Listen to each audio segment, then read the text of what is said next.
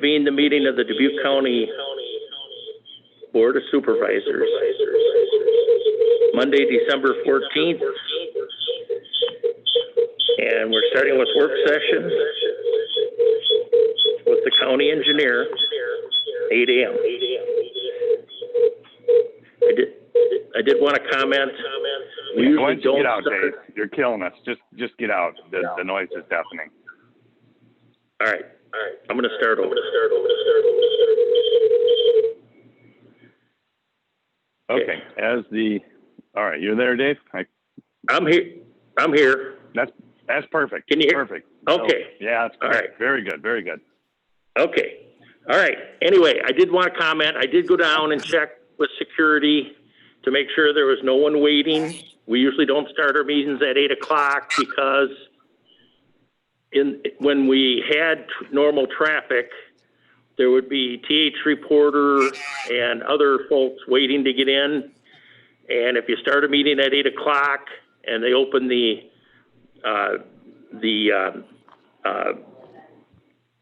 screening at 8 o'clock, you can't get up here by 8 o'clock.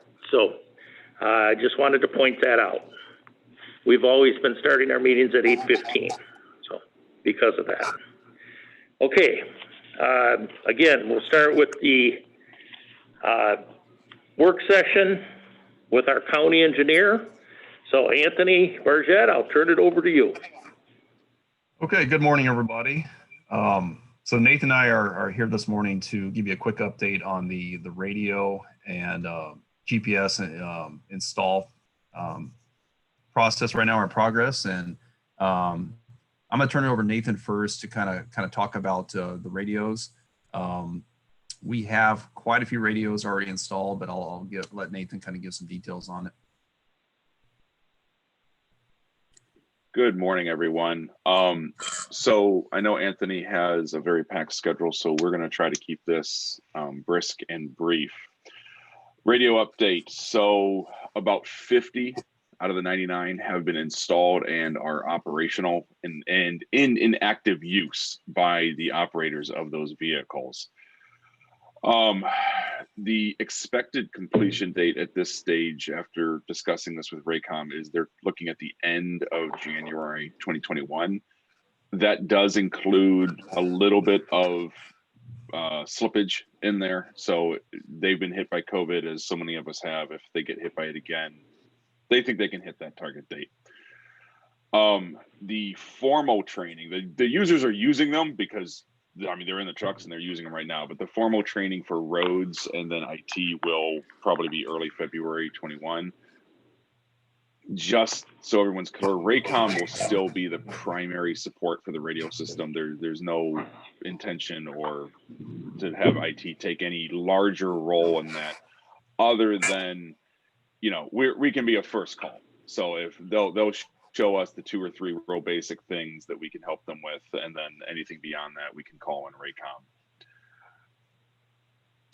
GPS. So lots of boxes at the old jail.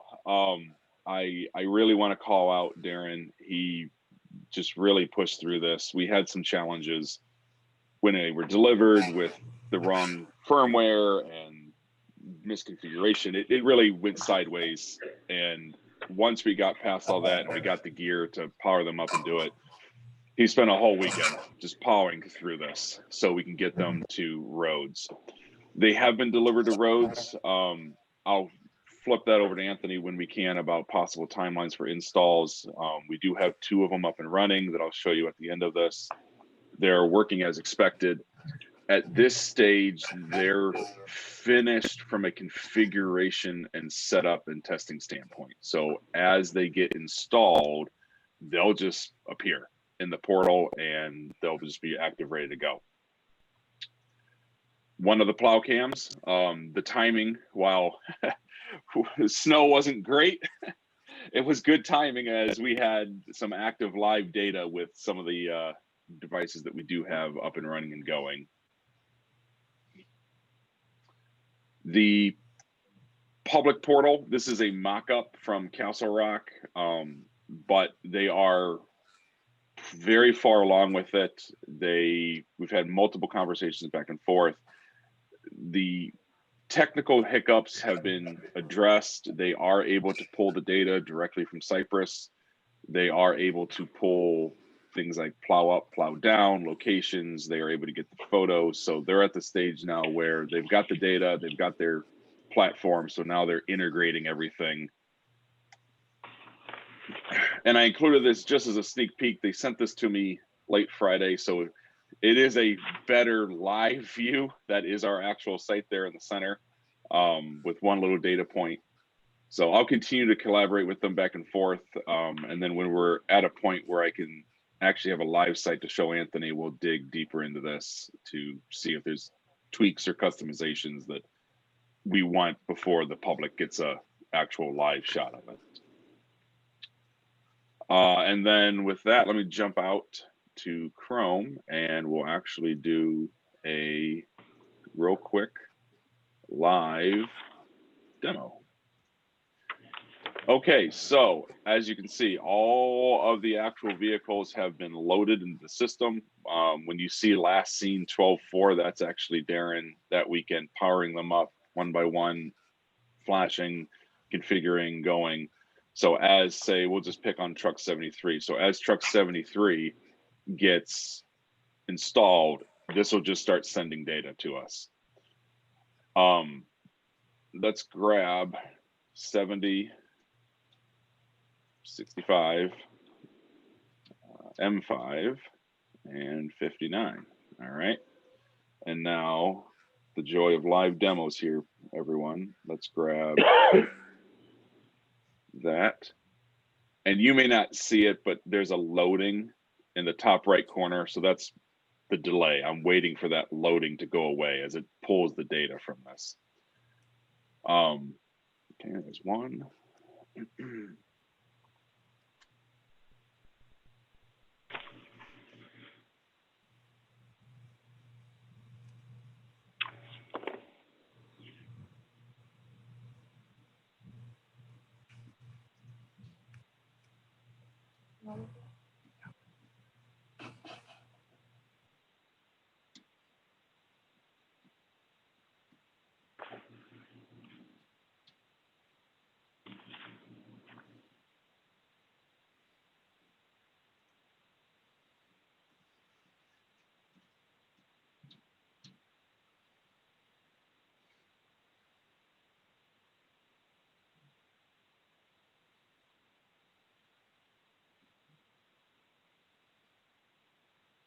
All right, so now we're going to draw the tracks, and here we go.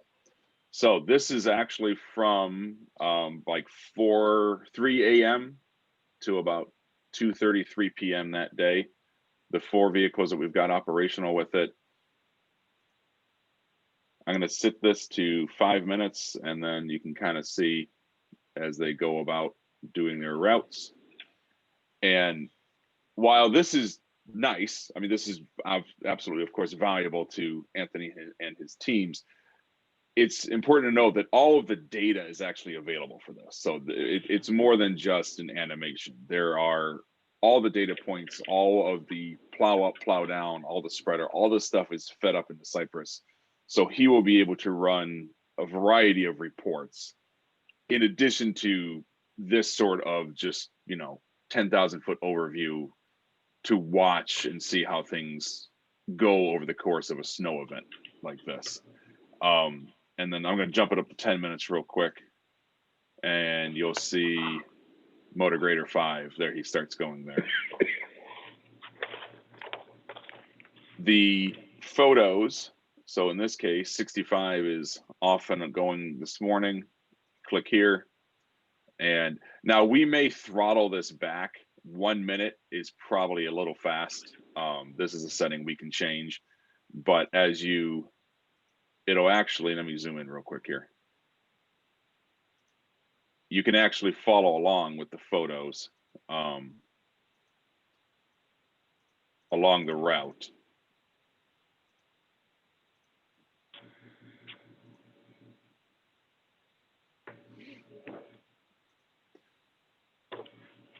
And so then for the night in question, just so we've got something. If we jump back here, go back to Saturday, and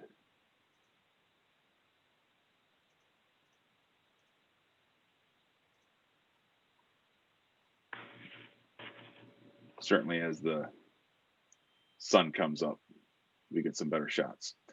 So this is the internal portal that Anthony and his team and who he designates will have access to.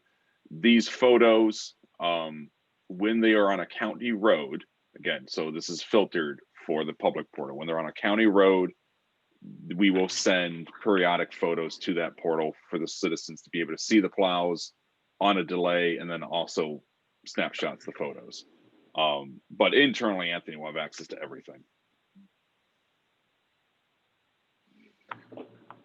That's it. Any questions at this point? None for me. Maybe Thank just you. a comment. This Supervisor Wickham, I don't know if anyone's interested in seeing kind of, Nathan, you can comment on this if I'm right, kind of what the final application will look like to the public if you go to the Iowa 511 system.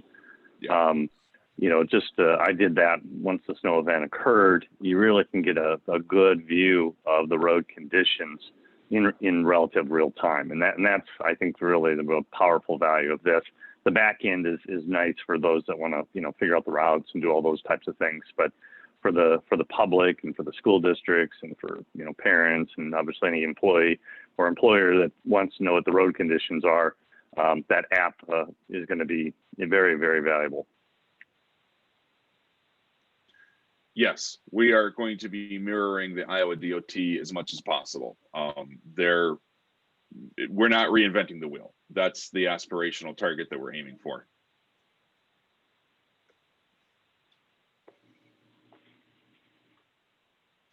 Okay, any other questions for Nathan? Nathan, Anthony, you have any? what was the date for public? What was the date for that app to go to the public? Do we have a timetable for that? The public portal, we're aiming for the first or second week of January for a soft rollout.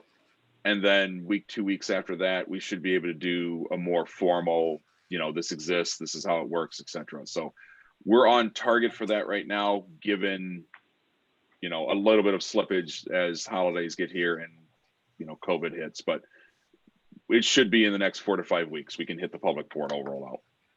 Now, quick comment on the vehicles kind of popping in, because obviously we have quite a few vehicles to install yet. Our own crews are going to be doing the install. So what we're going to do is we're going to install the vehicles that are on the highest classification roads first, our major collector roads, and start working down in priority from there.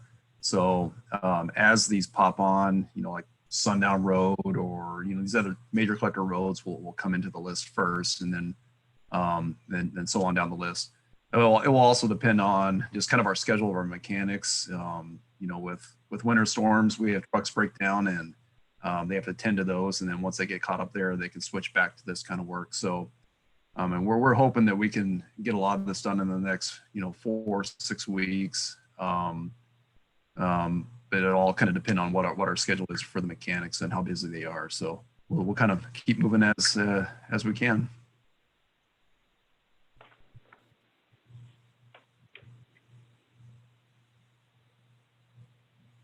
Okay.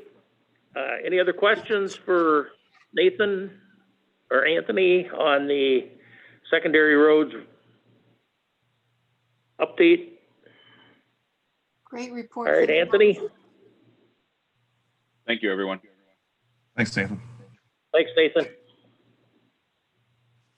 All right, Anthony, we'll go to you for your agenda. Okay. See, I believe next we have discussion for the Southwest Arterial Amended 2080 Agreement. Bob Shizzle should be on the call here, so if we can unmute him, I'd like to have some discussion with him. Are you there, Bob?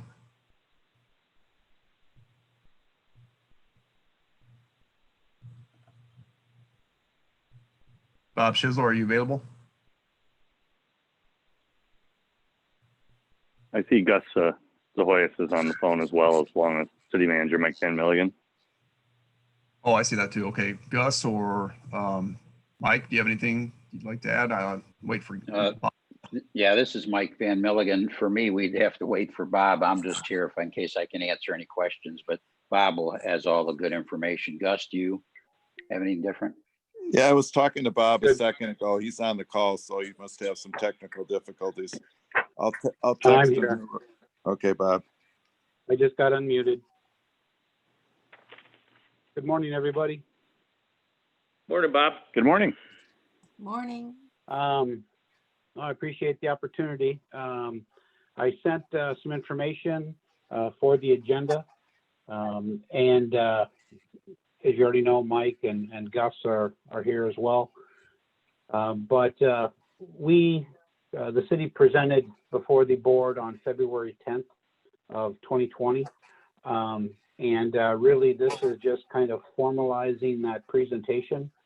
So at that February 10th presentation, we provided an update on the Southwest Arterial, particularly the cost update for the project from the original partnership 2080 agreement that was executed in 2013. Now we are in 2020, so I provided a cost update between 2013 and 2020. In the pack of the information that was provided, I also provided a copy of the presentation that I provided to the board on the 10th of February 2020, just so that you guys could refresh what was presented at that time. But basically what we have done is kind of formalized that presentation and the information that was included in that presentation with respect to the costs and the request for the city to increase the county's portion of that partnership funding agreement between the city and the county for the county's share.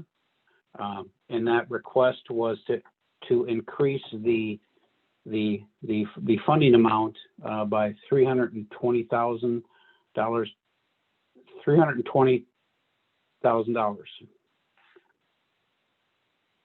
So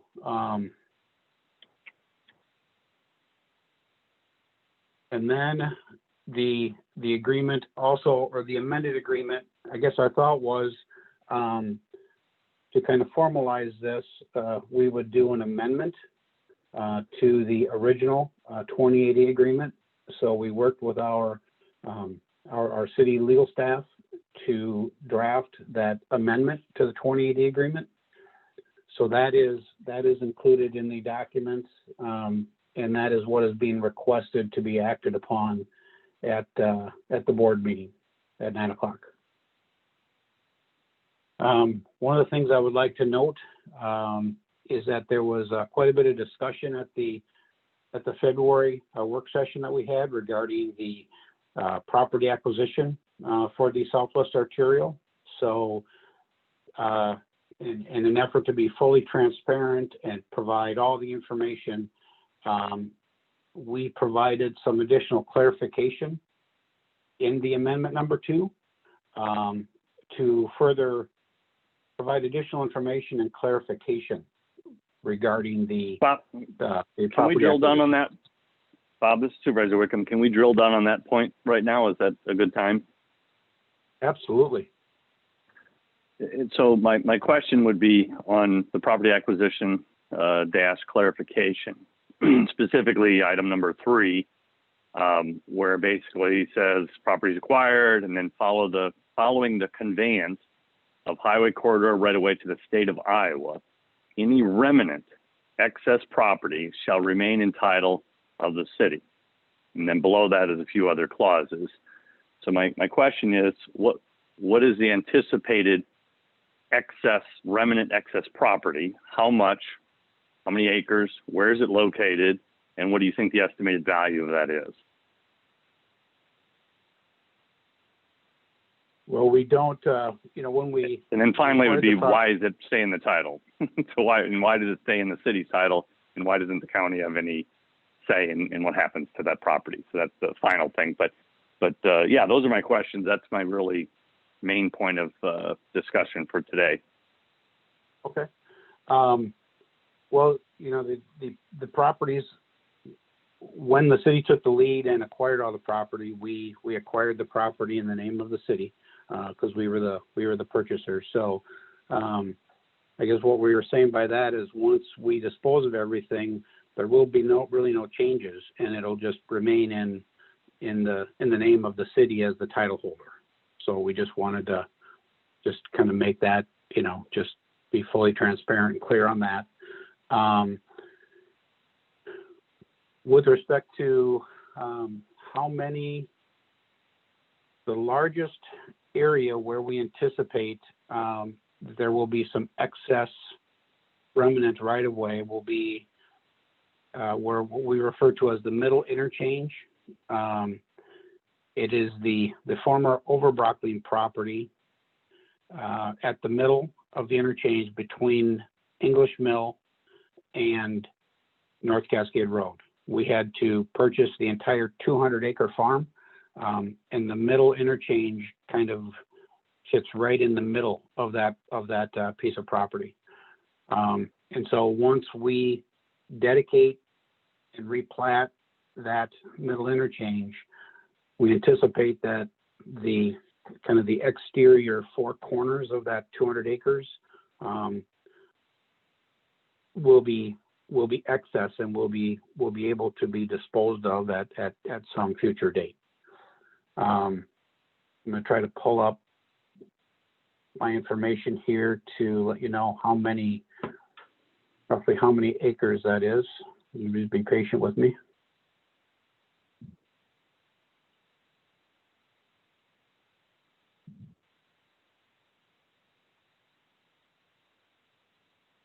No, he's pulling that up.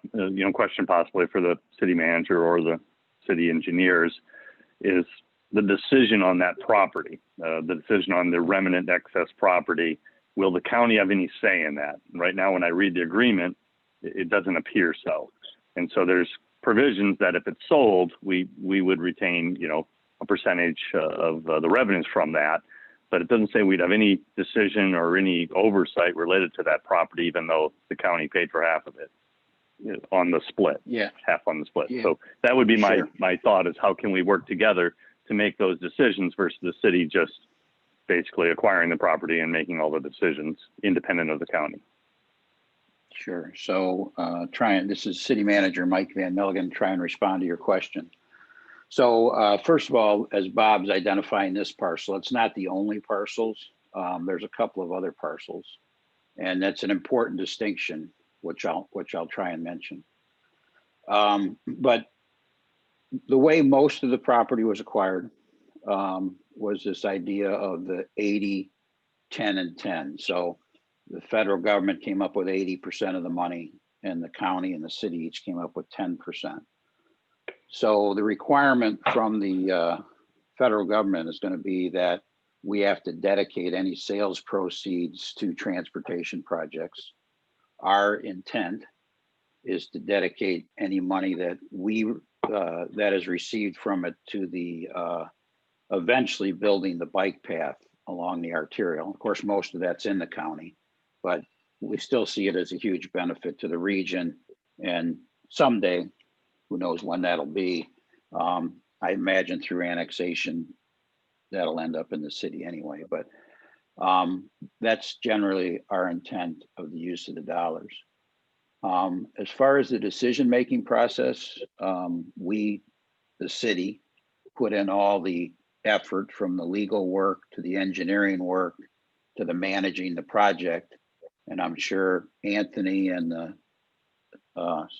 county attorney's office is very appreciative of that, because let me just tell you, I was going to say hundreds, that would be really an undersell. It was thousands of hours of staff time that went to accomplish this. And the state wanted us to acquire it in our name and only transfer to them what they use for the roadway. And so we think that does give us some obligation and right in the decision-making process of what happens to it, even though, as I said, our intent for any of the federal proceeds or our share of the proceeds go to the bike trail. We end up hoping the county feels the same way, but obviously you'll make your own decisions about what you do with the money that you get from it. There's also a distinction related to this interchange that Bob will show you in a second. And first of all, have no idea how much we'll end up getting, because how much is it worth? Because I don't know if Bob has to show you the map. Some of this property takes, I think, Bob, it might even be hundreds of thousands of fill to make it really usable, but one corner is a little bit more usable than that. The properties were acquired under different funding sources. So for instance, we did get 100% grant through this project at the very beginning. And so most of this property that he's going, the Overbrockling farm that he's going to show you or tell you what the acreage is, was actually acquired by the city with a 100% grant. So while some of the other properties Bob will be telling you about, the city and county and federal split will be 80% federal, 10% city, 10% county. This Overbrockling farm, some very, very tiny part of it, of the funding, was split between the city and the county. And so I don't remember the exact number, but Bob will be able to tell us in a minute, but it's like 98% federal, 1% city, 1% county. But your question about the decision-making,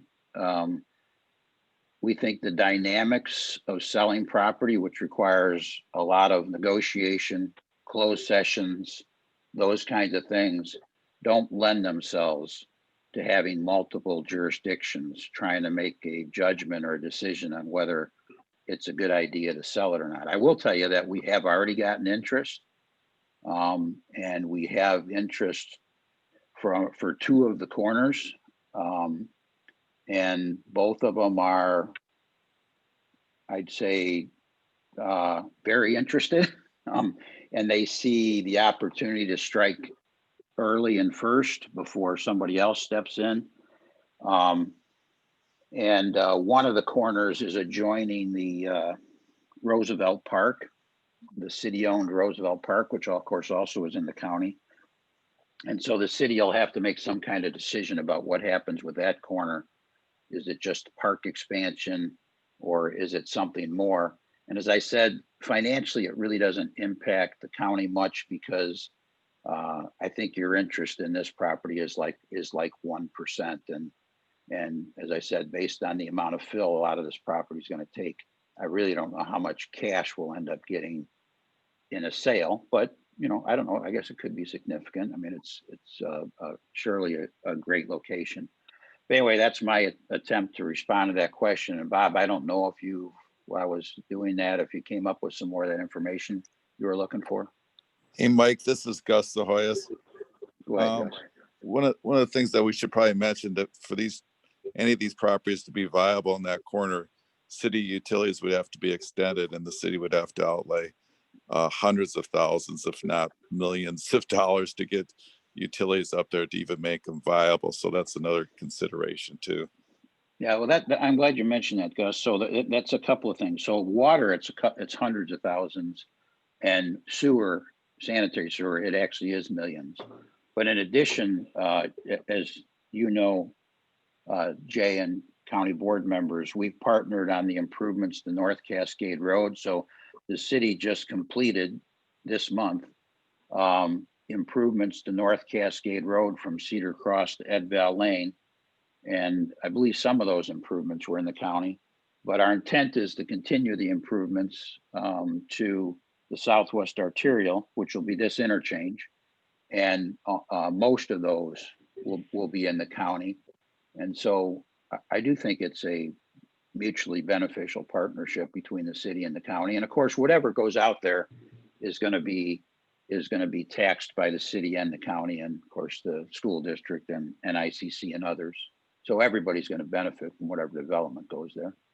But anyway, Bob, have you found any of that information? I did, yep. So to answer your question, it was about a 200-acre farm. And the Southwest Arterial, the middle interchange footprint takes up about just roughly 90 acres.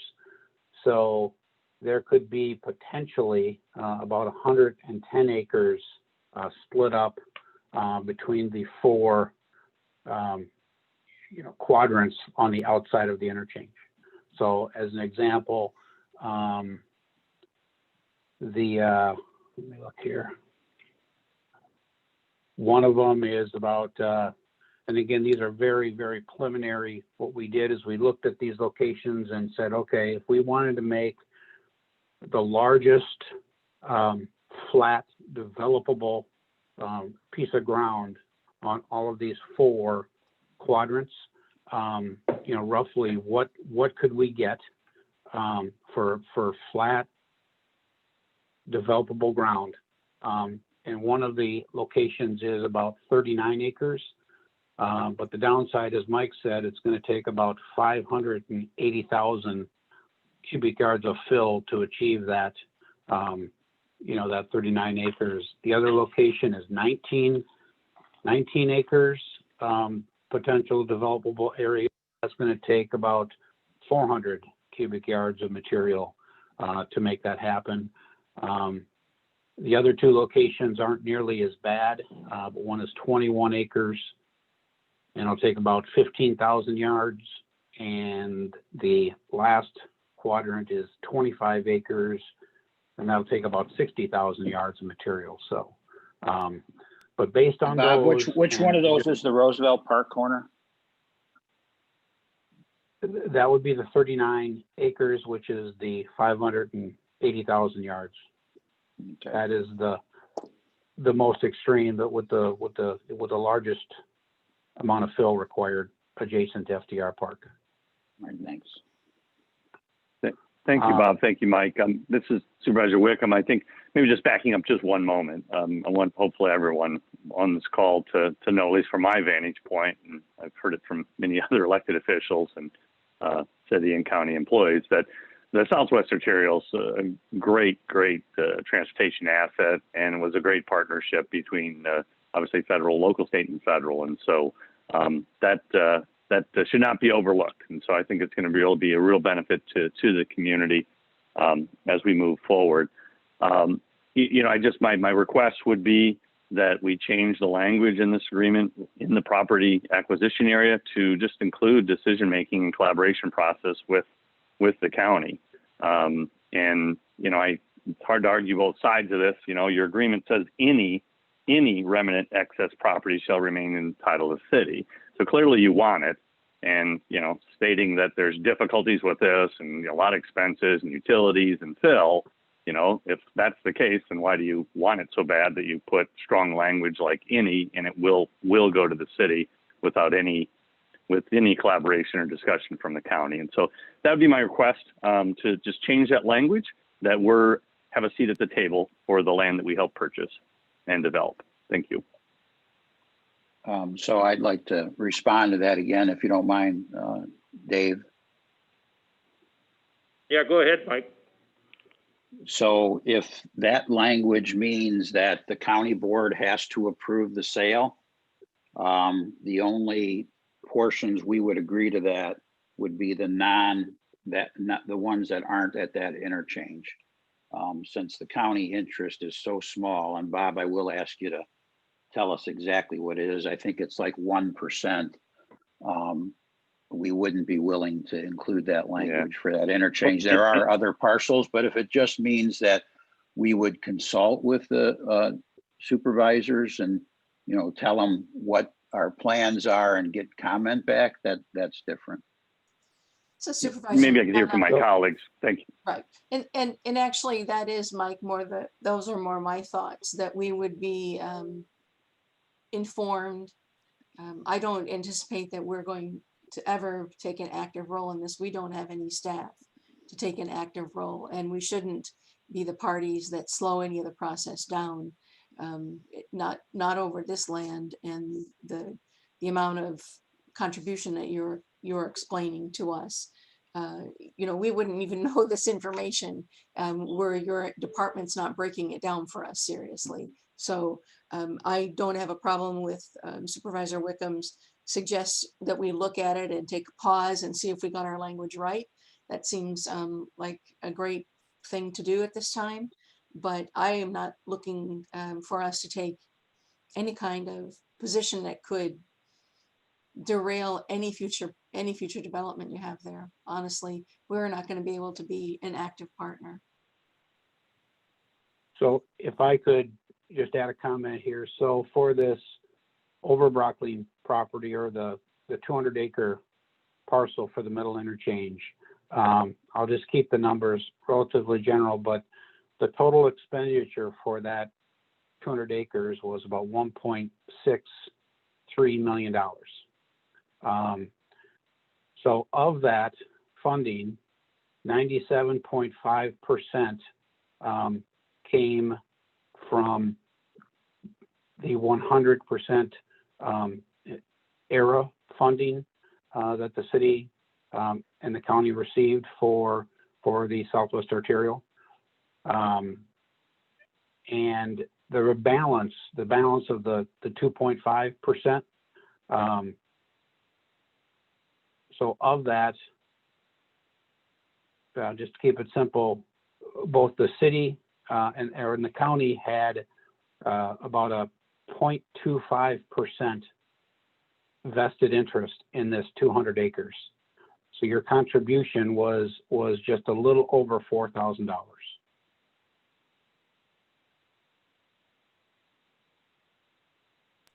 And that equated to about 0.25%.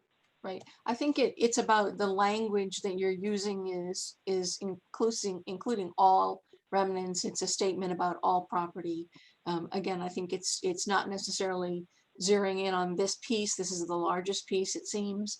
But is there not other words we can use to describe what we hope our relationship is going to be? You will hold title to all. That makes great sense to me. You already do. And I'm not looking to change that at all, but is there another word we can use other than, you know, put in another sentence that says the city will keep the county informed as necessary? I mean, there's lots of other words to choose that could be added to that area.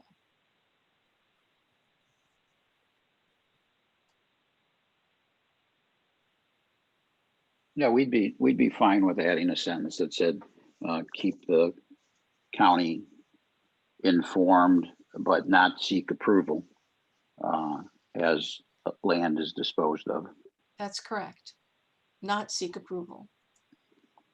Yeah, and I would look for a little more consideration. I think both the city and the county and all those involved in the public should understand that we do have 2 professional registered civil engineers on our staff. We've got certified surveyors. We've got county attorneys, multiple ones. We have facility managers. And just recently in my term, we've helped develop between the 911 system and our West Campus over $24 million worth of construction and development. So we definitely have the expertise and the staff and the competency to be a partner in this. And I think we've proven that. And so, I wouldn't see that as a reason to say, hey, city, you're the only one who knows what you're doing in Dubuque County. I would clearly want us to be a knowledgeable and a credible partner. And I think our staff, not necessarily the Board of Supervisors, has clearly demonstrated that.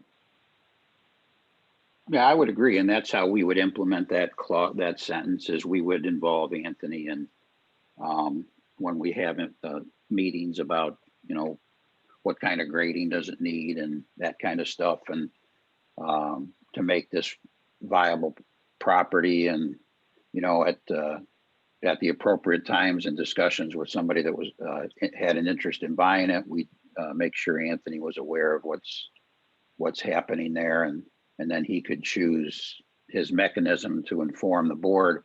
Hopefully, since negotiations of land are confidential, And the board, county board wouldn't have that same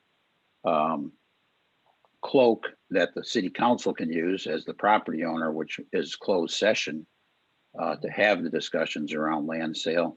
I would, I would ask them to be discreet so that it wouldn't be at a county board meeting. Maybe call the county board members or whatever it is to say, hey, just want to tell you what's going on.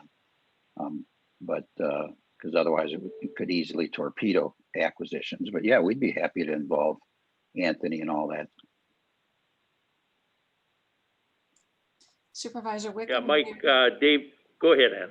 I was just going to ask Supervisor Wickham if that's, I'm not sure, this is a work session. These are our first conversations about this generally. I understand these are some of the same reservations you had back in February and questions that you had then, Supervisor Wickham, but I don't know who you think in our county staff has the time and what our purpose would be to help in any way other than to be informed as we go along. I don't know what you see as the vision here. Well, I'm trying to protect the interests of the county and all of our taxpayers. And so, they're all, both city and county and unincorporated. And the city of Dubuque in this document, the language in the document clearly is stating their intentions to control and manage the decision the decision on this property without any consultation from the county. And that's not a partnership. That's the city taking over. And I'm stating that we have the ability, whether we have the priority, that's probably up to the Board of Supervisors. We all get the same amount of time in the day. We clearly have the expertise. It's whether we believe this is a priority. And if the board does not, then you just follow the city's lead with this language, and the city will decide what happens to this property. And I think that's unfortunate, since we were an equal partner related to the overall dollar amounts on the match. Now, granted, the city did take the lead, but hey, we took the lead on the 911 system, and the city's getting full benefit of that. And so, that's the proponents of a partnership that sometimes you'll take the lead, and sometimes others take the lead.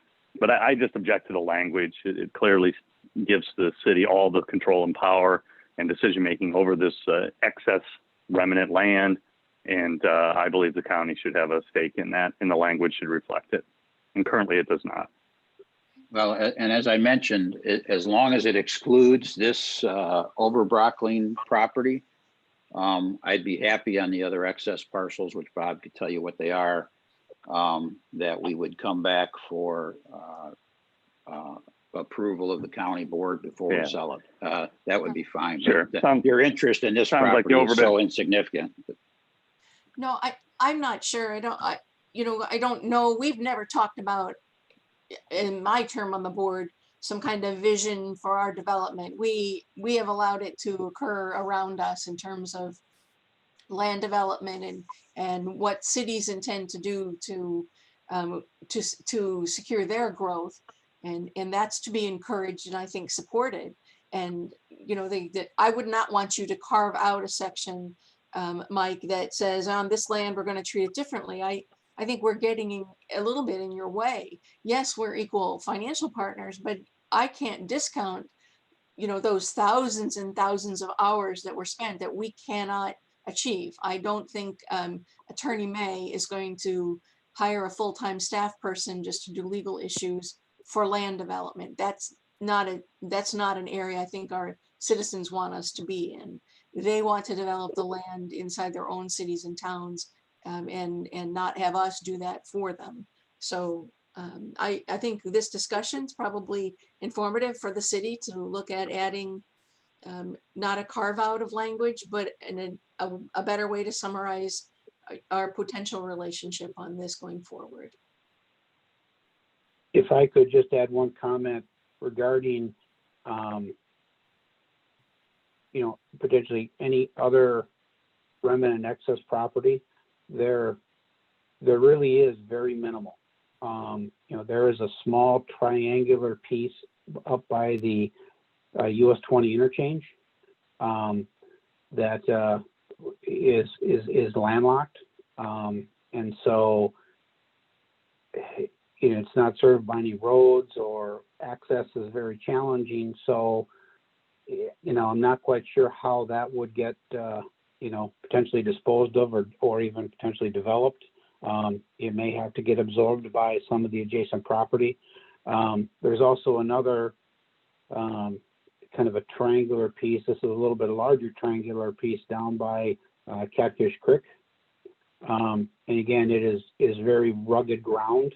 It is landlocked. It does not have any access. And those are the reasons why we had to acquire them. Again, because they were landlocked. And so again, there's really, I don't know how those properties would ever be disposed of, or potentially developed. Again, there's not really, we did not buy a lot of excess property. Per federal code, we really had to buy the absolute bare minimum that we had to acquire. And again, there's only a few locations where we had to buy some more because they were landlocked. So there isn't, there's not really along the corridor, there's not going to be a whole lot of other remnant, parcels, say for potential development.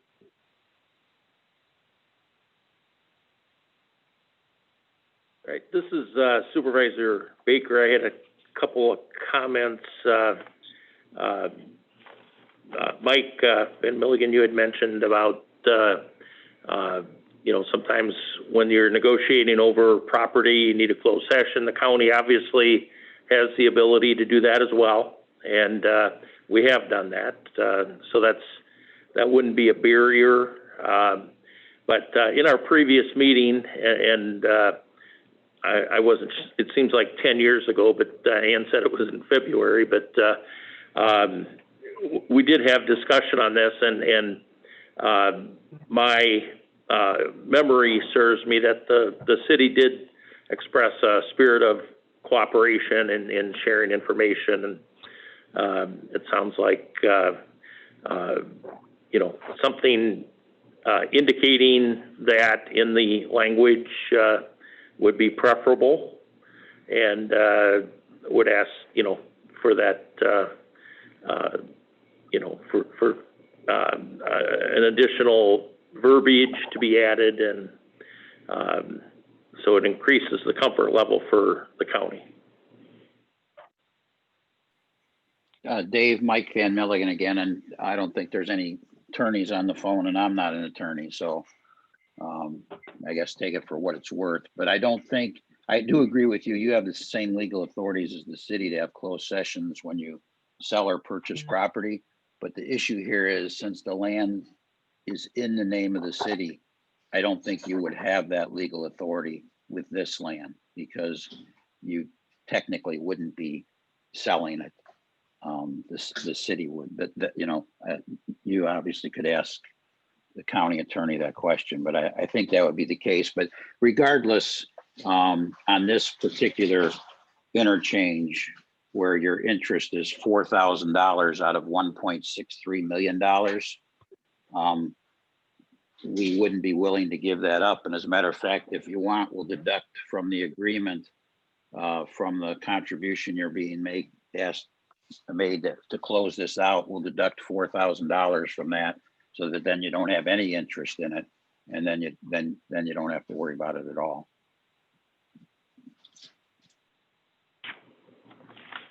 Yeah, we're not going to respond to that off the cuff, obviously, Mike. So if you have a proposal, a revised proposal, I'd ask that you put that in writing so that we can review it.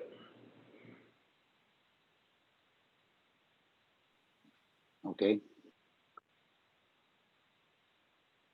Okay, any other questions or comments on the Southwest Arterial Agreement, 2080 agreement? None for me. My question is about the contribution. There's two different slides here. One shows that we have, Anthony, there's one that contribution at this time, and it's two different numbers, I think, here. What is it, the number? What's the, are we asking? Here's a county remaining reimbursement balance over $500,000. And then, so do I need a budget request, a budget amendment? Additional funding request, $320,000? Have we transferred any of that money?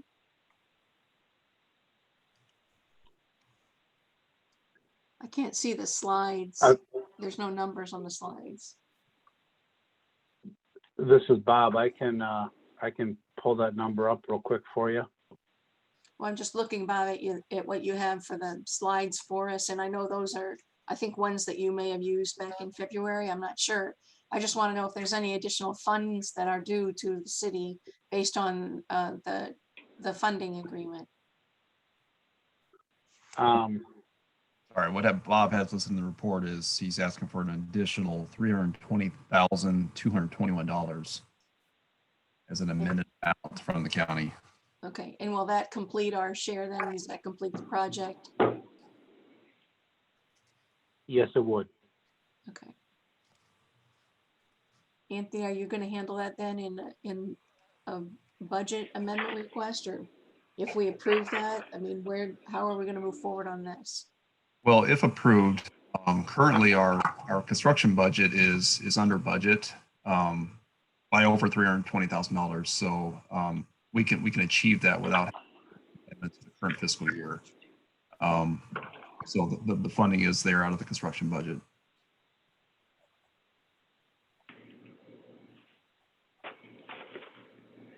Okay, I do want to point out that we have a action item today under agenda item 7D,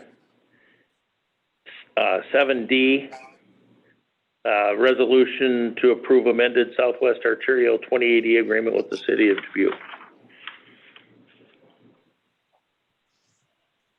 I guess it's my intent to work with city personnel to see if we could find an additional sentence, some other language to meet, I think, our intent of our involvement, and then to bring it back. So that's where I am today. I think we just need to clarify that provision that Supervisor Wickham has,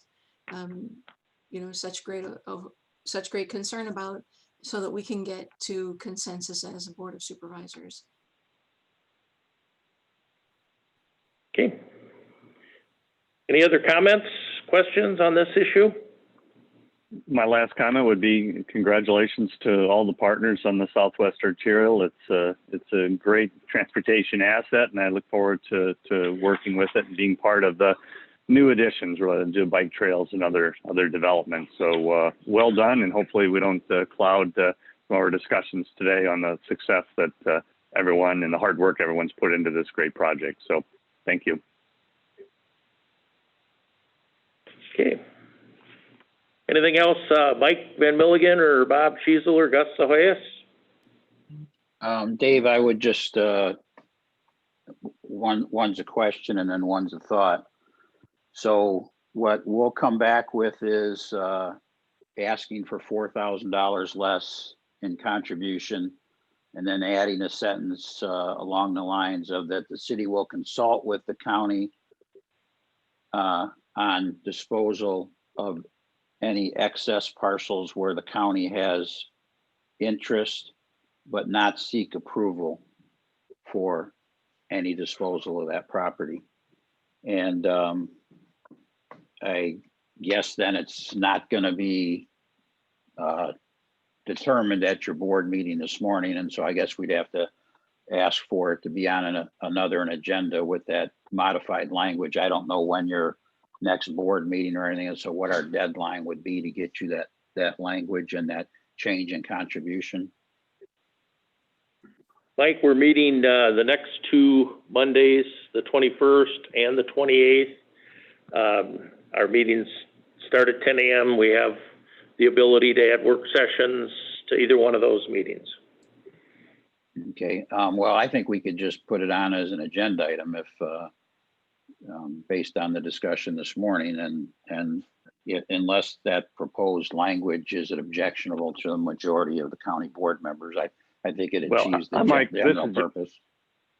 I don't know where you're coming up with this $4,000. I think that's starting to go down a real bad path. I mean, the county, according to your own documents, going to contribute $3.985 million, the same amount as the city.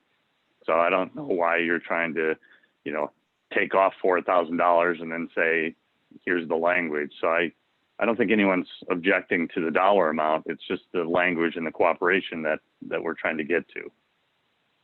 Sure. Well, the point there is the fact that that over Brockling Farm was purchased with 100% federal money. And there was just a small portion that was the county contribution because it didn't cover, the federal money didn't cover every nickel of it, of the 1.6 million.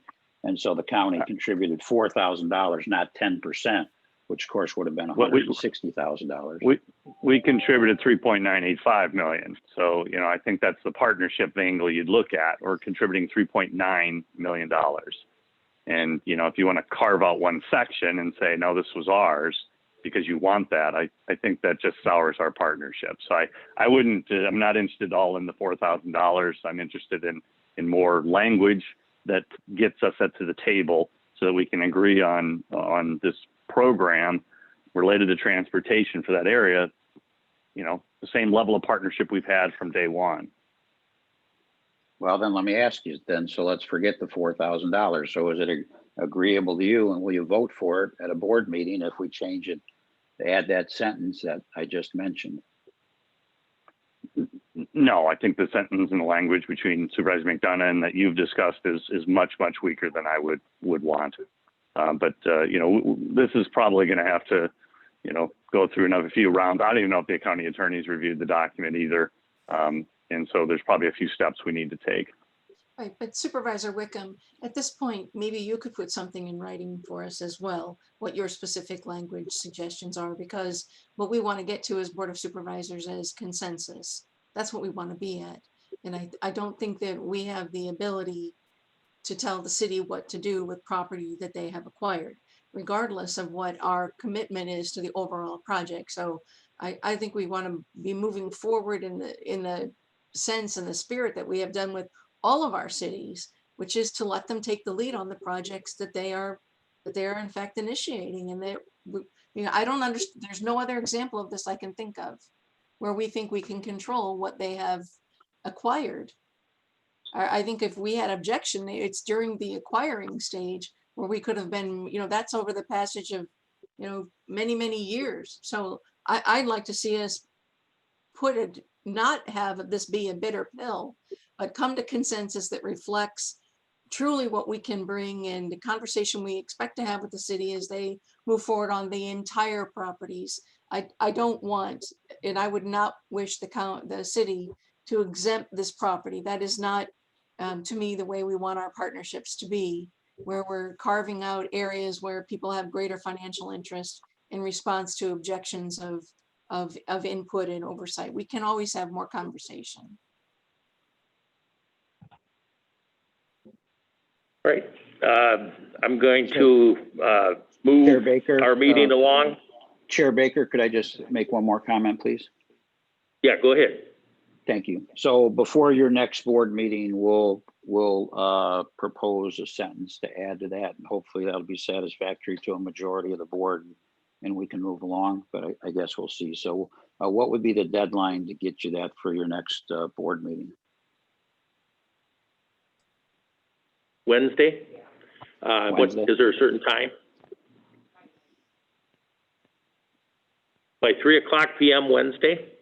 All right, we'll get that to you by 3 o'clock Wednesday. Thank you. Thank you. And I was going to stay for the full supervisors meeting since this was an action agenda item. But if it's not going to be considered, I won't join the meeting. But if it is going to be further discussed, I'll join that meeting too. It sounds to me, Mike, like there's a high likelihood of it being tabled. I can't imagine us adopting it today. We want to see the additional language. I think that sounds like we have consensus on that. So Again, I would agree that the commitment that was made 10 years ago or whatever it was by our previous board, I plan on honoring that. I'd like to get this language worked out satisfactorily, and sounds like you'll be working on that, and we can address that at next Monday's meeting. So I would say it'll be tabled unless Supervisors McDonough and Wickham come to an agreement today on it. And I don't think that's going to happen.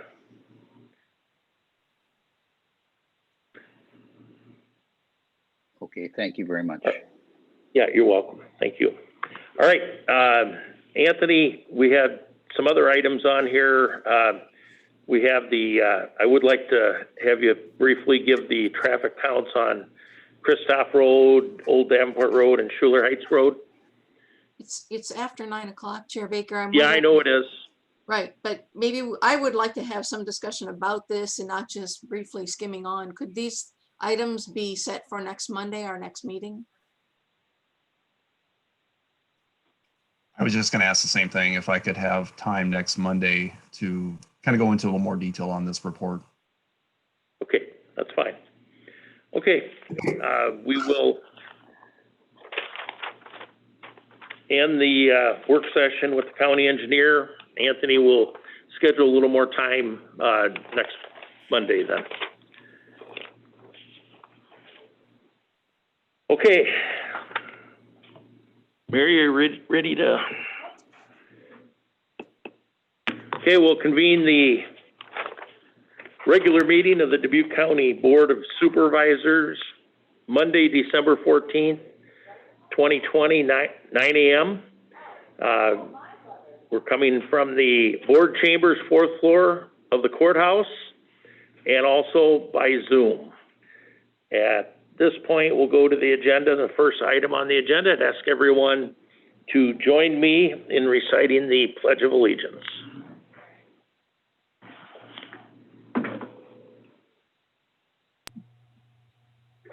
I pledge allegiance to the flag of the United States of America and to the republic for which it stands, one nation, under God, indivisible, with liberty and justice for all.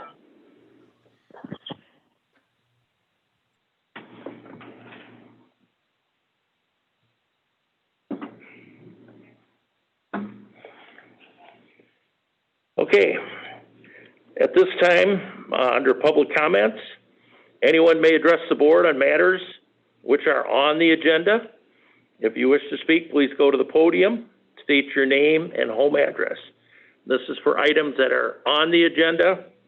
If you do have a zoning case or plats, you'll have time to speak during that portion of the meeting.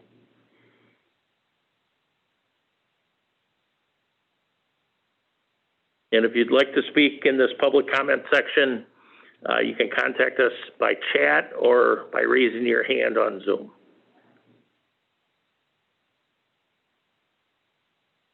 Okay, we have no takers, so we will go to the approval of the minutes of the meetings of November 23rd, November 30th, and December 7th, 2020. Motion to approve as presented. And I will second that. Okay. Motion made and seconded to approve the minutes as distributed. Any discussion? All in favor signify by saying aye. Aye. Aye. Aye. Period. 3-0. We have consent items which may be acted on by a single motion and without separate discussion unless the supervisor requests that a specific item be considered separately. 3A is an LC liquor license, Thunder Hills Country Club. So we have one item today.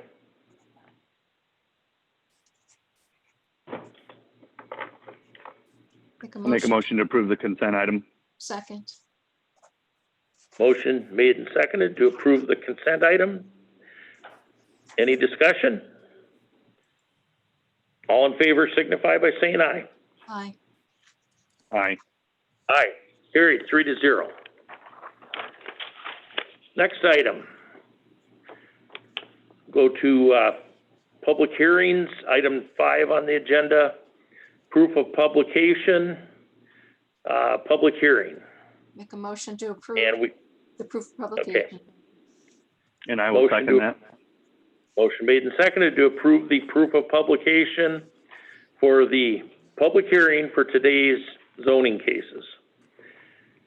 Any discussion? All in favor signify by saying aye. Aye. Aye. Aye. Carried 3-0. Okay, 5B, public hearing.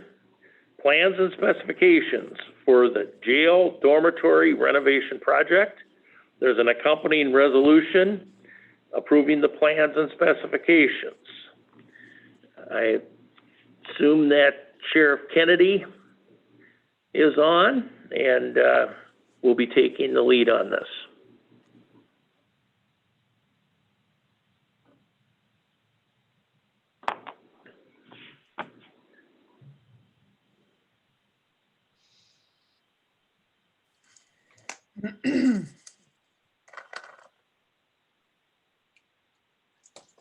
In chat, Sheriff Kennedy is asking for just a minute. I see Sheriff Kennedy is on here. Well, maybe we can take this moment then to open the public hearing. I will make a motion to open the public hearing. Second. Motion made and seconded to open the public hearing. All in favor signify by saying aye. Aye. Aye. Aye. Carried 3-0.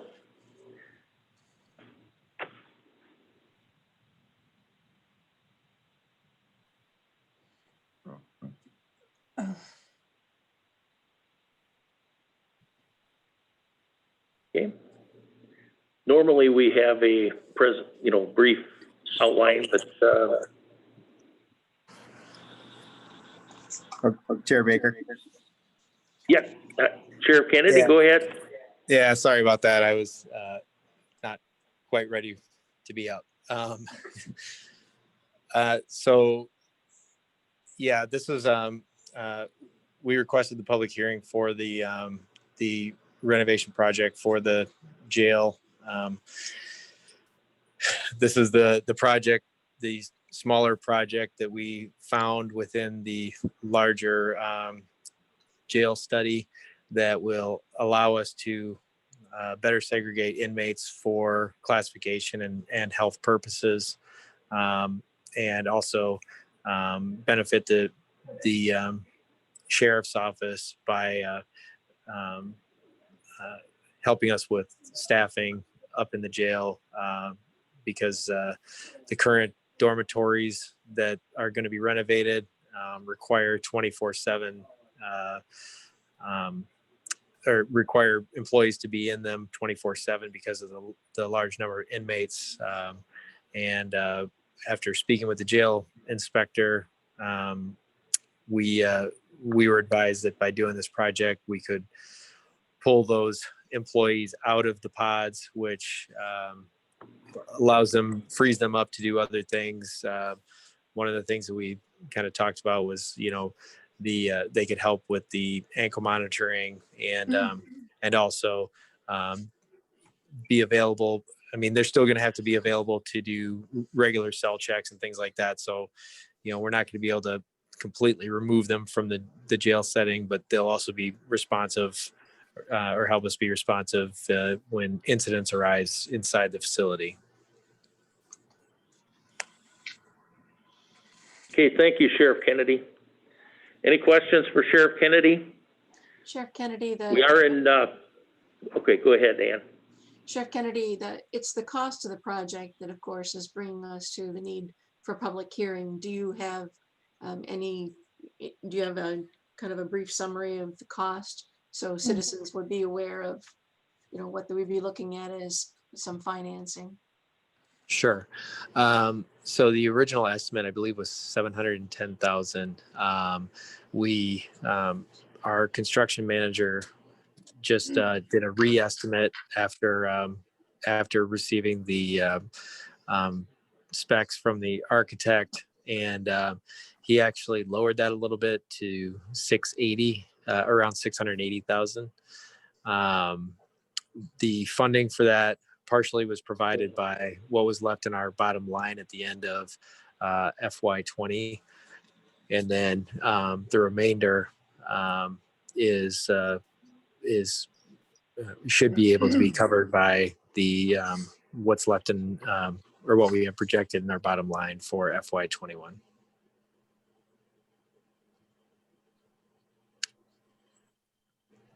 Okay, thank you, Sheriff Kennedy. Do we have anyone that would like to speak in the public hearing on this project? If you would like to speak, please either go to the podium or on Zoom, raise your hand or let us know by chat that you would like to speak on this matter.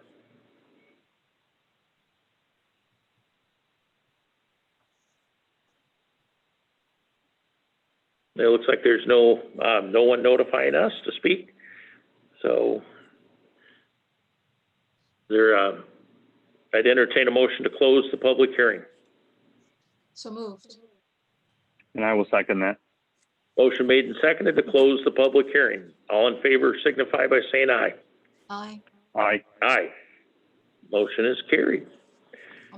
I'll make a motion to approve the resolution approving the plans and specifications. I'll second that. Motion made and seconded to approve the resolution approving the plans and specifications for the jail dormitory renovation project. Any additional discussion? All in favor signify by saying aye. Aye. Aye. Aye. Carried 3-0. Thank you, Sheriff Kennedy. Yep, thank you. Okay, well, moving on, public hearings, we have case 5C. I'll read the case number, ZC number 11-23-20. Tim and Jennifer Rowan, A1 agricultural to A2 agricultural residential. We'll go to Tammy Henry, our zoning administrator. Good morning. Good morning. The applicants are requesting rezone from A1 agricultural to A2 agricultural residential, 1.722 acres to be allowed to separate this new home from the remaining agricultural ground for financing purposes. This property is located 0.26 miles west of the city of Epworth along Kidder Road and Route 20 and is legally described as the balance of the northwest of the Northwest, Section 15, and the balance of the northeast of the Northeast, Section 16, all in T88 North R1W, Taylor Township, Dubuque County, Iowa. This property is owned by Timothy and Jennifer Rowan. Zoning in the area includes A1 agricultural to the north, the south, the east, and the west, the A2 agricultural residential to the north, and the M2 heavy industrial to the north. The A2 agricultural to the north on zoning case number 0925 of 19 was to rezone 1.97 acres to allow the daughter and the future son-in-law to build a home to continue to assist in the dairy farm operation. The M2 heavy industrial to the north on zoning case number 0724 of 16 was to allow any use allowed in the M1 industrial district. It included a construction office and a yard that has outdoor recycling, processing, crushing, sales, and storage of cement and aggregate wood, etc., commercial storage buildings with other storage and composting of yard waste and organic materials, not including meat or meat products after February 28th of 2017. There are no previous rezoning cases attached to this property, and there are no special use permits attached to this property. 7 rezoning notification letters were sent to the property owners, and the city of Epworth was notified. Comprehensive Plan, Chapter 9, Agriculture and Natural Resources, page 134, Objective 3.1, and Chapter 8, Housing, page 122, Objective 12.7 may apply to this case. So the Rounds are building a home. They're in the process. They have a permit. They're building a home. And as you can see, they're going across a 2-parcel area there. And for financing purposes, they need to go ahead and ask to split this ground out. And so that's why they're asking for the rezoning. You'll see a plat follow this later on.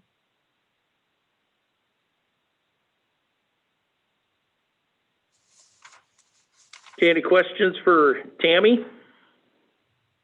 I'll make a motion to open the public hearing. Second. Motion made and seconded to open the public hearing. All in favor signify by saying aye. Aye. Aye. Carried 3-0. Is there anyone to speak on this matter in public Aye. hearing?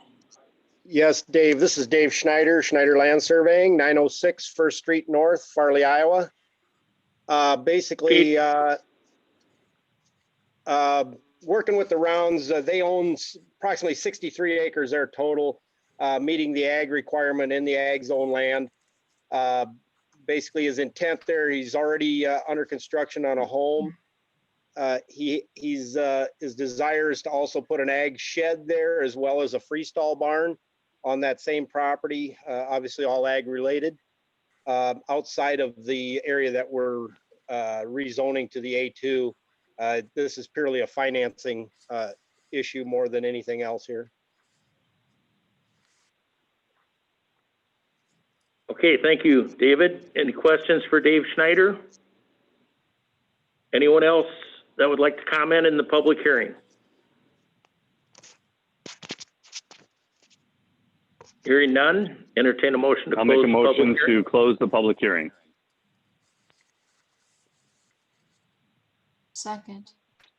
Motion made and seconded to close the public hearing.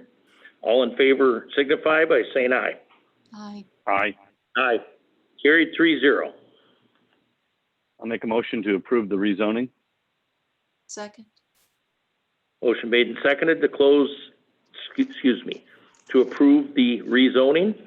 All in favor signify by saying aye. Aye. Aye. Carried 3-0. I'll make a motion to suspend the requirement that this amendment be considered and voted on for passage at 2 prior meetings. Second. Okay. Motion made and seconded. Any discussion? All in favor signify by saying aye. Aye. Aye. Aye. Carried 3-0. Make a motion that the amendment be adopted and that the zoning administrator be directed to enter the appropriate changes on the official zoning map and that the auditor be directed to arrange for the publication of the amendment and portion of the official zoning map as amended in the official county newspapers as required by law. Second. Okay, motion made and seconded. Any further discussion? All in favor signify by saying aye. Aye. Aye. Aye. Carried 3-0. The zoning is approved. All right, next case, 5D, case ZC number 11-24-20. Cletus Brem, A1 agricultural to A2 agricultural residential. We'll turn it over to Tammy Henry. Okay. The applicants are requesting rezone from A1 agriculture to A2 agricultural residential, 3.871 acres to be allowed to separate the existing farm home and buildings from the agricultural ground. Property is located 0.81 miles northwest of the city of Dubuque along Manderscheid Road and Route 61 and is legally described as the northwest and the southeast and the northeast of the southwest, all in section 26 T87 North R2E Washington Township, Dubuque County, Iowa. This property is owned by Cletus Brem. Zoning in the area includes A1 agricultural to the north, the south, the east, and the west. M2 heavy industrial to the south. The M2 heavy industrial to the south on zoning case number 0924 of 94 was to allow the relocation of an existing welding facility that was being displaced by road construction. There are no previous rezoning cases attached to this property, and there is one special use permit attached to this property, and that was on BA case number 06 of 48 of 01, and that was to allow for a 350-foot guide wired telecommunication tower. 4 rezoning notification letters were sent to the property owners, and the city of Zwingle was notified. Comprehensive Plan, Chapter 9, Agriculture and Natural Resources, page 134, Objective 3.1, and Chapter 8, Housing, page 122, Objective 12.7 may apply to this case. So this is pretty self-explanatory. They are trying to go ahead and separate around the existing farm buildings and the home. And again, the Brems have enough property to maintain and stay in agricultural use. And I do believe that Mr. Schneider is again on to speak for this case. Make a Okay, motion. before we do that, I'd like to get a motion to open the public hearing. So moved. I will second it. Motion made and seconded to open the public hearing. All in favor signify by saying aye. Aye.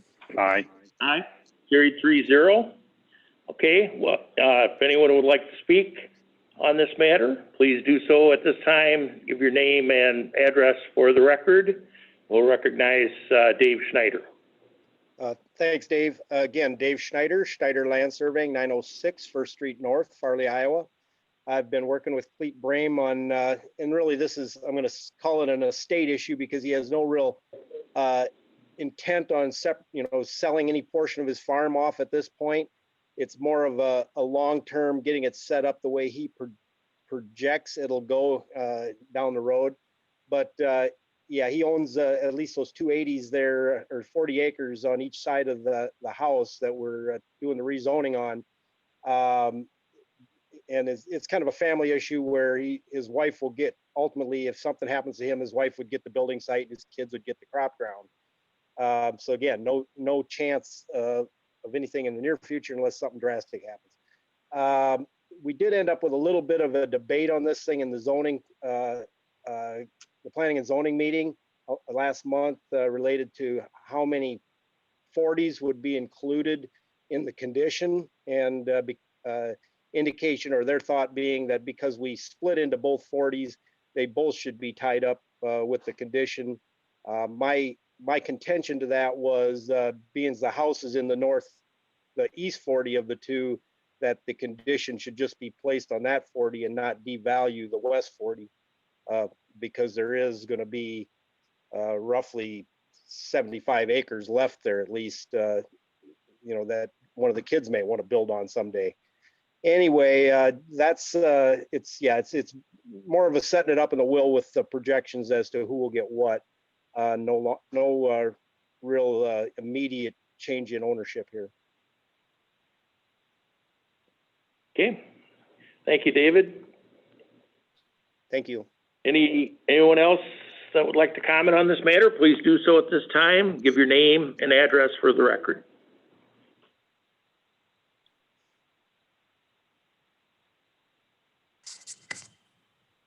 Okay, I'll make a hearing motion to close none. the public hearing.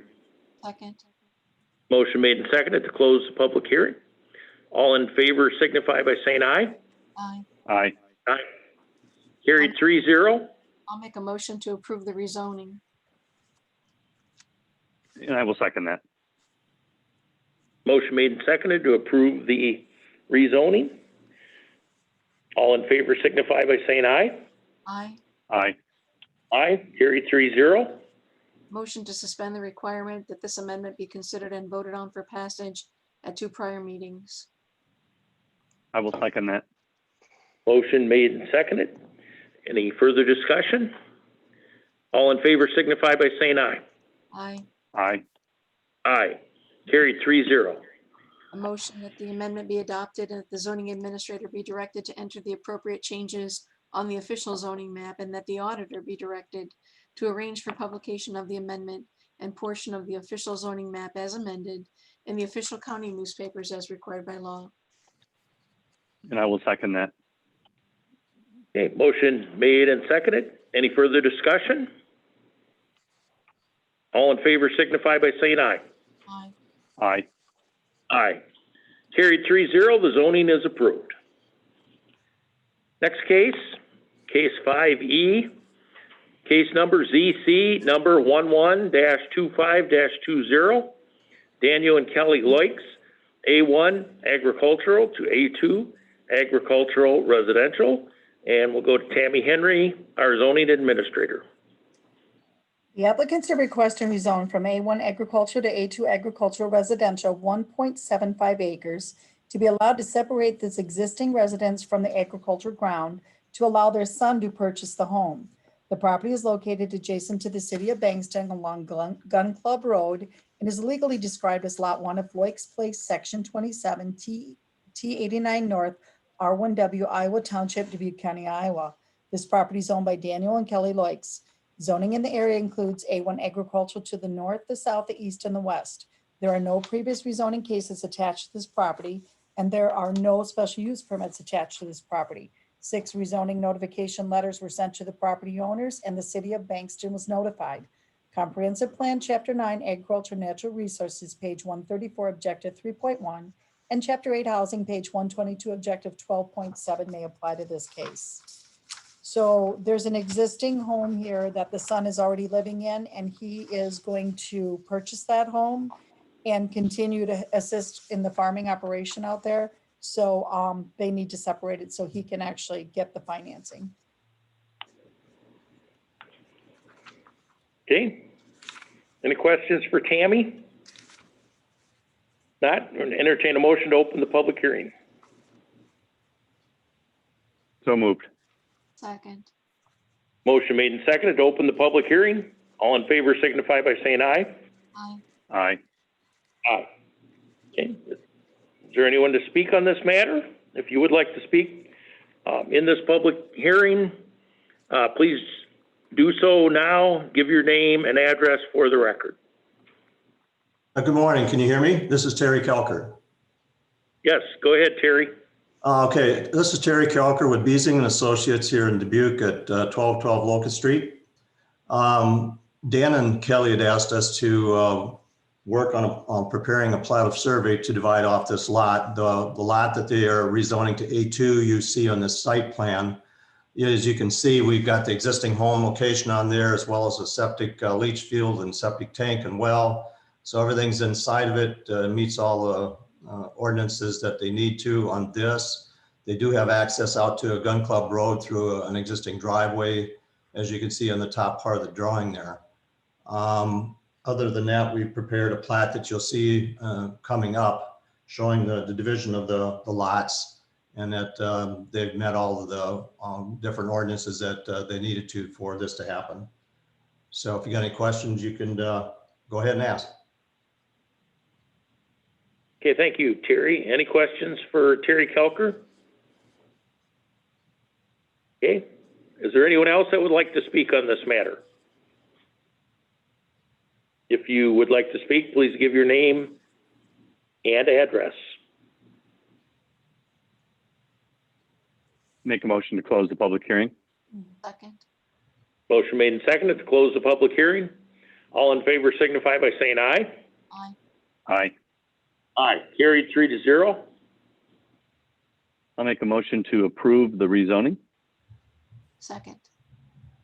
Motion made and seconded to approve the rezoning. Any questions or discussion? All in favor signify by saying aye. Aye. Aye. Aye. Carried 3-0. I'll make a motion to suspend the requirement that this amendment be considered and voted on for passage at 2 prior meetings. Second. Motion made and seconded. Any additional discussion? All in favor signify by saying aye. Aye. Aye. Aye. Carried 3-0. Make a motion that the amendment be adopted, that the zoning administrator be directed to the appropriate changes on the official zoning map, and that the auditor be directed to arrange for the publication of the amendment and portion of the official zoning map as amended in the official county newspapers as required by law. Second. Okay, motion made and seconded. Any additional discussion? All in favor signify by saying aye. Aye. Aye.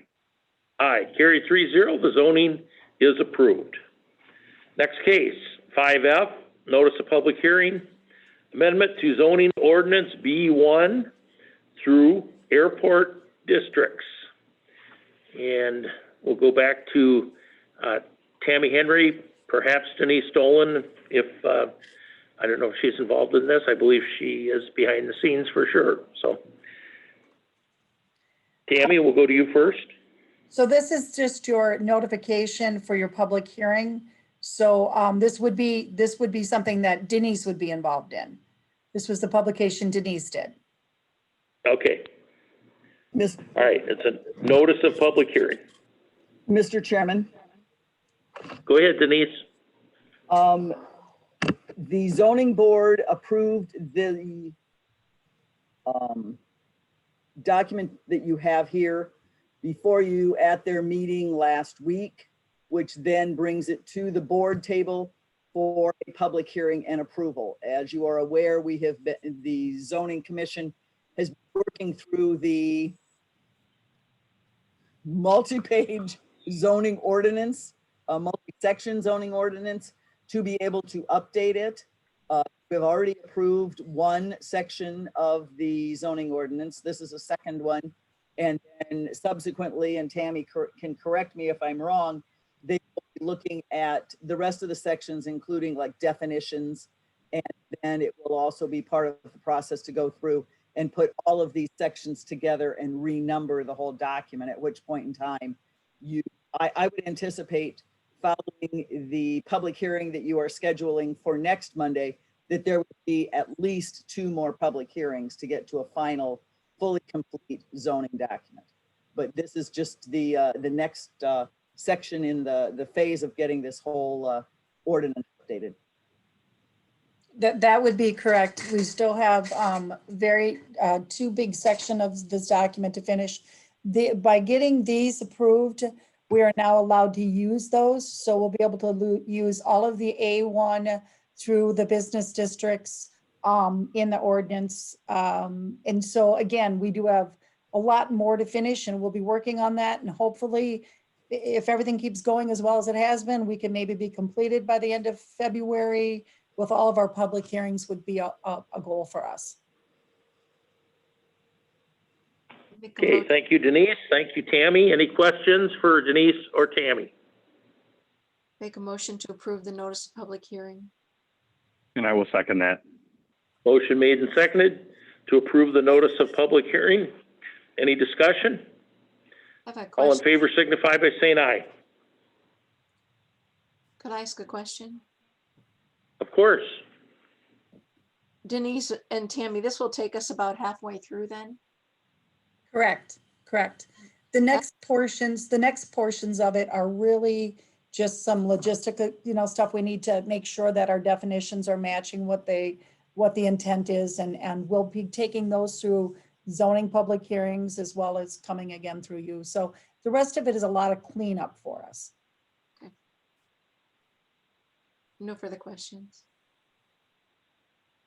Okay. Any other questions, comments? Supervisor Wickham?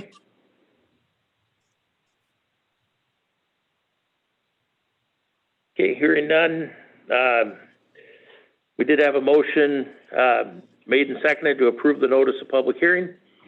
All in favor signify by saying aye. Aye. Aye. Aye. Carried 3-0. 5G is a notice of public hearing, and this would be Chapter 90, Adopt Code 2020. Again, we'll go to Tammy Henry and Denise Dolan. This is all mine, Mr. Chair. Okay. The Code of Iowa requires that every 5 years you recodify all of your ordinances. And essentially that means take any amendments that have occurred since the last time that the ordinances were recodified and put them into the body of the actual ordinance so that you have a completely finalized document. That you add in any new ordinances, which we have had in the last 5 years. So this is kind of a housekeeping thing, but you're required to do it. So we last codified the ordinances 5 years ago. If whoever has the screen there can move the document up to so we can see the listing of the chapters in the code.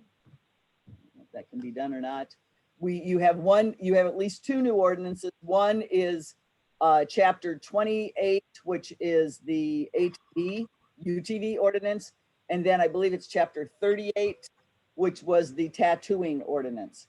So this just shows all of the different ordinances that you have in your code. There is actually in the auditor's office a 3-ring binder which has all of these chapters in it. You also have this available to you on the county's website. And so you will have a public hearing on this next week. And by the same process by which you amend the zoning ordinance, those same motions would then apply to this ordinance. And then after, you'll get the updated chapters out onto the website so that they are all there. You do not have to wait 5 years to recodify. So my suggestion would be, as the zoning ordinance is finalized and adopted. Also, I know there is a work group working on updating chapter 2, which is the plating ordinance, and I would expect that that would be done within the next calendar year. I would think you might be back here a year from now recodifying to get everything put back into full complete documents so that they can go out on the web. My process over the last few years has been, if an ordinance is amended and not codified, that the amendment gets put at the beginning of the ordinance so that anybody who goes out on the website to look for it can see that there's an amendment. And then the codification process takes all of those amendments and melds it into one document again.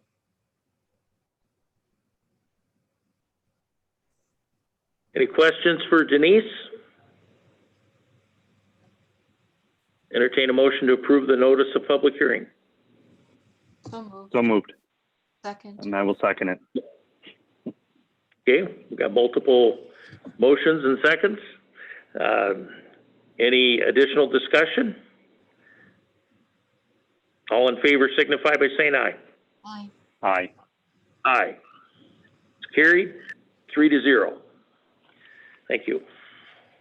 All right, move on in the agenda. Item number 6, approval of plats. 6A, we have a resolution approving final plat, CN Davis Place. We'll go to Tammy Henry. Okay.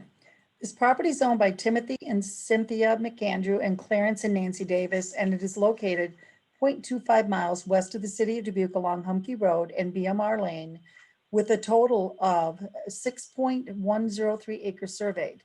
This property is zoned R1 rural residential. The purpose of this plat is to create 2 additional lots for sale purposes.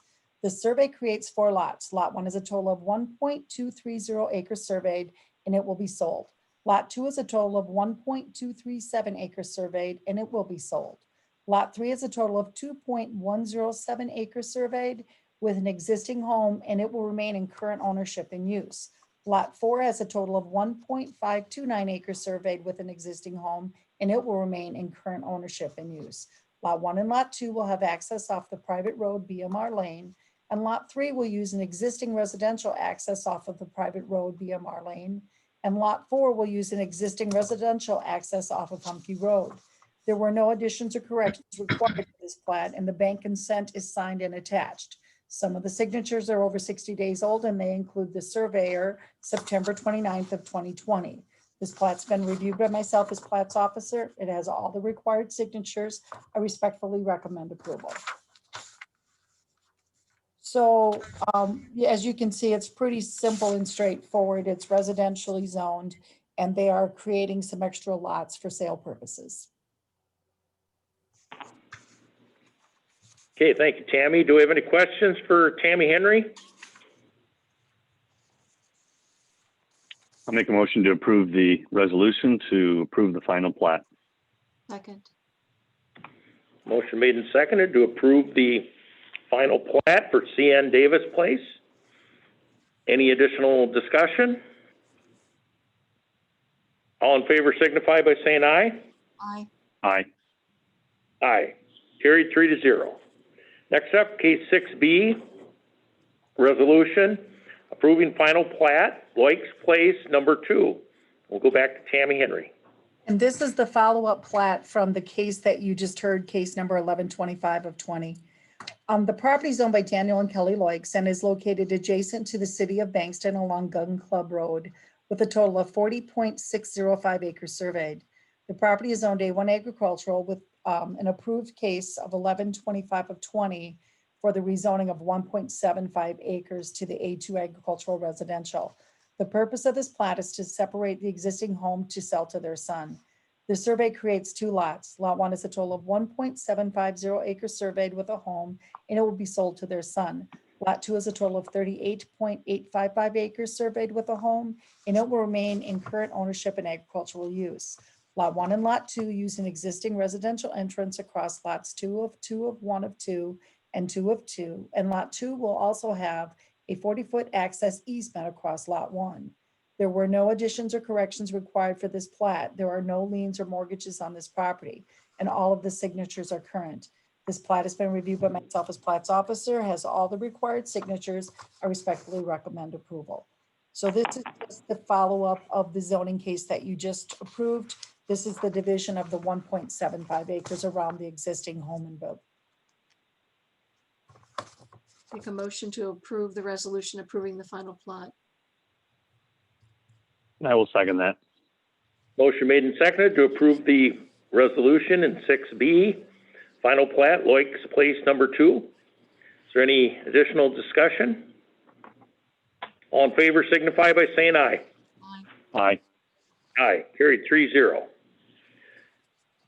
Next up, item 6C, resolution approving final plat, Quarry Ridge subdivision. We'll go back to Tammy Henry. This property is owned by Timothy and Tamara Ertl, and it is located 0.55 miles west of the city of Dubuque along Hales Mill Road with a total of 17.169 acres surveyed. The property is zoned R2 single-family residential.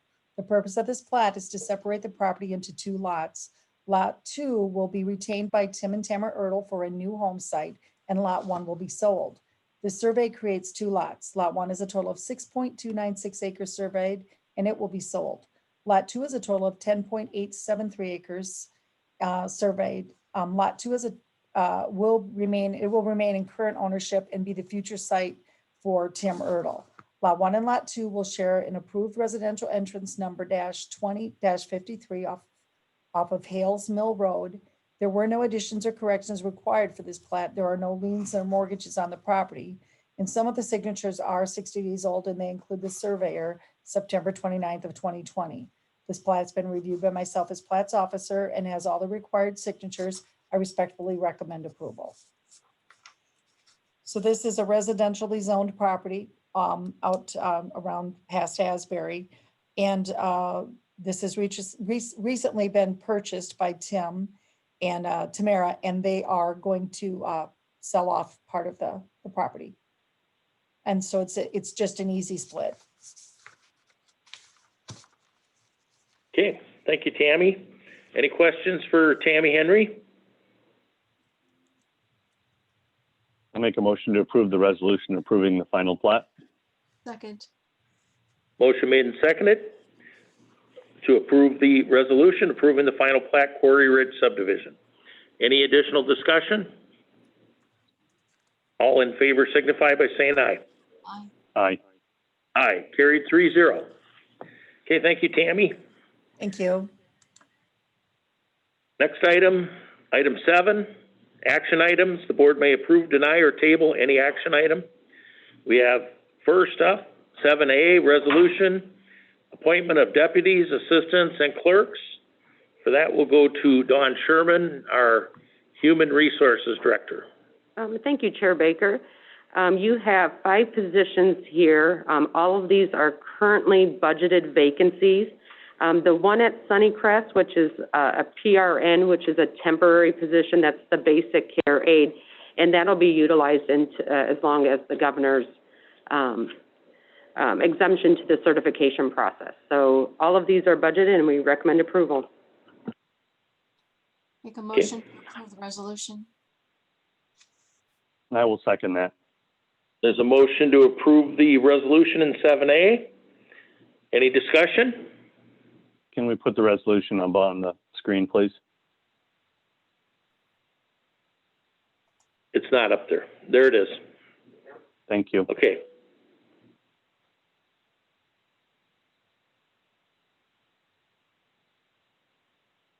Okay.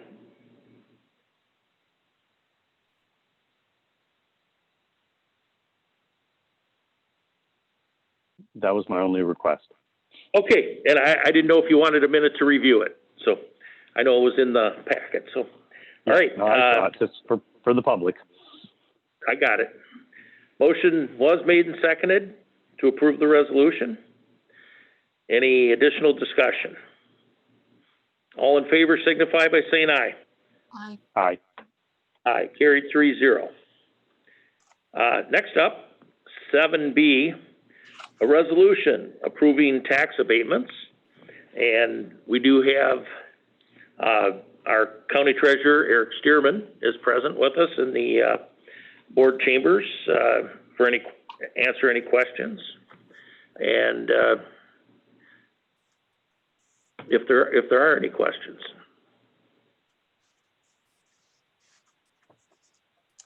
Eric, you have any comments you want to make?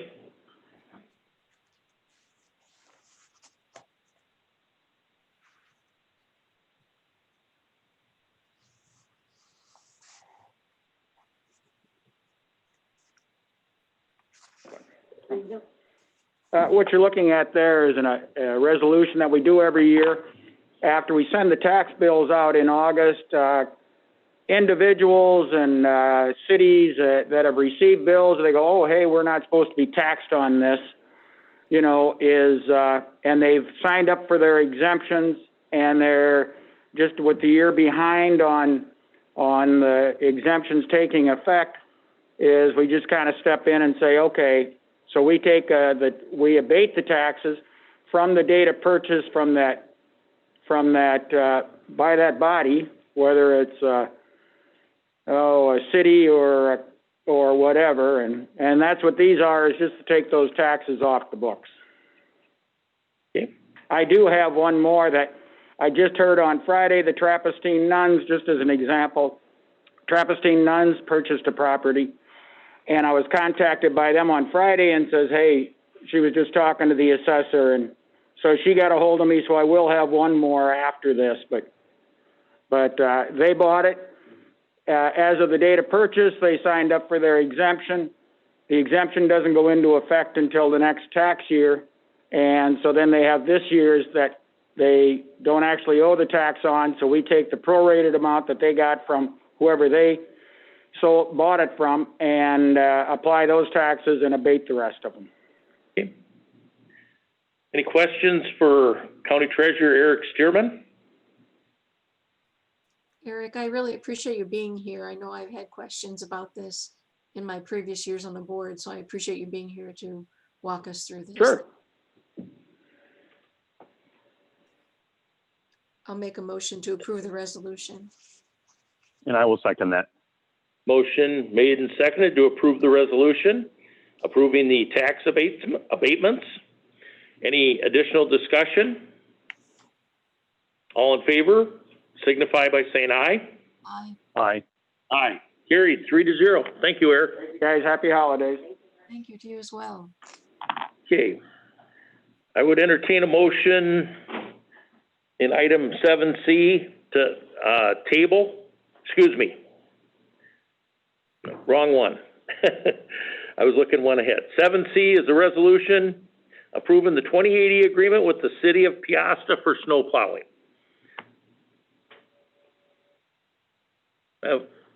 If Anthony's still on, if he has any comments.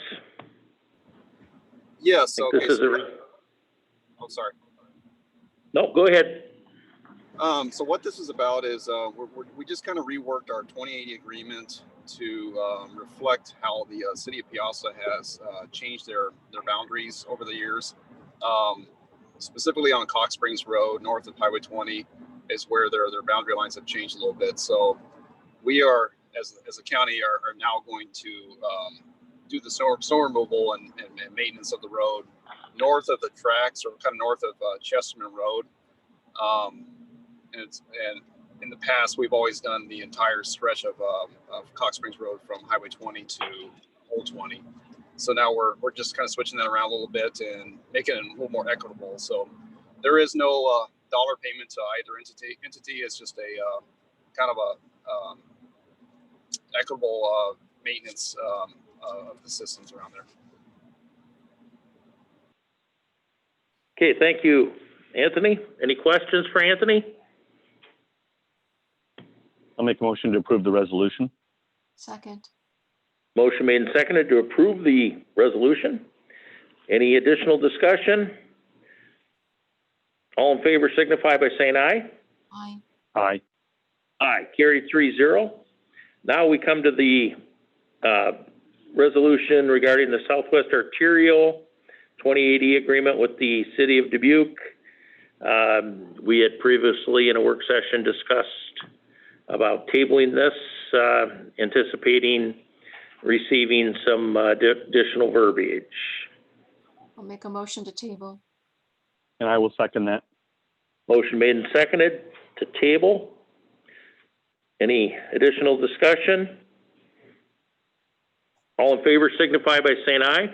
Aye. Aye. Aye, carried 3-0. I'm going to ask for a brief recess at this point, a necessity break. So I'd ask for a motion to take a 5-minute recess. I'll move. I'll make a motion to recess till 10. Second. Okay, all in favor signify by saying aye. Aye. Aye. Aye. We're in recess for 5 minutes. Shut that off, Mayor, or do I shut it off?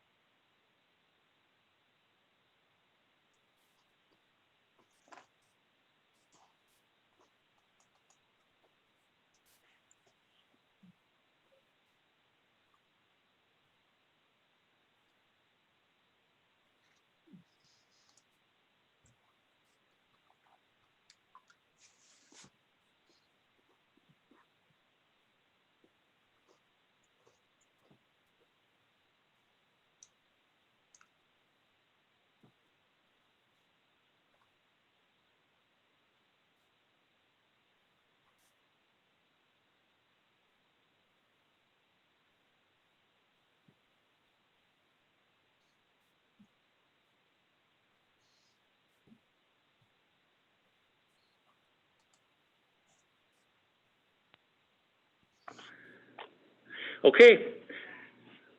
We're back in action here. On the agenda, item 7E, resolution to approve the necessary documents with Calvin Group Incorporated for the purchase of one 2008 BOS Knox Road Widener.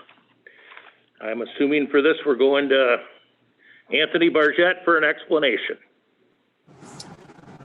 Yes, so the last several years, we've been on the lookout for a good used shouldering machine that it's a self-propelled unit to help us kind of maintain our shoulders our gravel shoulders on the highways in a much more efficient and quicker manner.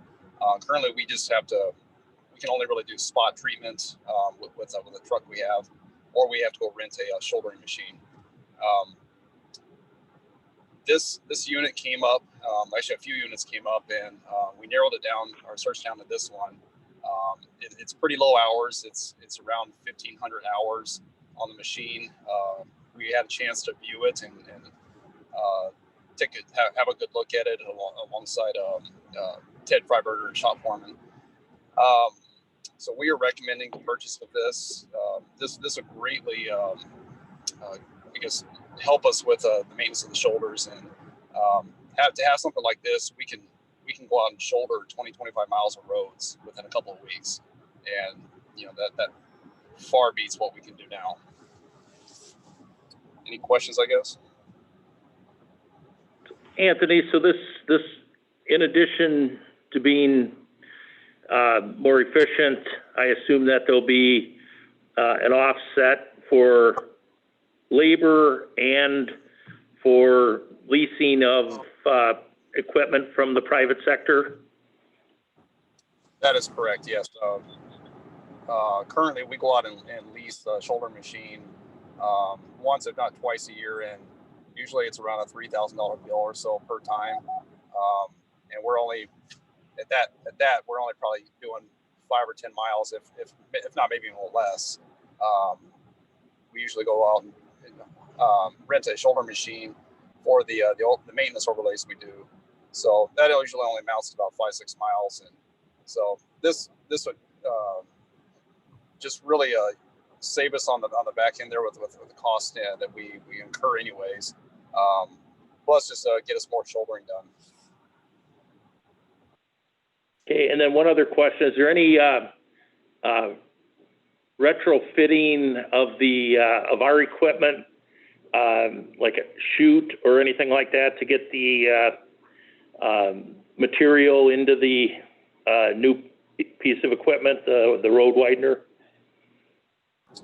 No, there's really not much we have to do. Basically, it's very similar to an asphalt hopper that you just back up to it with your dump trucks, and just you put your dump body up, and the shoulder machine pushes as the dump body is releasing the material.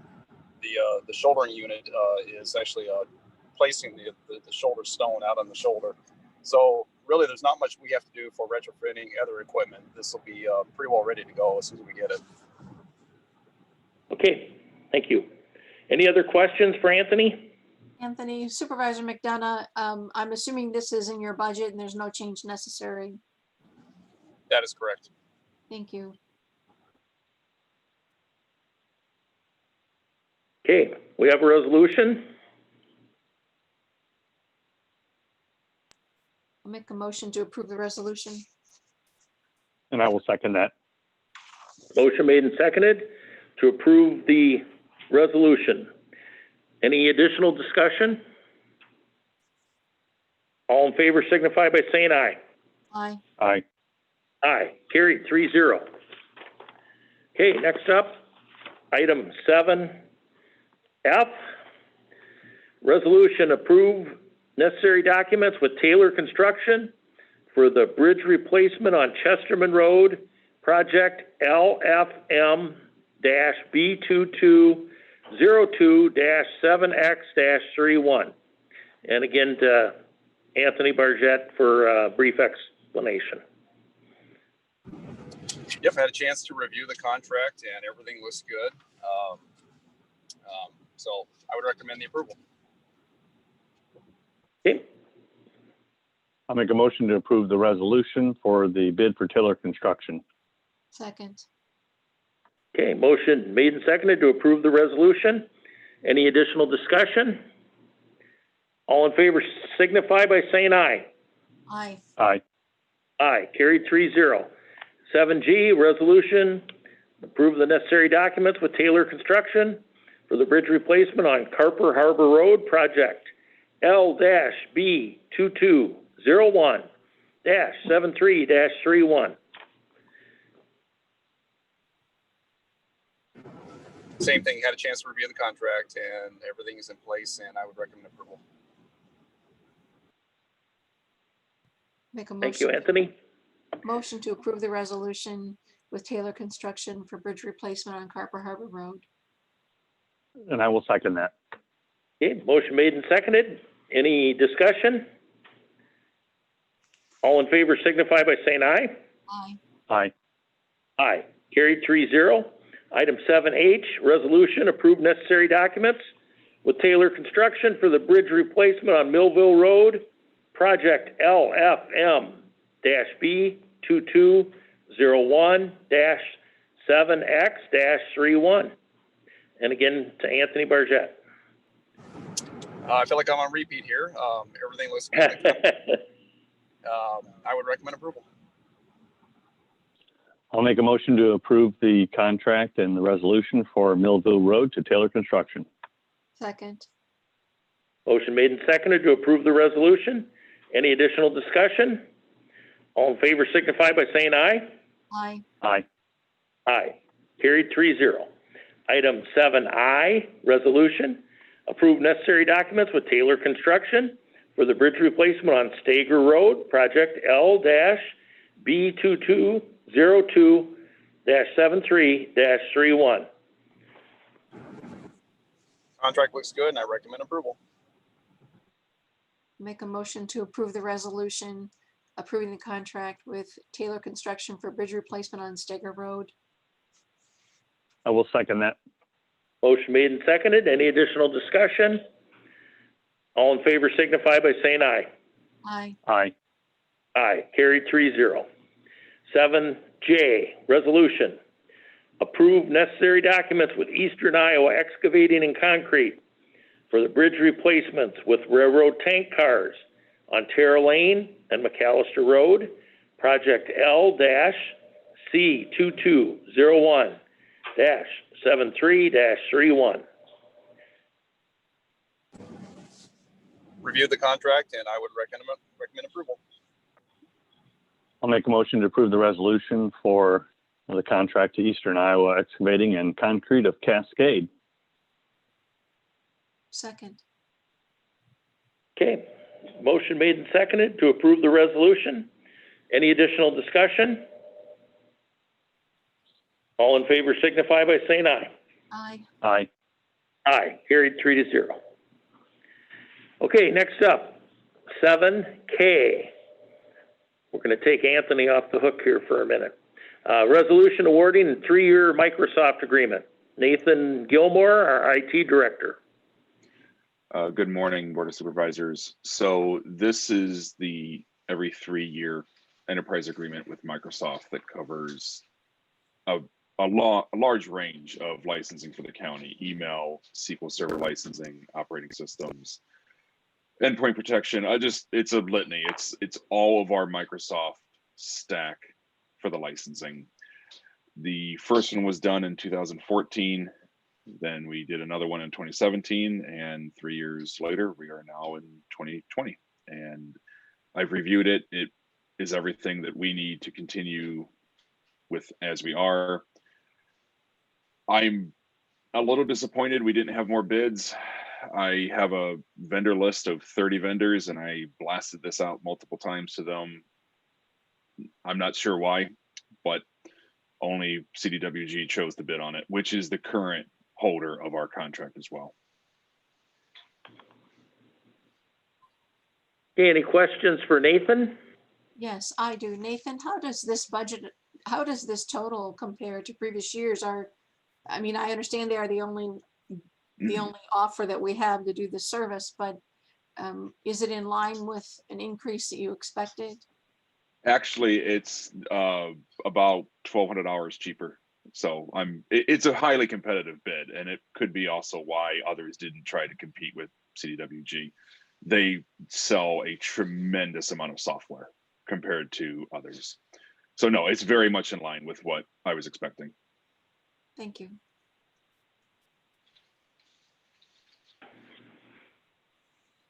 Okay. Any other questions? To approve the resolution for the contract with CDW. Second. Motion made and seconded to approve the resolution awarding the 3-year Microsoft agreement. A total of $492,238.02 over 3 years. Any additional discussion? All in favor signify by saying aye. Aye. Aye. Aye. Carried 3-0. Thank you. Thank you, Nathan. All right, 7L is next up. That's a resolution approving the memorandum of understanding with the AFSCME union regarding overtime and paid time off provisions. This would be up at the Sunnycrest Manor for the bargaining unit employees. And we'll go to Dawn Sherman, our Human Resources Director, for her input. Thank you, Chair Baker. Earlier this year, as we started to address the COVID pandemic and its effect on the operations up at Sunnycrest, we walked into a memorandum of understanding with the union, which had a couple provisions for overtime, and there also was a provision for extending the employee's ability to accrue vacation, their paid time off accruals to extend those, so that they're not losing any, and that management was given the time to allow those requests for time off. So that provision with the paid time off was set to sunset at the end of this month. And as we met with the AFSCME union, we all agreed that it would be, we would recommend extending that through the end of April of this next year. We are, increasing staff with our basic care aides and some temporary staff, and that is allowing management to allow additional time off. And so we just want to continue that on for the next few months to allow employees to utilize that time that they've accrued. Okay. Any questions for Dawn Sherman? I'll make a motion to approve the resolution approving the memorandum of understanding. And I will second that. Motion made and seconded. Any additional discussion? All in favor signify by saying aye. Aye. Aye. Aye. Carried 3-0. Thank you, Dawn. Next up is 7M. We have a resolution approving ECIA to contract for services required under the Dean FEMA grant. I know that Stella Rundy, our budget director, has been involved in this. So, Stella, do you have any input?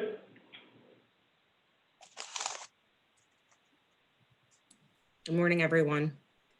Good morning, Stella. The purchase under the FEMA contract for the Dean property occurred on Friday afternoon. And so this work is with ECIA for administration on the project to wrap it up. ECIA had done some services or contracted for some services for the closing. That's what's reflected in here.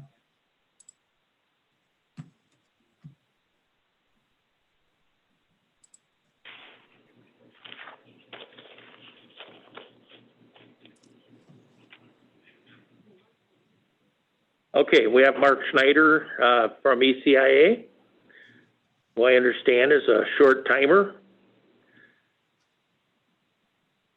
Good morning, Dave. Thank you. Hi, Mark. I guess I should say fellow short timer. Yeah, something like that. It's getting there.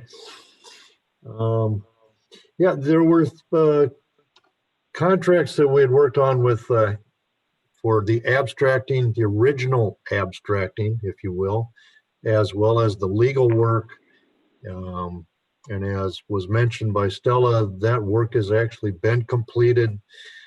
There has been a lot of work outside of what this agreement was, and those additional costs have all been charged to the deans as appropriate for the various things that had to be revised, updated, survey work, etc. And as was mentioned, it was actually closed on Friday. The third item is for the asbestos inspection sampling, the report and clearance report, once the demolition contractor removes any asbestos.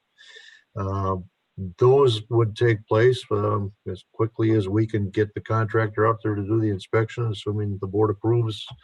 I'm assuming we had recommended asbestos inspection testing and training. They're out of Monticello.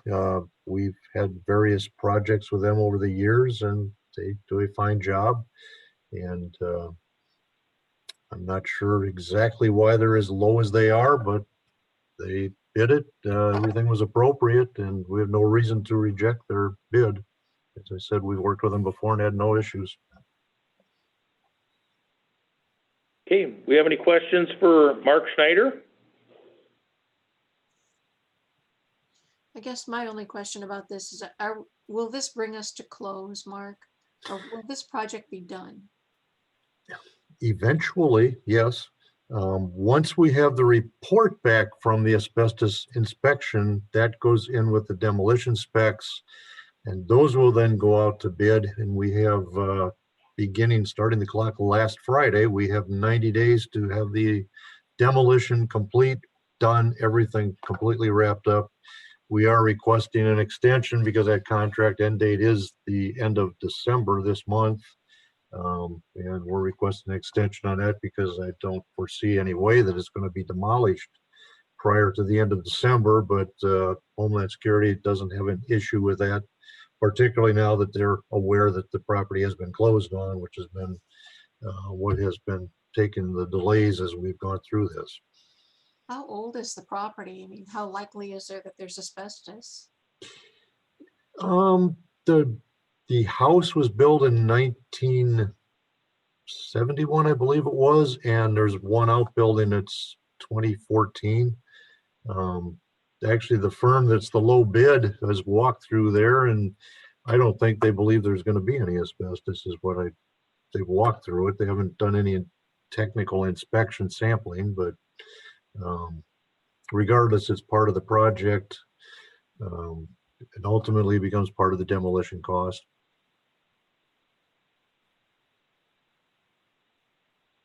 Okay, thank you, Mark. Any other questions for Mark Schneider or Stella Rundy? I'll make a motion to approve the resolution for ECIA and contract for services. Second. Motion made and seconded to approve the resolution. Is there any additional discussion or questions? I do not normally approve this because the Dean property started before I became a board member, but I do want to see it be concluded. And I'm in favor of these expenses and the work with ECIA to get it completed.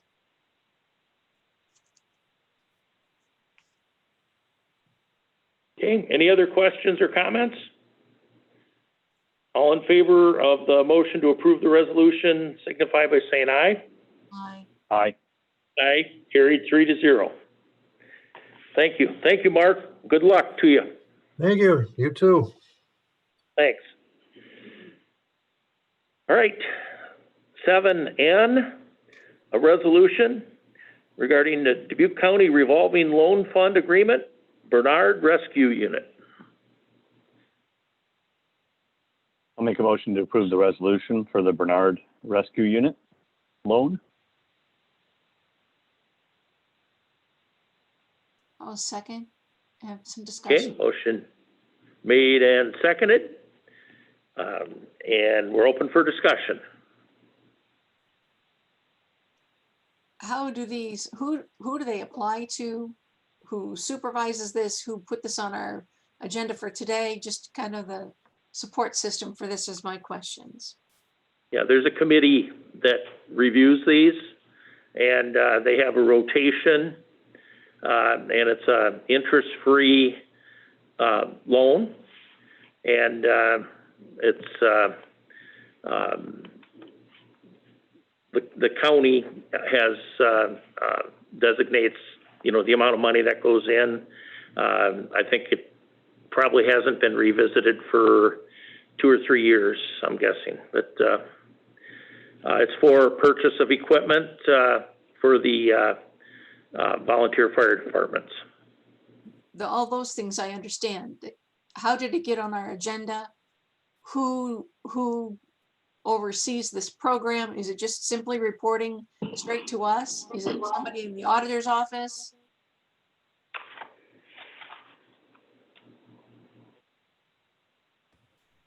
And this is Mary Hobble. Hi, Mary. Hi there.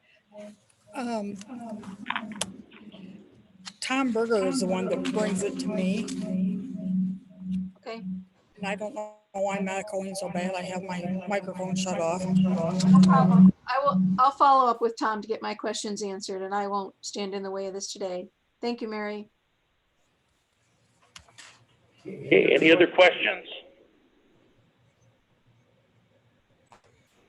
All in favor of the motion to approve the resolution, signify by saying aye. Aye. Aye. Carried 3-0.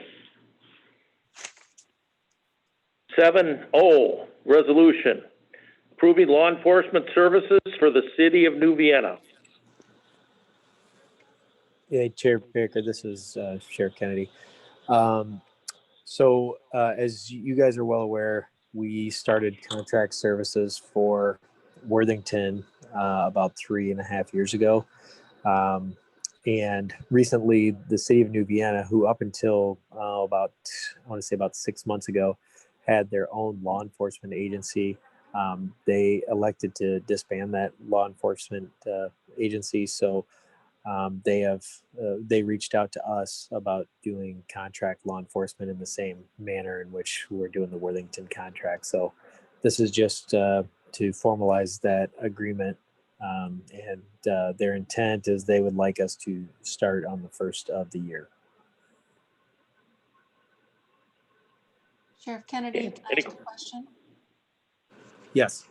The dollar per hour sum that you've negotiated with New Vienna, does that all encompassing, including benefit package? I mean, how did you get that number? Yes, that's the number that is, it's deputy's wage plus benefits. The one thing we do not charge them for, we don't charge Worthington either, is for the use of the vehicle. And that's just something like when our people do extra duty, a lot of times what we'll do is we'll charge, if the fairgrounds wants a visible patrol unit out there, we charge them $16 an hour just to pay for the gas, oil changes, things like that.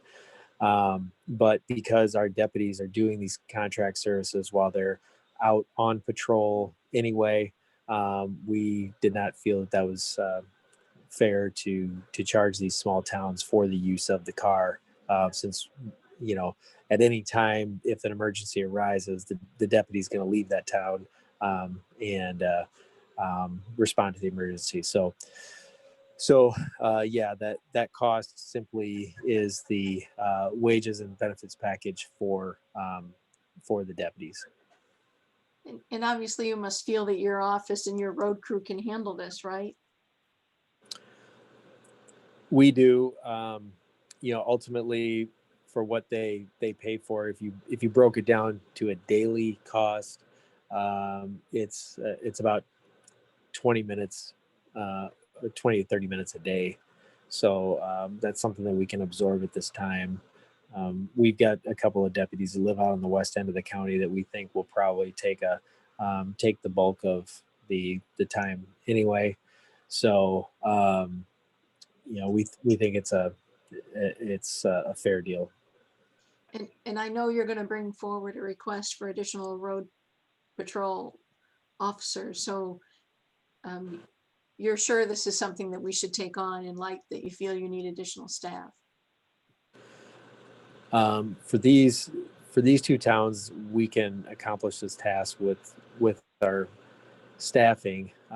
The additional road patrol has to do with the growth of the county and the projected growth of the county going into the future, and being prepared for that growth, as the entirety of that growth is in the county, and a lot of it is in the unincorporated areas. Okay, thank you. Okay, any other questions for Sheriff Kennedy?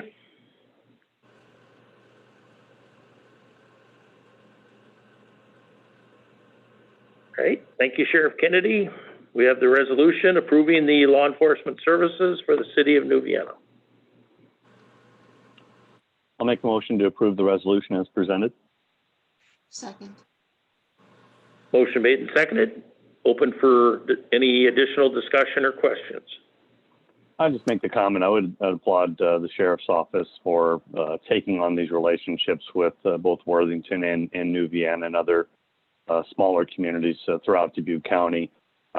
Many of these smaller communities are stable or losing population and potentially losing tax revenue as well. And for Dubuque County to come in and do a fair and equitable service agreement is real good government. So I applaud you for taking on these. You're probably not going to win any blue medals or get too many pats on the back, but it's an important signal to the entire county that we're with them. Yeah, thank you, Supervisor Wickham. We appreciate your kind words, and we want to have good relationships with all the small towns in Dubuque County, and we feel that these types of agreements are beneficial to both their residents, and it also does help us, with visibility out in the western part of the county, which is can sometimes be a bone of contention when the bulk of the population is within 10 miles of Dubuque. A lot of our focus ends up being in that area, so it helps us get out there and be visible in these western parts of the county. Sheriff Kennedy, in the event of this may serve to be advantageous in the event of mutual aid from some of the other departments, such as Dyersville, that we may be in the area a little bit more and maybe more accessible when they need help and mutual aid, and vice versa. Is that correct? Yeah, absolutely. Dyersville is out there. They're outside of the city of Dubuque. They're the only 24/7 city police department in the county. So, it's good to have our people, closer to their area when they need help, and, not only keep the public safe, but also keep their officers safe. Okay, thank you, Sheriff Kennedy. Any other questions or comments for Sheriff Kennedy? Okay. We did have a motion and a second. All in favor, signify by saying aye. Aye. Aye. Aye. And opposed?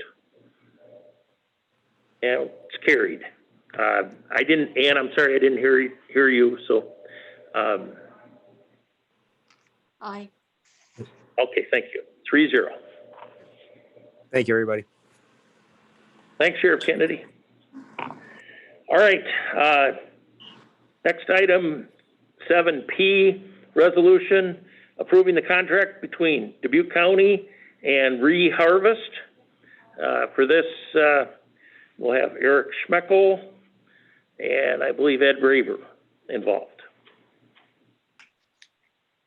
Hello, this is Ed Raber, and I'm sure Eric Schmeckel will jump in here. I'm going to provide the board with a brief overview.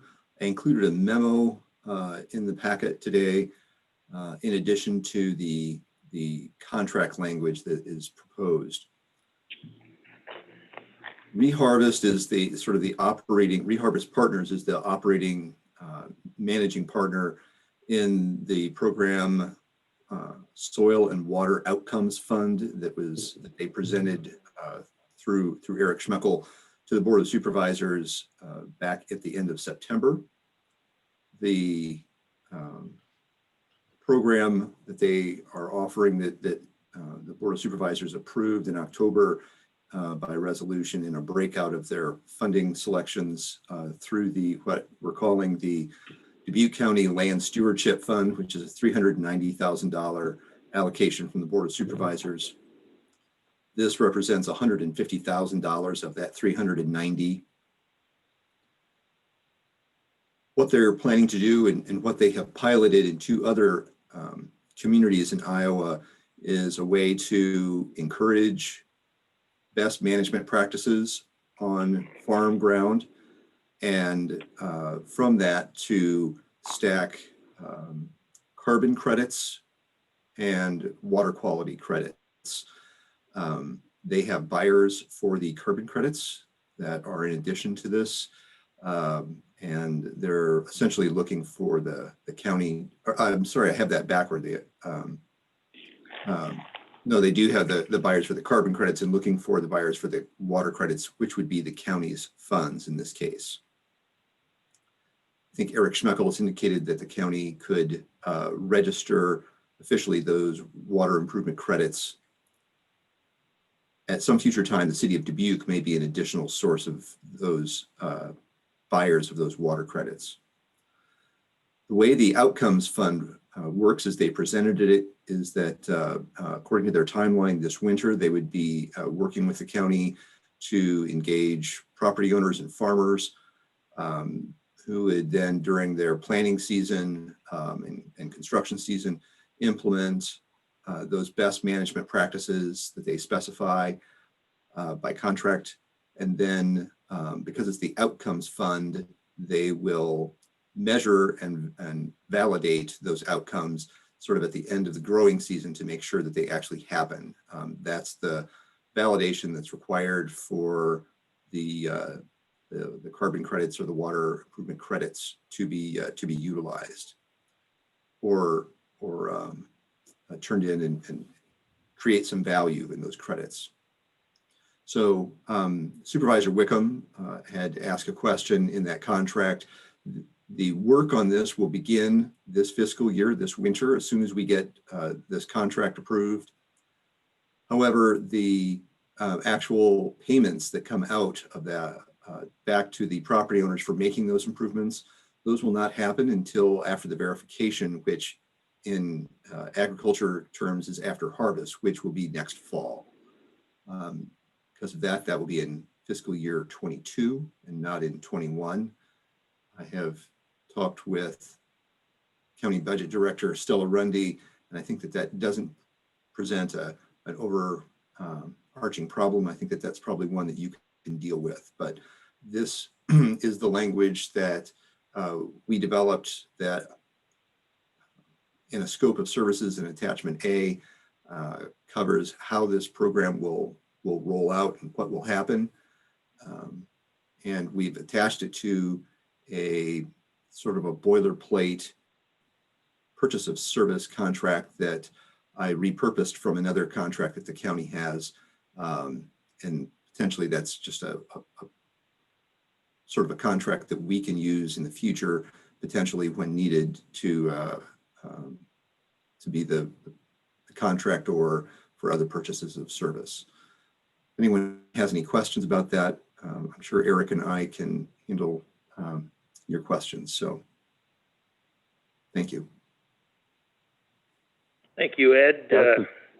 This is Supervisor Wickham. I appreciate you doing the legwork on this. I think generally the overall the contract with Reharvest and their their water outcomes fund looks good, and I'm excited about the new partnership that we're going to have.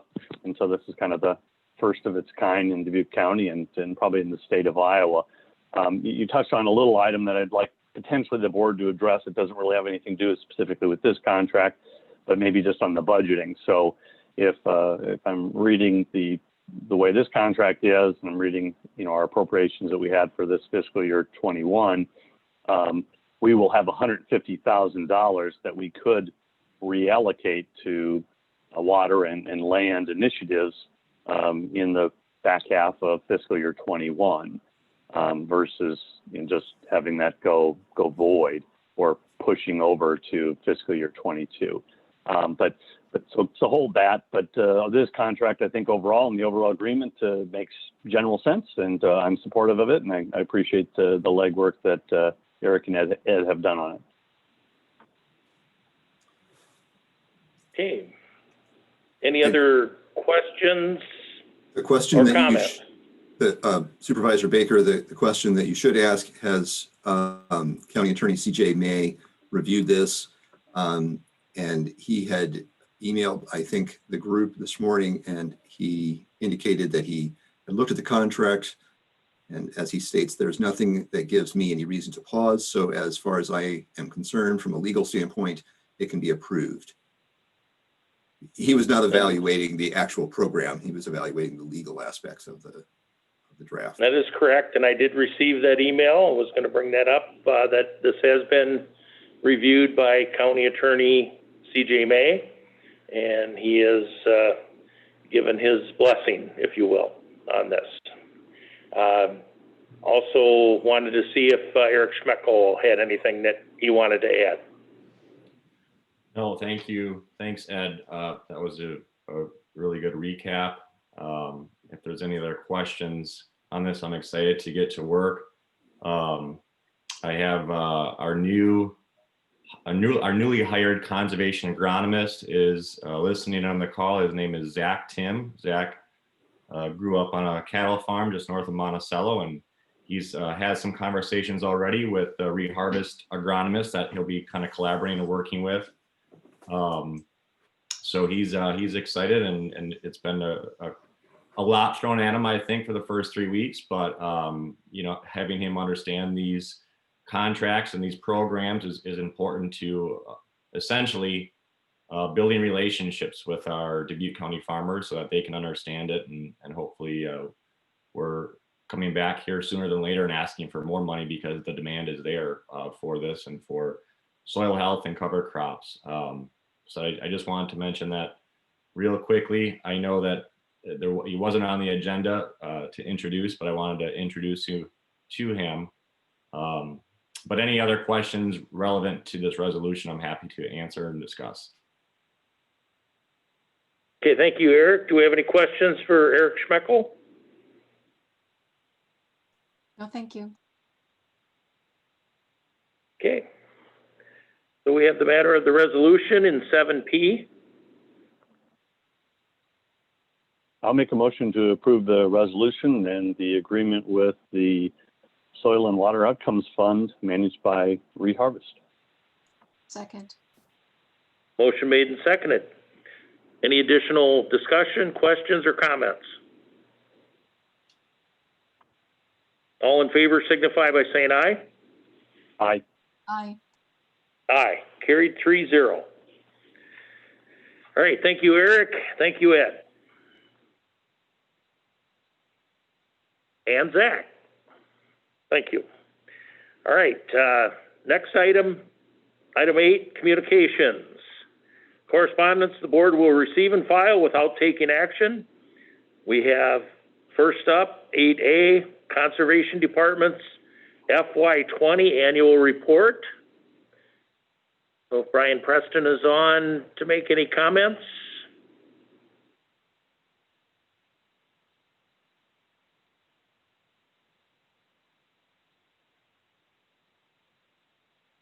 Okay. Supervisor Wickham as secretary of the Conservation Board, any comments? I love that secretary title. In full disclosure, I do very little of the secretarial components, but I do have that title. Just we're really proud of, obviously all the director and the staff of conservation, along with the volunteers, the Friends group, and then the conservation board. Fiscal year 21, they did a really good job related to a lot of good projects that helped improve our parks and our trails and our services. And that was probably as important ever with the pandemic, giving outdoor safe spaces for people to get out and recharge their batteries in a very safe way. So wonderful year, and the conservation group is on a roll and doing a lot of real good projects. Okay, thank you, Supervisor Wickham. And I'll make a motion to receive and file. Second. Motion made and seconded to receive and file the Conservation Department FY20 Annual Report. Any additional discussion? All in favor signify by saying aye. Aye. Aye. Aye. Carried 3-0. All right, next up, 8B, Annual Manure Management Plan. We have Shields South Site number 68348, Scott Nepper number 70696, Filer Brothers Farm Incorporated number 58306, and Raker Farm South number 59825.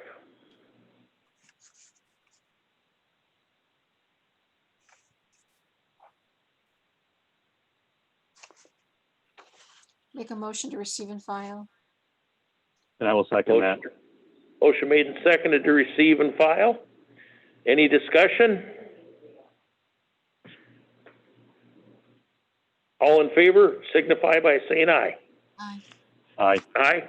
Carried 3-0. Okay, we'll go to item 9. Appointments. We have none today. Oh, we do?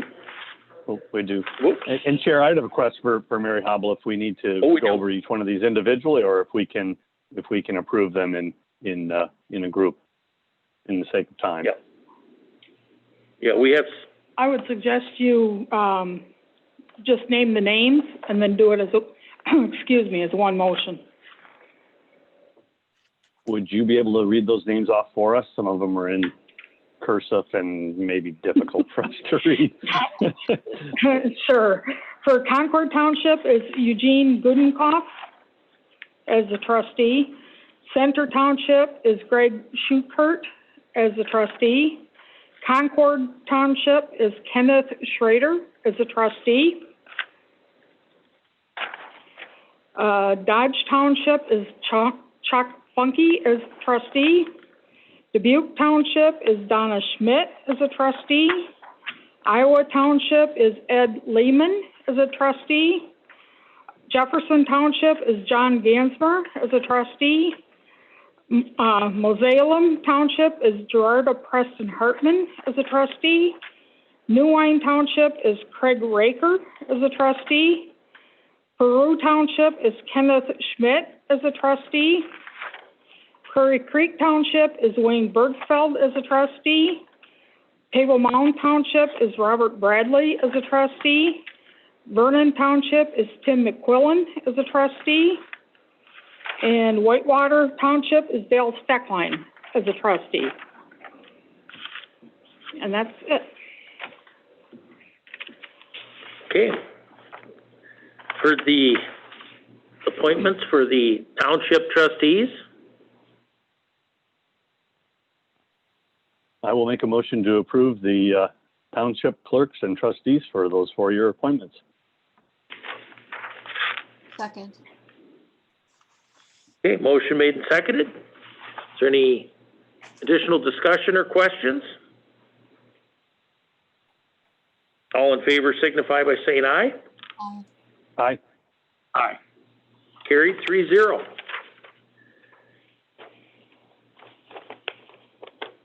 $9B, open vacancies. It was in your packet. We do have the discussion about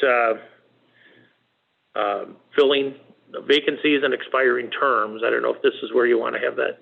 No. Okay. All right. We'll move on. Item 10A, personnel requisition, permanent part-time custodian. And for this, we would go to Dawn Sherman and possibly have Chris Soder available as well. So Dawn? Hi, this position is a budgeted vacancy due to a promotion. So this is a part-time custodian here at the courthouse. So we're recommending approval for this. Okay. I'll make a motion to approve the personnel requisition. And I will second that. Motion made and seconded to approve the personnel requisition for permanent part-time custodian at the courthouse. All in favor signify by saying aye. Aye. Aye. Aye. Carried 3-0.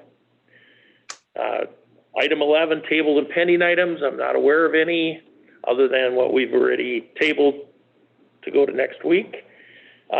Next item is public comments. At this time, anyone may address the board on matters which are of concern to that person, which are not agenda items. Please go to the podium, state your name and home address. Please be aware the board is limited in their ability to respond to such inquiries, and Iowa Code prohibits the board from deliberating or acting on items not appearing on the agenda. So if you would like to speak, please do so at this time. Indicate to us you'd like to speak by raising your hand or contacting us on chat.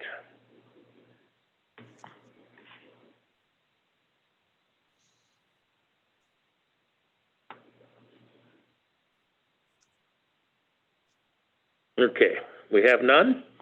So at this time, I'll ask my colleagues if we can roll right into the work session or if they would like a brief recess.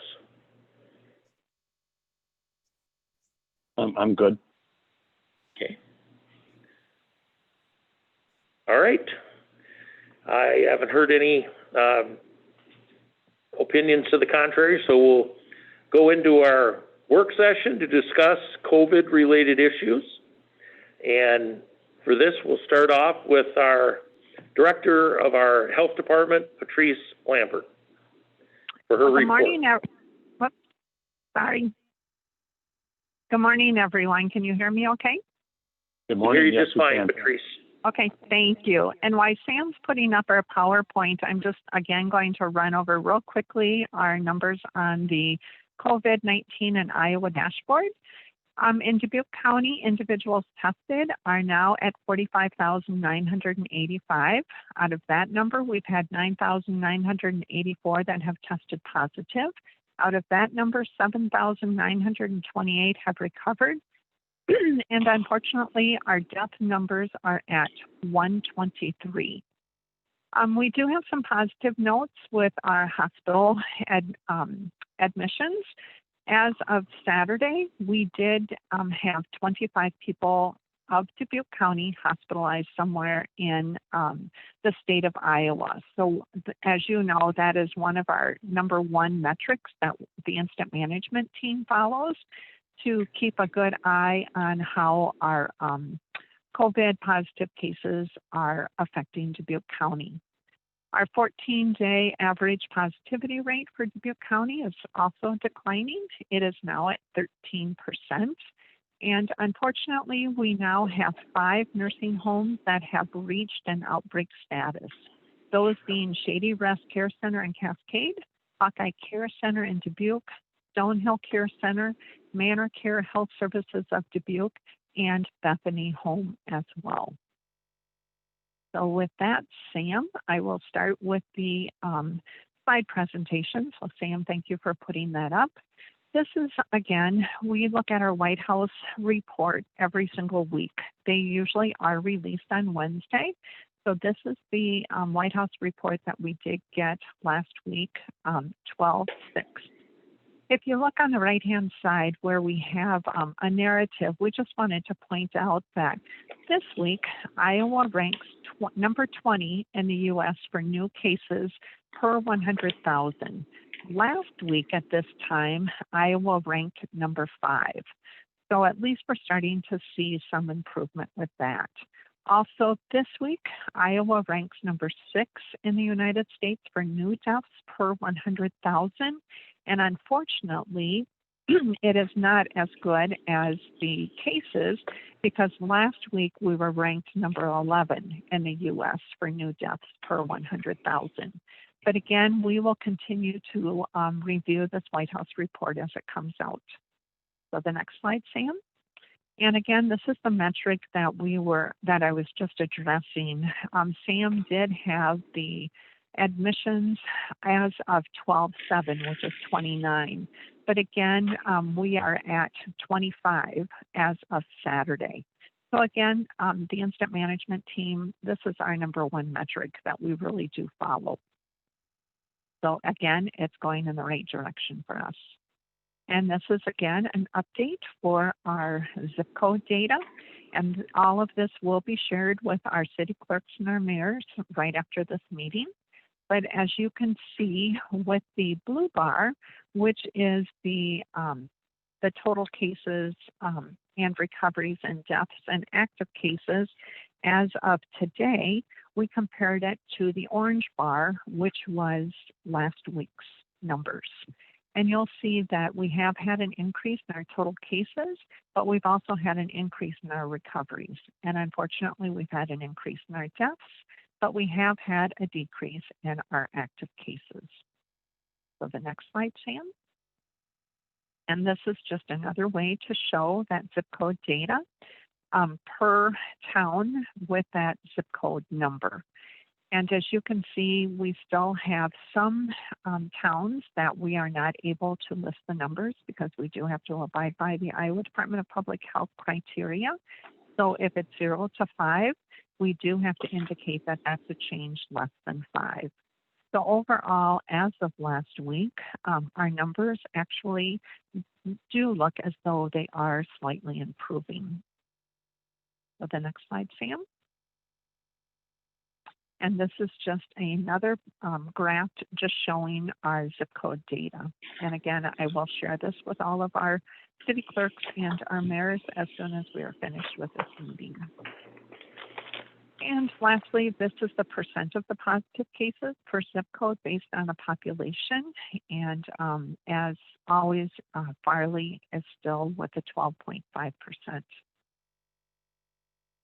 Next slide, Sam. We also just briefly wanted to touch on the new COVID-19 guidance updates for our quarantine. CDC does still currently recommend a quarantine period of 14 days. However, they have done some studies and they did come out with changing that quarantine period. So Iowa Department of Public Health, as has Dubuque County, we have adopted the new quarantine issues with a recommendation.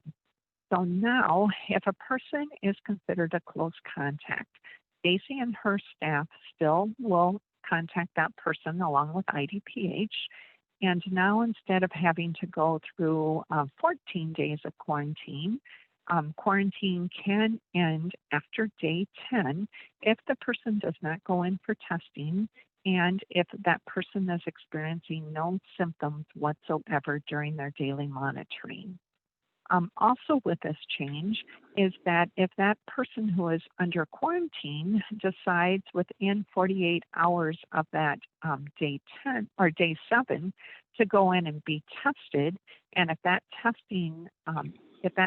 result comes back negative and they still have no symptoms, signs, or symptoms that they are experiencing, then they can actually end that quarantine at the end of day 7. And we did list the link that people, if they have any additional questions with that quarantine, can refer to.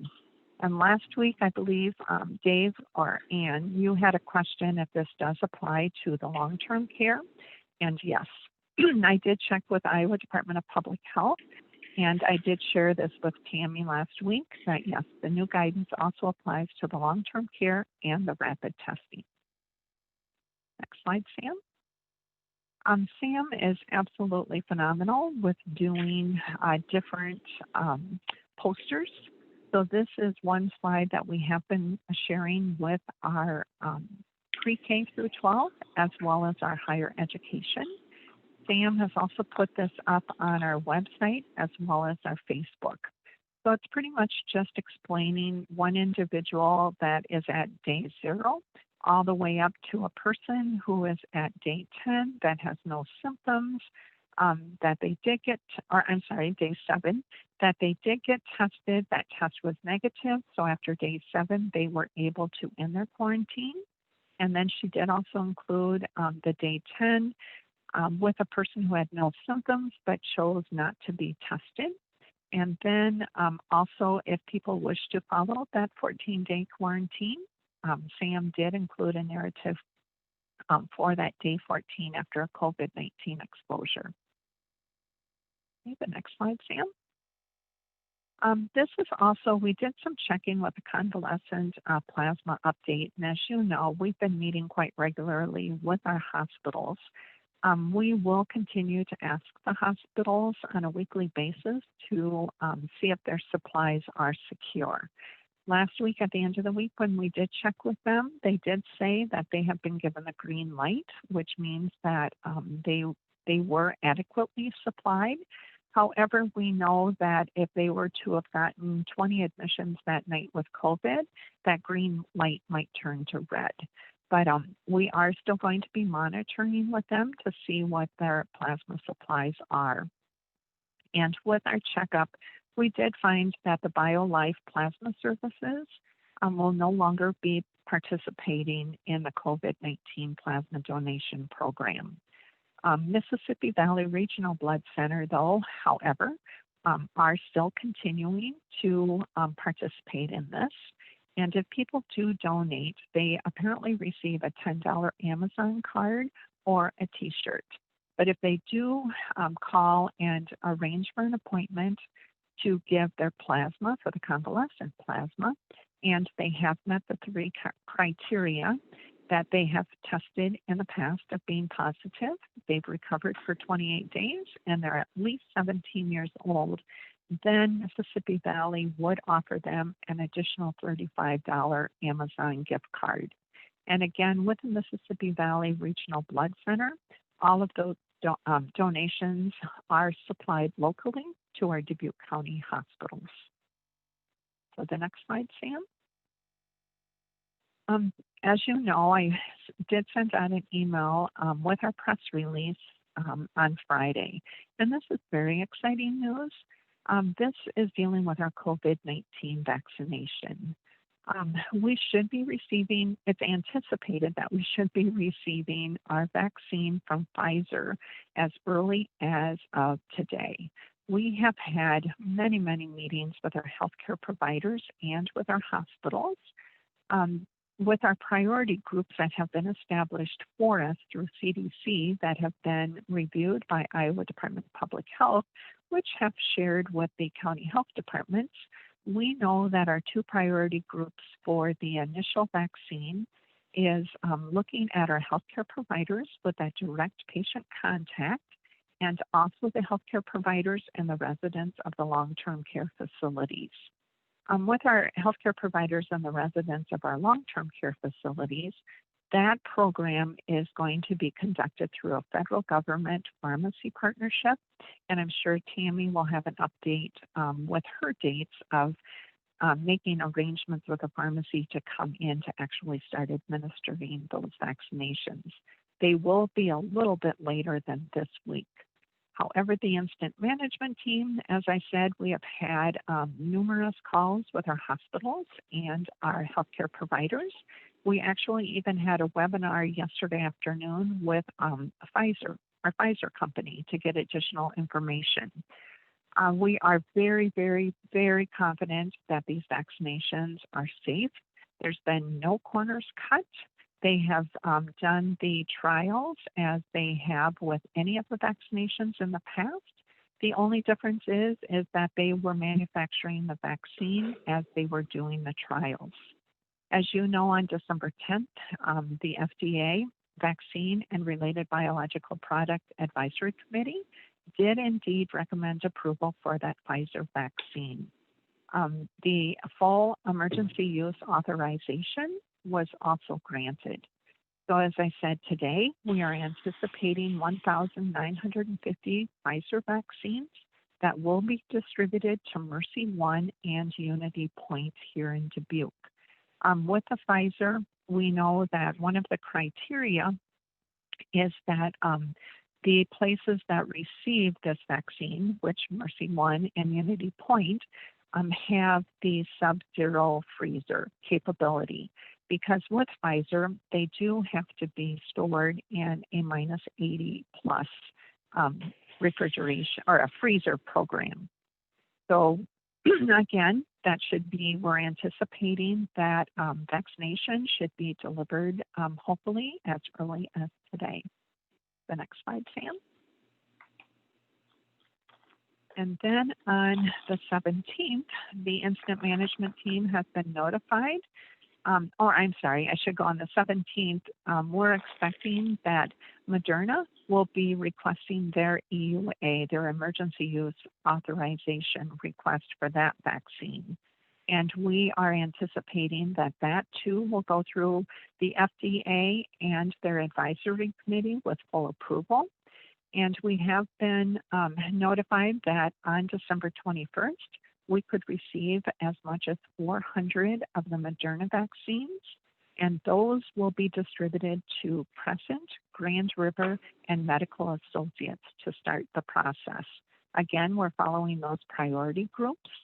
And with Moderna, the storage is not as, it's critical, but it's not as severe with the sub-degree storage. So again, we have met with our hospitals as well as with Crescent, Grand River, and Medical Associates many times last week, and we will continue to do so. And then on February 28th, I'll let Tammy speak more in her report. I'm sure she's quite excited as well of working with the pharmacies to start with the long-term vaccinations, appointments and vaccinations. So moving forward, again, the vaccination of the assisted living facility is expected to follow in January.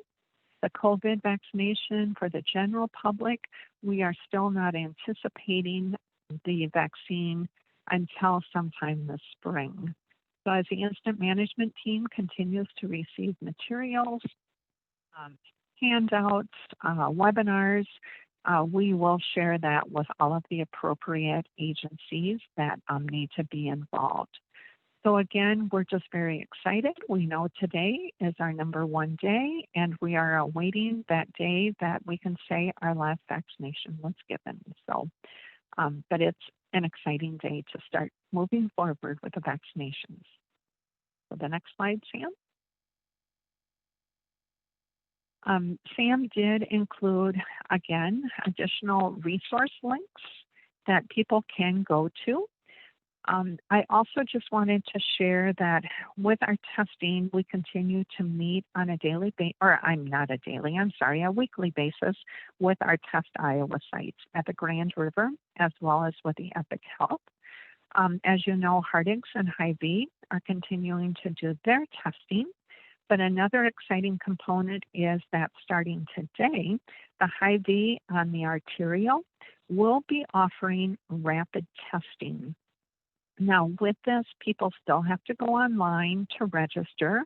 And also for the rapid testing, there will be a cost associated with this. I do not know the cost, but the Hy-Vee will be accepting credit or debit cards only. People, again, must go into their Hy-Vee link or into the testing link to register. It's going to be a drive-up. People will not have to get out of the car. It's going to be a nasopharyngeal, and that procedure will take less than 2 minutes. And Hy-Vee is expecting that that person who does choose to have the rapid testing should indeed get that result from 1 to 2 hours after that testing. There are some criteria that is associated with that testing. And when people do get online, they will be able to see what that criteria is. It will be for those who are symptomatic, and it will be for those who are experiencing symptoms and that they have been exposed to someone.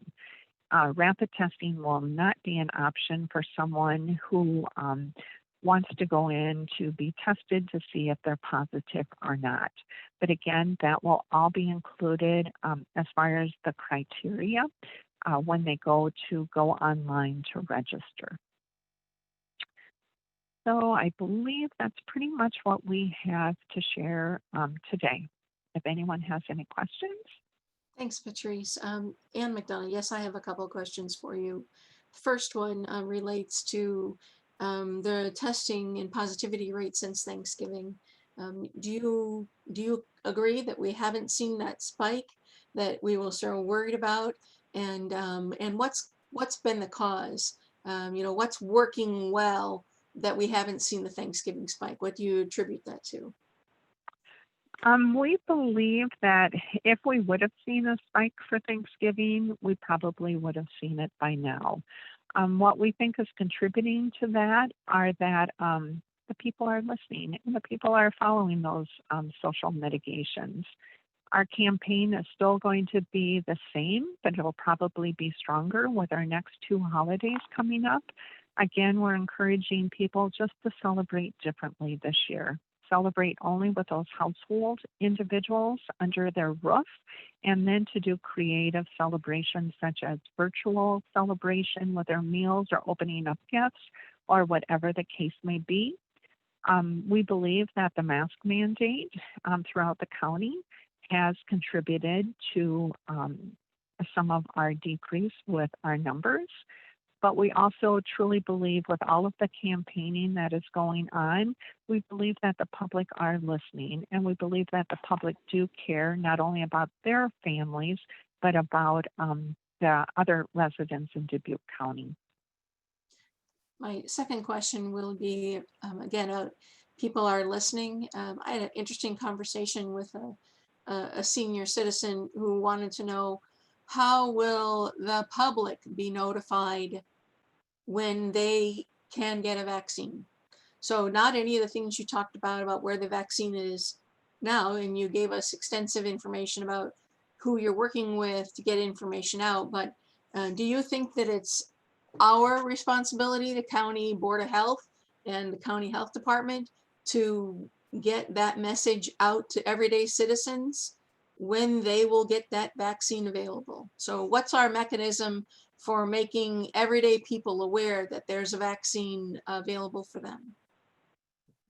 With that, the incident management team still and the Board of Health still will have to follow the directive from the CDC that goes to the Iowa Department of Public Health that comes to us.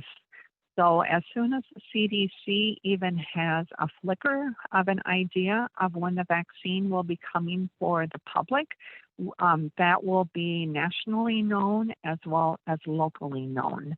But again, with our priority groups for right now, that's pretty much detailed of who can be included for those first vaccines. Right. But we know that there are other companies. So once those other companies and with Moderna and with Pfizer are able to increase their manufacturing of their vaccines, then the CDC, IDPA, and Dubuque County will be able to share that information with those appropriate groups. But right now, the message, Patricia, if you were on video camera, you could see that other people are having questions as well. But you're still not answering what's the communication process to the citizens? What is the Dubuque County plan to communicate with citizens about where they are in the delivery stack? What's the plan? The message has been pretty much, and we have gotten this out and we can continue to do that, is that the general public will not be receiving the vaccine until the spring. Right now, They know that it's not coming till spring, but they don't really think we're going to get them a message. I guess that's my message to you. They don't think we're communicating with them broadly, that they feel insecure that this could be happening. Are they supposed to watch CNN? Who should they tune into? Where is it going to be known that a 75-year-old person is next on the list? What's that communication plan? That's the CDC will be the first to announce. They will be the ones who will determine those priority groups. The CDC then will share with the Iowa Department of Public Health, and then the Iowa Department of Public Health will share with the local county health departments in the states.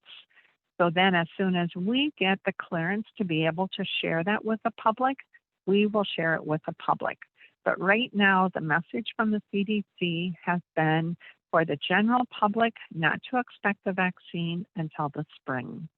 So as soon as we get, even in January, if we were to get any information such as it appears that the general public might be able to get the vaccine as early as April, we will be getting that information out to the media. So it's going to, they should be watching the media for when it's going to be available. I'm asking, I guess, the incident management team to focus greater on communication with citizens. That now that we have a historically large task before us about who's in line and when it's going to happen. I understand the CDC and that it's not here yet, but I guess I'm asking the question passionately now so that we can anticipate. This is just the first person saying to me, hey, how am I going to know? What do I have to watch for? So I think we owe it to everybody to make sure we have a local communication plan, whether we're going to go through the mayors, what are we going to do? Is it going to go in the shopping news? So how will we be informing the public that their day is approaching? I guess that's it. And I'm asking you to create a way to do that. Okay. My last question is about the rapid testing. We do have someone in chat indicating that the cost at Hy-Vee is $100 for the rapid test. Those rapid test results will be reported by IDPH. Is it going to be on their dashboard? Is it listed separately? What do you know about that? Oh, everyone who does a test with a lab in the state of Iowa has to report to the Iowa Department of Public Health with that result. That result then does end up on the dashboard. There won't be any change from their previous testing or their current testing with the rapid testing. All of those protocols will be followed with rapid testing as well. And thanks, Diane, and I want to say thanks, Diane, for calling Hy-Vee, because I did not know the cost.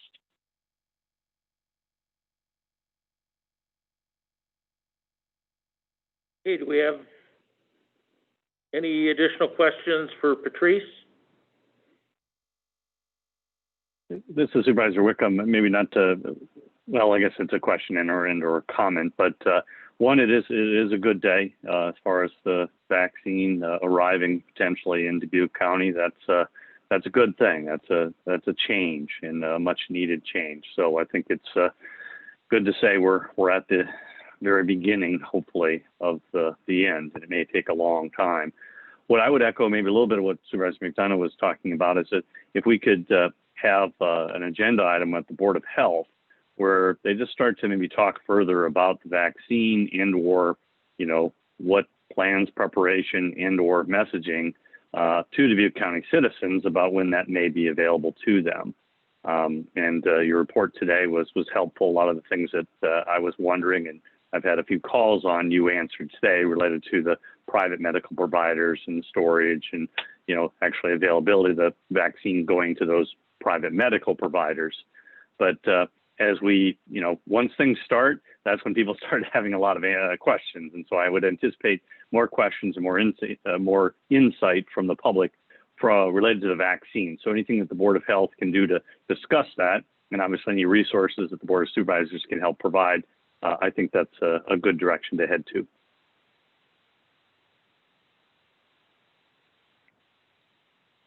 Okay. Thank you, Patrice. And is Stacy Killian available for her report? I am on. Good morning, supervisors. Can you hear me okay? I can hear you just fine, Stacy. Thank you. So just to kind of give you an update of our numbers over the last week, we had 344 new positive cases since I last did my report last Monday. That is down. We had 423 the week before. So a significant drop in positive cases, which is encouraging to see. We're continuing doing the daily follow-ups with the long-term care facilities.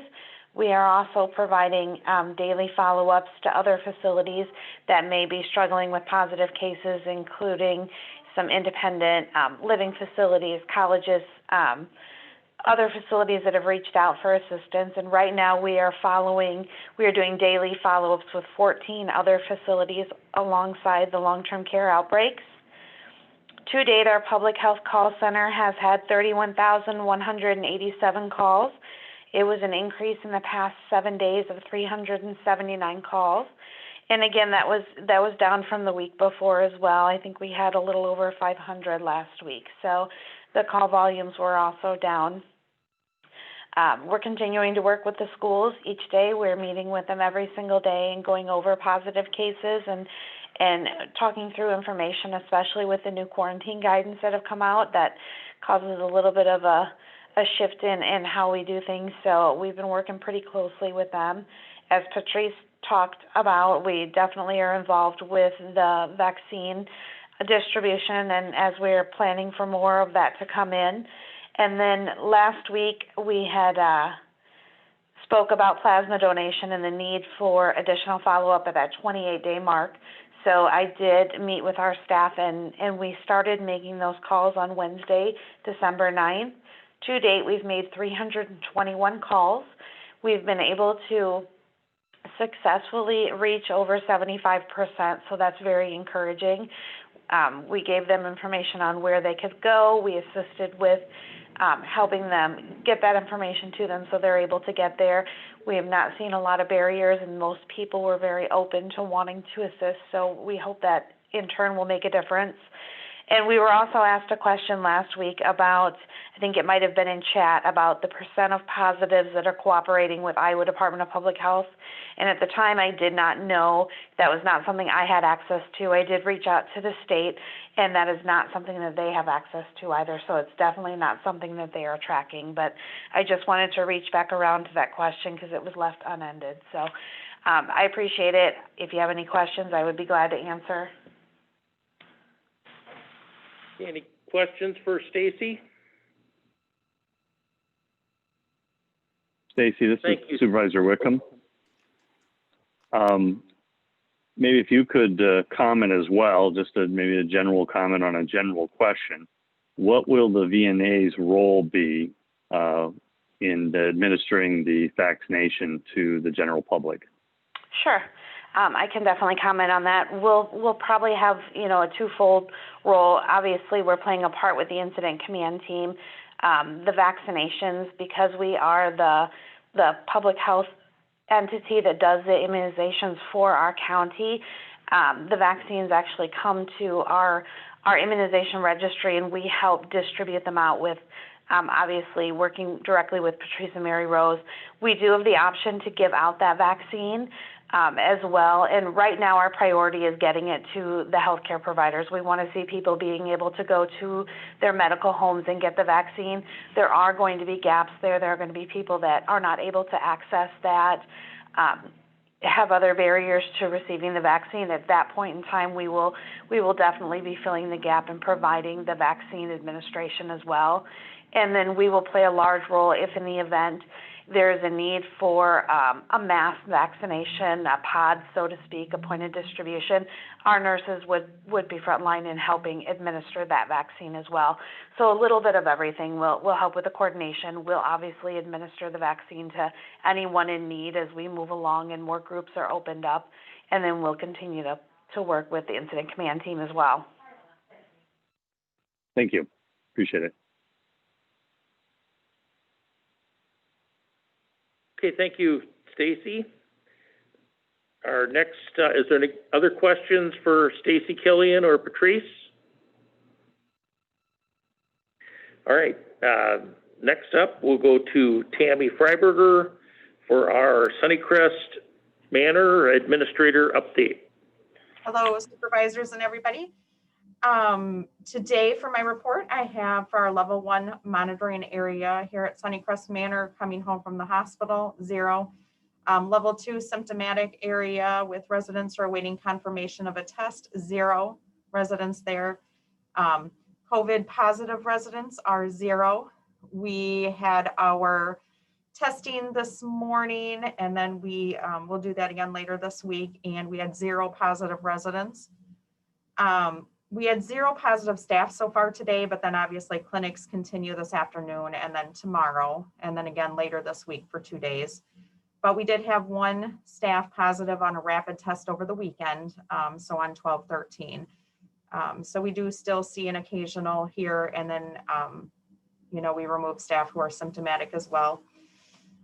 With regard to our vaccination clinics, we are partnered here at Sunnycrest with Walgreens. That was chosen for us, and they have been really good about sending out information to us with regard to videos, information. We have received consent information that we need to secure from all of our residents and their families. We obviously had to wait for the emergency use authorization to occur, which did occur this weekend. So we do have the vaccination fact form now available to us that needs to be accompanied to that consent form to go out. Vaccinations will begin the week of the 28th. However, they did not call yet. Walgreens will have a contact person, will contact me, so we do not have a scheduled date. Though in all the information that they forward us, we should have all of our residents vaccinated by the end of January. There will be 3 clinics that will be set up here at Sunnycrest. It's a 2-step vaccination. They will need to give 1, and they will need to give a second one 21 days later. So all that will be coordinated with, and like I said, they've sent great information out. And so we do a lot of the legwork here in terms of getting vaccination, getting the environment ready, but otherwise Walgreens really, they will come in, they will administer the vaccination, they will have their PPE, they will take care of documenting it in the record. They are going to take care of pretty much everything. We obviously, as staff here, will have to monitor them on the clinic and support them if residents need any emotional support. And the compliance has been pretty great and overwhelmingly positive from all of our residents and the family members with regarding to accepting the vaccination. So we too are looking forward to this and moving forward with the opportunity to receive them. Staff will also be included in these vaccination clinics, and we're continuing to work with them, and we will be also having them fill out consents in advance so that we have a smooth process and we're well prepared for when Walgreens calls us, and we'll be ready to go. So that is pretty much what I have for the day. Okay, thank you, Tammy. Do we have any questions for Tammy Freiberger? I do. This is Supervisor Wickham. Tammy, as always, I appreciate you and everyone on the staff at Sunnycrest keeping our residents there safe and the care providers safe as well. My question's on the vaccination, and possibly if Patrice or Stacy can chime in if they know. But walk me through just briefly the paper trail of this, maybe how the dollars work, just for my own knowledge. And so you're contracting, or Walgreens is providing a service, the vaccinations coming from Pfizer or other pharmaceutical companies. Will Sunnycrest be responsible for making that payment and those transactions, or is that all taken care of What do you know related to the paper trail and the cost of these services and the actual vaccination? I do know that we have to provide their medical information in terms of their insurance cards. So I do feel like that the vaccination, and Patrice could chime in possibly, that the vaccination itself is probably free of charge, but there will be an administration cost, is my understanding, with which would be go through insurance, is my understanding. I'm not under the impression that Sunnycrest is going to have a money charge at all with regard to this, that this would be going through resident insurance companies. And then as far as paper trail, I mean, we do have the consents, that we have to obtain. We have to forward out the information, side effects and risks and benefits and schedules with that. I do know that there's going to be public record that they're going to, where they're tracking all the immunizations that are given, that Walgreens is going to take care of. And then obviously at Sunnycrest, our own individual vaccination records that we'll have to include as well. And this is Patrice. As far as we're aware, with the hospital component, there will not be any charge at this time. But again, once they release those the CDC and IDPH release those priority groups, then they do establish if there is a cost or not. As far as the recording, we do have to submit, I believe it's within 24 to 48 hours. The people who do give that vaccination do have to enter it into the IRIS state program, the Iowa Registry for Immunization program, because we will have to recall the people back with Pfizer after 21 days and then with Moderna after 28 days. So it is vitally important that all of that information is documented in the IRIS program, especially as we broaden our vaccination groups, that we then are able to double check to make sure someone has not already gotten that vaccination. But I do believe that the state's status will be, once we do offer it to the general public through the healthcare providers, as Stacy had mentioned, if there is a co-payment that might be needed, that if people cannot afford even that co-payment, no one will be denied to receive a vaccination.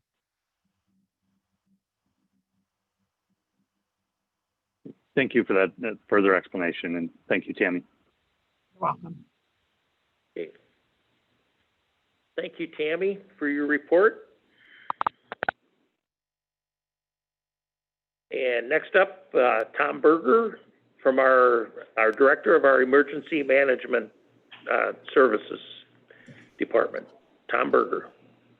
Good morning, Supervisors. I don't have anything to add other than anything more than what Patrice added for the incident management team. So unless anybody has any questions. Tom, Dave Baker, I just have been hearing noise, I guess at the national level, about conflicting opinions about the availability of PPE. Can you just give us a brief update or assurance as to where we're at in our area, our region regarding PPE? We do not have any PPE shortage here that I'm aware of. We have a good supply of gowns and masks. The state is also coming out with an initiative to push some PPE direct out to the long-term care facilities. So I'm actually working on that right now. That'll be announced this week and then hopefully have that. But so far we've been able to supply with what's available, gowns, gloves, to it might not be the exact same model number or that they're used to using or the manufacturer been able to supply everything and have a good supply here, as well as the state with gowns, gloves, masks, and what's needed so far. So but I think our requests have slowed down the last couple of weeks, since that second peak that we had. Okay, thanks, Tom. Any questions for Tom Berger? None for me. Okay, thank you. All right, next up on the agenda, testing update. Kind of covered some of that. Again, there was the question, part of the question posed by Ben Fisher from the Telegraph Herald in chat was about whether our testing numbers are down. Have we been tracking whether or not that's the case? Is the number of positive cases down due to fewer tests being administered? I don't know if anybody can answer that. This is Ed Raber, and I would say just looking at the state's dashboard at coronavirus.iowa.gov, testing has followed sort of a bell curve that follows the number of positives. So during the surge that we had at the end of October, testing increased fairly dramatically and hung on there as the number of positives has fallen. Total testing appears on the state's website to have abbreviated a little bit, sort of tracking that downward trend. So I think that speculating that as people understand that there's positives out there, they're seeking those tests if they're symptomatic or anything, but testing isn't just uniform across the entire spectrum. People go seeking test when they feel like they need a test, apparently. So it has come down a little bit from its peak a few weeks ago. And I think that that's probably similar to what has happened in other peaks that we've had when there was a lot more positives. Okay, thank you, Ed. Any other comments or questions regarding testing?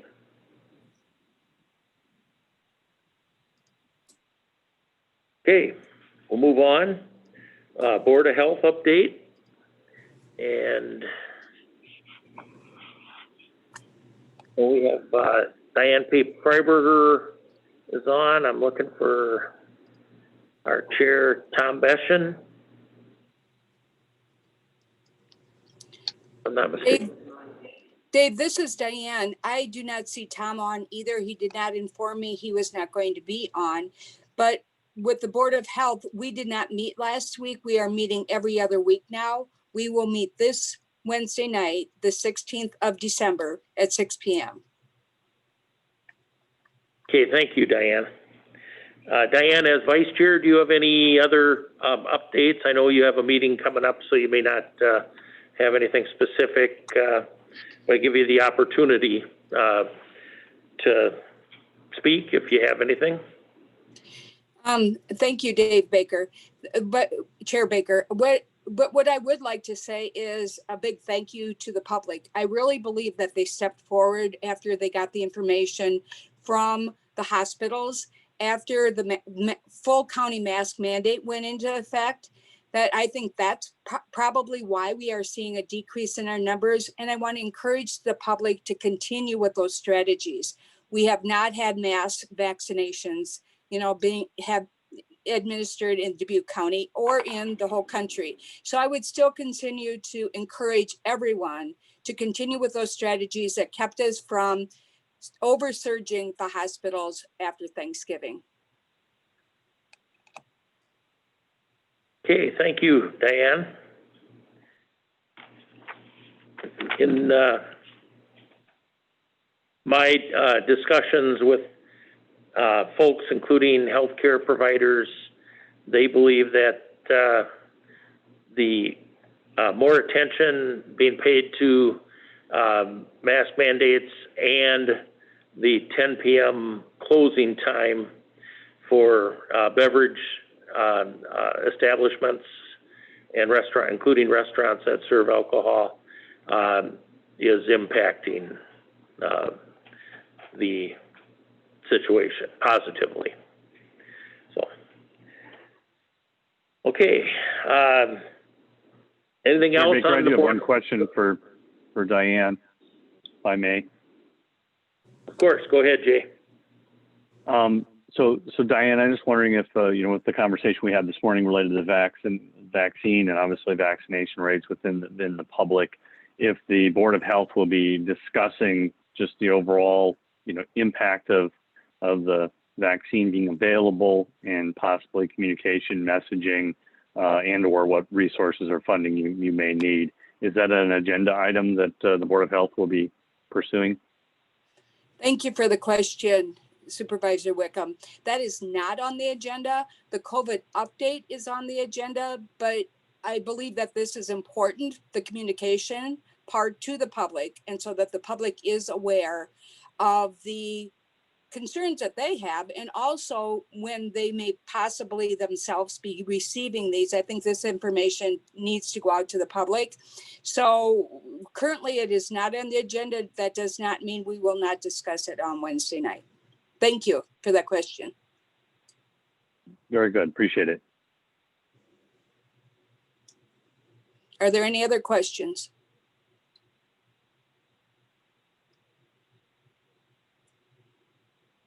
Okay. Thank you, Diane. Next up on the agenda, update from Dubuque County municipalities. I see we have Mayor Gassman from Epworth on. Let's see if we have any others. I don't know if there's any reports.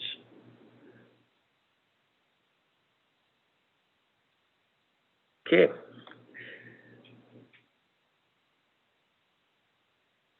All right, hearing none, we will move then to our next item on our agenda. Unless somebody needs a break, we have a work session scheduled with the Cheek representatives to discuss groundwater contamination. That was scheduled for 11:30 a.m. 10-minute recess.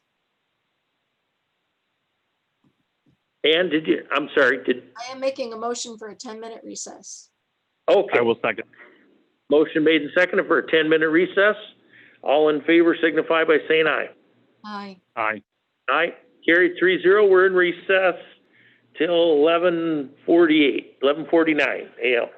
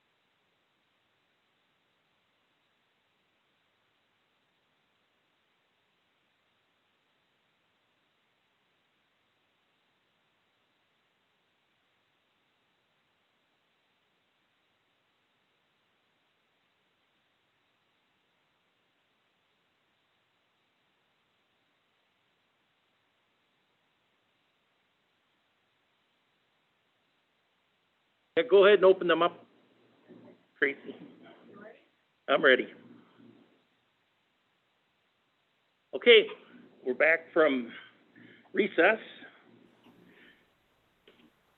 We have our work session with our CHEEC, acronym CHEEC representatives to discuss groundwater contamination.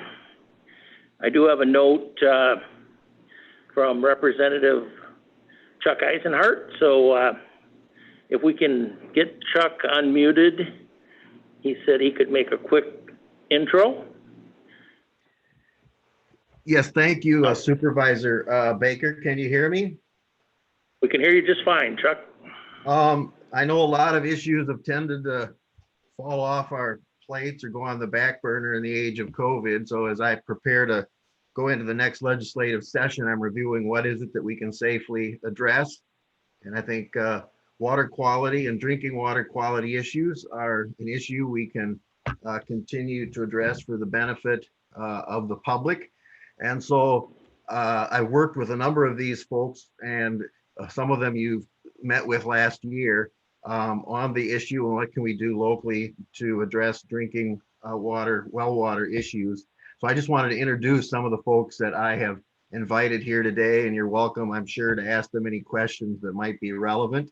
Mark Borchardt is a research microbiologist with the USDA Agricultural Research Service. And he, along with Linda Schweikert, administrator of the Grant County Conservation, Sanitation, and Zoning Department, have been or were and are very involved in the Southwest Wisconsin groundwater studies that you may have been reading about, and that are prompted some of the interest in this issue in northeast Iowa. We also have Bob Libra from the Iowa Groundwater Association Board of Directors, and he's the former state geologist for Iowa. And your initial presenter this morning, who you've met before, Darren Thompson, Associate Director for the Center for Health Effects of Environmental Contamination, has updated his research proposal for doing some well water, groundwater study in northeast Iowa. And he's here to present that information to you today. So thank you for entertaining this issue on your agenda. Of course, thank you, Chuck. Always good to hear from you. All right, so we have, I guess I'll ask Supervisors Wickham, McDonough if they have any initial comments. Otherwise, we'll turn it over to Darren and ask him to take off with the presentation. I'm comfortable with that. Welcome, everyone. Yes, please proceed.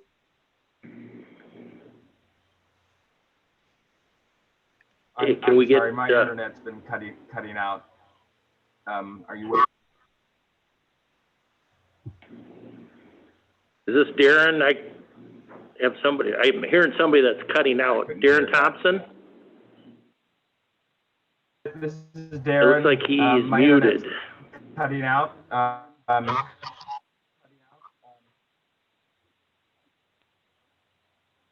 Hello, can you hear me now?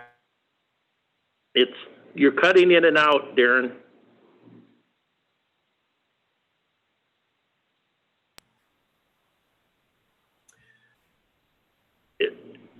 If apparently we don't have a good connection with Darren, one of the other team members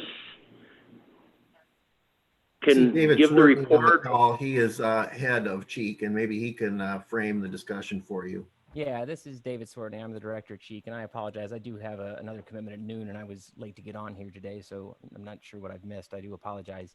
I can briefly summarize what CHEEC is able to do or interested in doing. We presented in front of you all a while ago on sort of our intent to try to do more, continue the work we've done in Northeast Iowa on well water quality. We have basically outlined in what Darren would present if he could, a plan that over the next year we'll be relying on publicly available data in the private well tracking system to do an analysis and try to prioritize where We should be trying to sample based off of known vulnerabilities with respect to nitrate and bacteria primarily. And then we have the plan to conduct sampling in coordination with the Grants to Counties program to do quality analysis and expand what we're looking for with partners through here at the University of Iowa to look at some microbial source tracking and issues like antibiotic resistance that might be prevalent in the drinking water wells in 4 counties in Northeast Iowa. So I think Darren switched over on his sourcing. I don't know if he's able to do the more complete presentation now, if he'd like to. Darren? Yeah, can you hear me? Sorry, my internet connection, it was fine until the meeting started and then it started cutting out every 10, 15 seconds. Much better. So if you can go to the next slide. Yep. So I think Dave gave a brief presentation on who Cheek is. So essentially, we were established at University of Iowa in 1987 under the Groundwater Protection Act. We work with partners from across University of Iowa, as well as with partners at the state and at ISU and Northern Iowa. Next slide.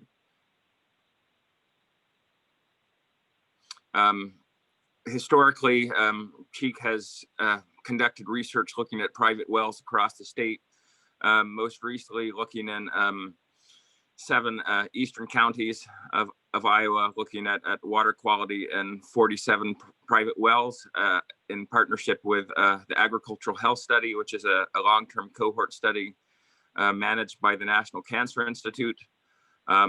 Last year, we had previously met with the Board of Supervisors to discuss options for conducting research in further counties in Northeast Iowa.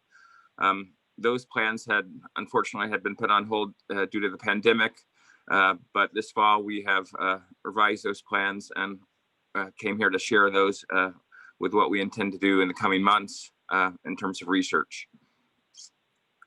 Next slide, please. So starting in the new year, we're looking to conduct research in 4 counties. So Alameda, Clayton, Delaware, and Dubuque, partnering with the Iowa Geological Survey, State Hygienic Lab, and then researchers here at University of Iowa from the College of Engineering and College of Public Health. And in addition to that, we hope to coordinate with county sanitarians in terms of identifying sampling sites and sample collection. So funding for this study is we're going to try to leverage as much as possible existing resources through the Grants to County funds. So Grants to County program typically offers support for nitrate, total coliform, E. coli, and arsenic testing. Within the past year, they have expanded that to an extent. So we're hoping to, at a minimum, test for those potential contaminants.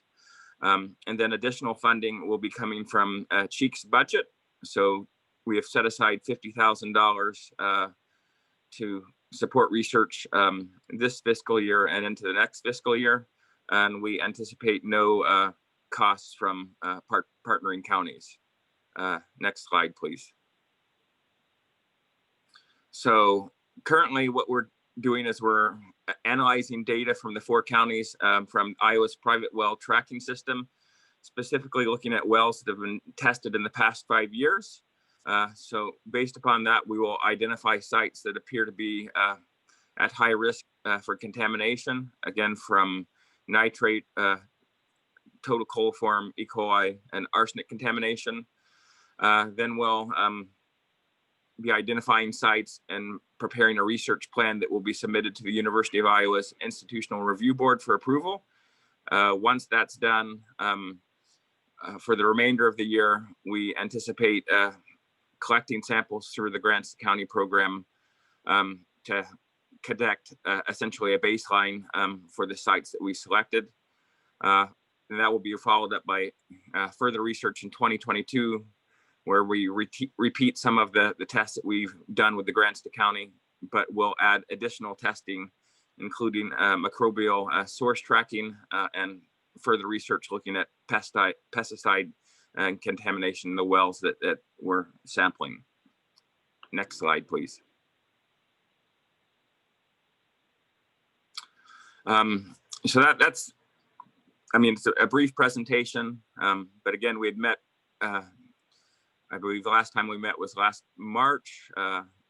We had provided a presentation, and this is just to kind of follow up, let you know that those plans are still in action despite the delay, and we're hoping to begin research in March. Any questions?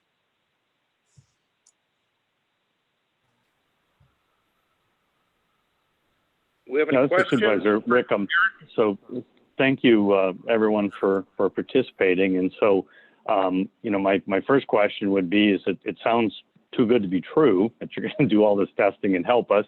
What can we do for you? What resources does Dubuque County need to allocate to get further well testing in our county, in our area? I think the main thing, we're going to want to work with the local sanitarian. Once we identify sites, we'll share that information to get feedback, specifically given kind of their familiarity with the area. And then we'll decide on kind of a sampling plan. Typically in past studies, sanitarians would conduct or collect many of the samples. In this case, there are options for potentially having University of Iowa students help with some of the collection, but that's something that we'll need to work out with the sanitarian on kind of a case-by-case basis, especially considering each county is different and the demands on those sanitarians may also be different. So I think initially it just kind of a willingness to work with us and help us to identify the right sites and where possible, help us collect samples. Very good. And I think our sanatorium is Colin Dolphin, I believe. So he's the person that's has been hired to do some testing for Dubuque County. During the pandemic, I think he's been you know, less focused on that. I don't want to put too many words in his mouth, but we at least have one resource. So I appreciate that request. My other request would be, I'd be curious to what Linda has to say related to Grant County. We have another local government official on the line, and what she's experienced in their testing and things we could learn in Dubuque County from Grant County.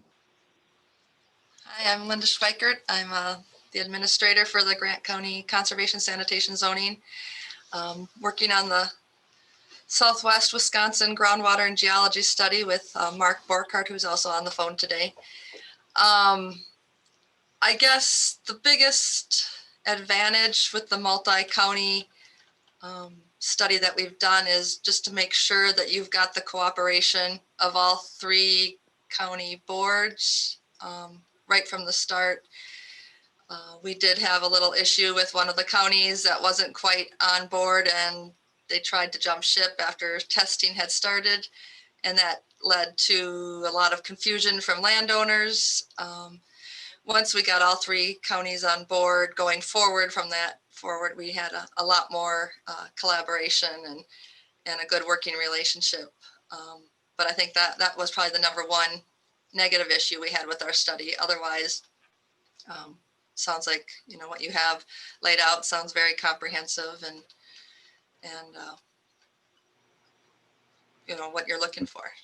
Any other questions, or did that answer your question? I have a question. I'm not familiar that the county has a sanitarium. I don't know what that is. Could somebody please tell me what it is? And I don't know, you know, if we've designated that person, it's news to me. So could somebody help me understand kind of definition, what the person's supposed to do? It is a person, I'm assuming, if we saying Collins is going to do it. This is Ed Raber. I believe that the sanitarian, it's not a sanatorium. It's the Correct. sanitarian is the, I would, if it's not called that by definition here in Dubuque County, it's your staff in the environmental services division of the health department, which would be Colin Dolphin, reporting back up to the director. Okay, so he was hired last March or April, I think, maybe May. This is Colin. Can you hear me? There he is. Yes, I was hired on October 21st of 2019. Yep. Okay, so do you know what you would be responsible for doing under this hypothetical? As of right now, I guess I just know that when I was hired, I was to be testing water wells in the county, just like the chief folks here are representing. And I have tested 20 of them this year, just due to obviously the pandemic. You can't go into the homes and things like that, and the workload here. But we are available for 100 well testing. 100 well tests in the county for the grants to county, and so to my knowledge right now. Do you have time available to participate in a new initiative? Time available, was that Ann?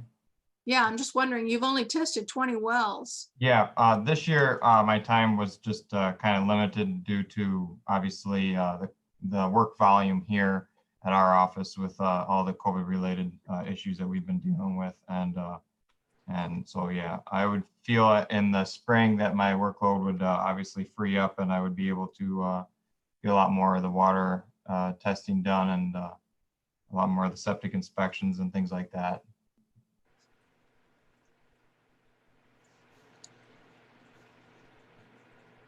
So, Colin, this is Dave Baker. Typically, with the grants to counties grant, we don't utilize the full amount of that grant. Is that correct? Correct, Dave.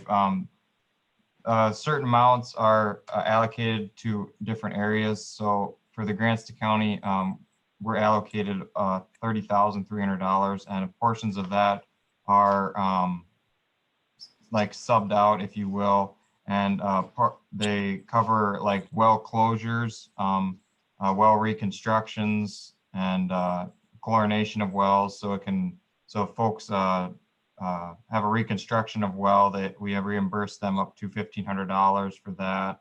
For well closures, they allow up to $500 to do that. And yeah, but that's why I'm trying to do more water testing, so we can use all that money and go back to the state. And then if they see that we use all of the amount of money, then they will allocate more money to us, is my understanding, so I can continue doing more testing. As I recall, when we had our budget sessions early this year, we established a true need in Dubuque County for someone dedicated to doing water sampling and the environmental work as a staff person. And so we actually, Colin's position is a new hire, and he's hired in October because that would be our fiscal year beginning July 1st. But clearly pandemic has run over everyone. And so we recognize it's a shortage in Dubuque County that, the county grants to counties funds have been returned historically because we can't get enough sampling done. So we felt hiring a person would kind of bring us, we begin to see that if we could actually do that ourselves. So, I think that kind of is the timing with Cheek being here, I think last winter, to talk to us.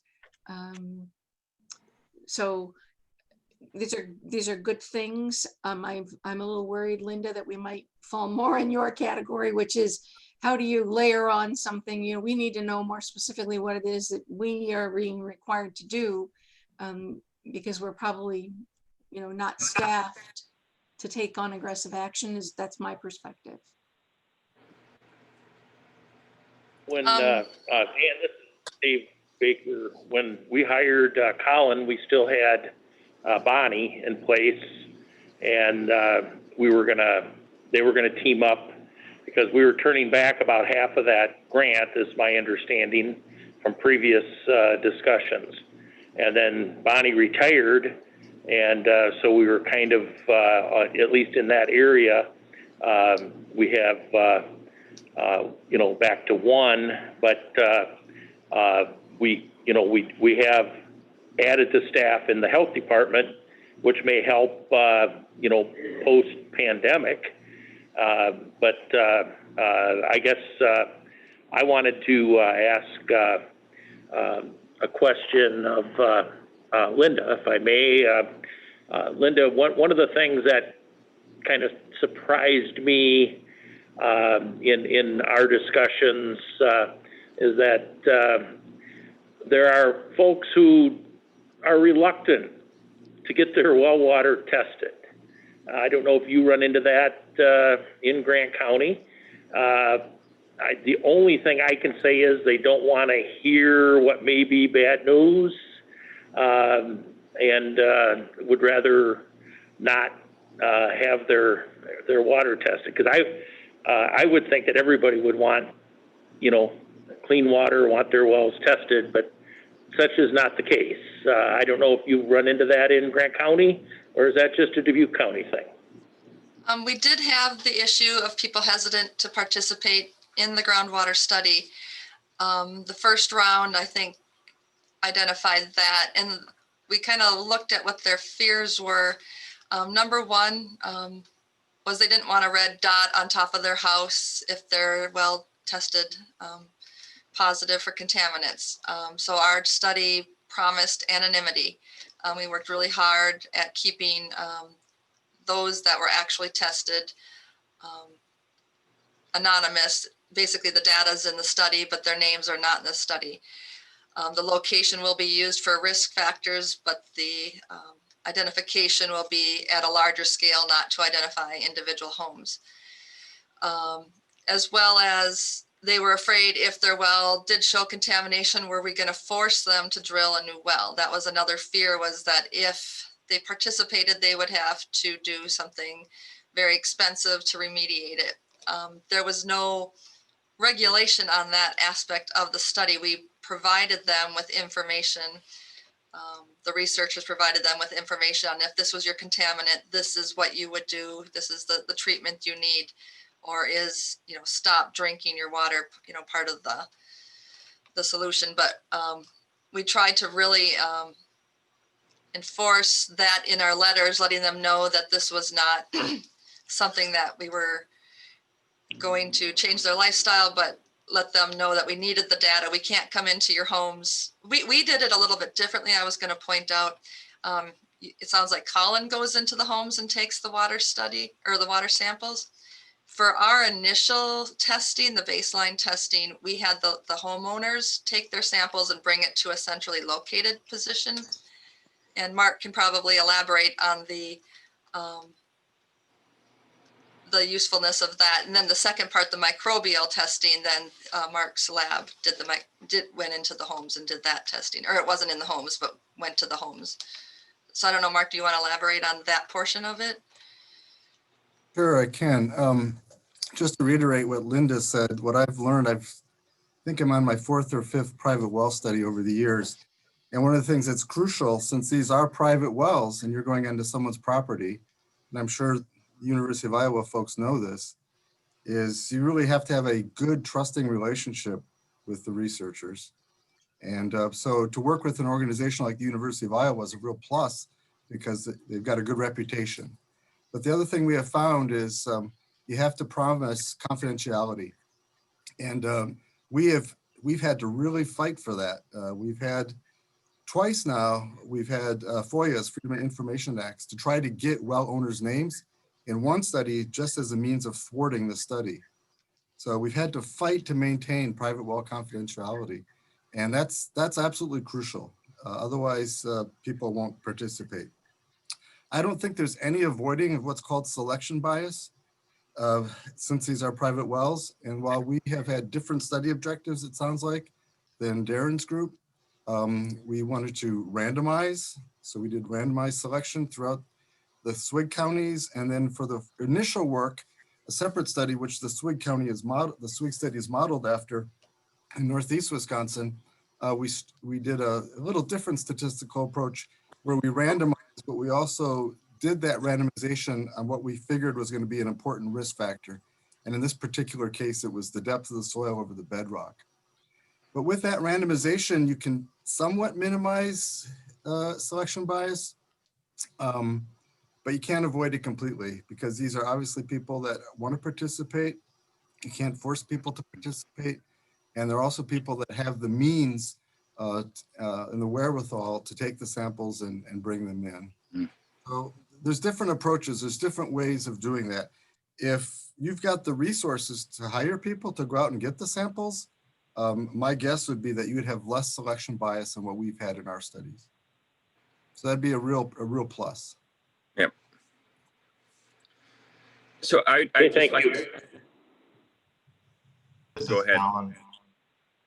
This is Colin. Can I just say something regarding Linda's comment? For our grants to county program, we are required to go out to the homes. The individuals are not allowed to bring it in. I guess it's part of the grant or somewhere in there is what I was told from IDPH's folks that gave us the grant. So that's why we have to go out and do them. So.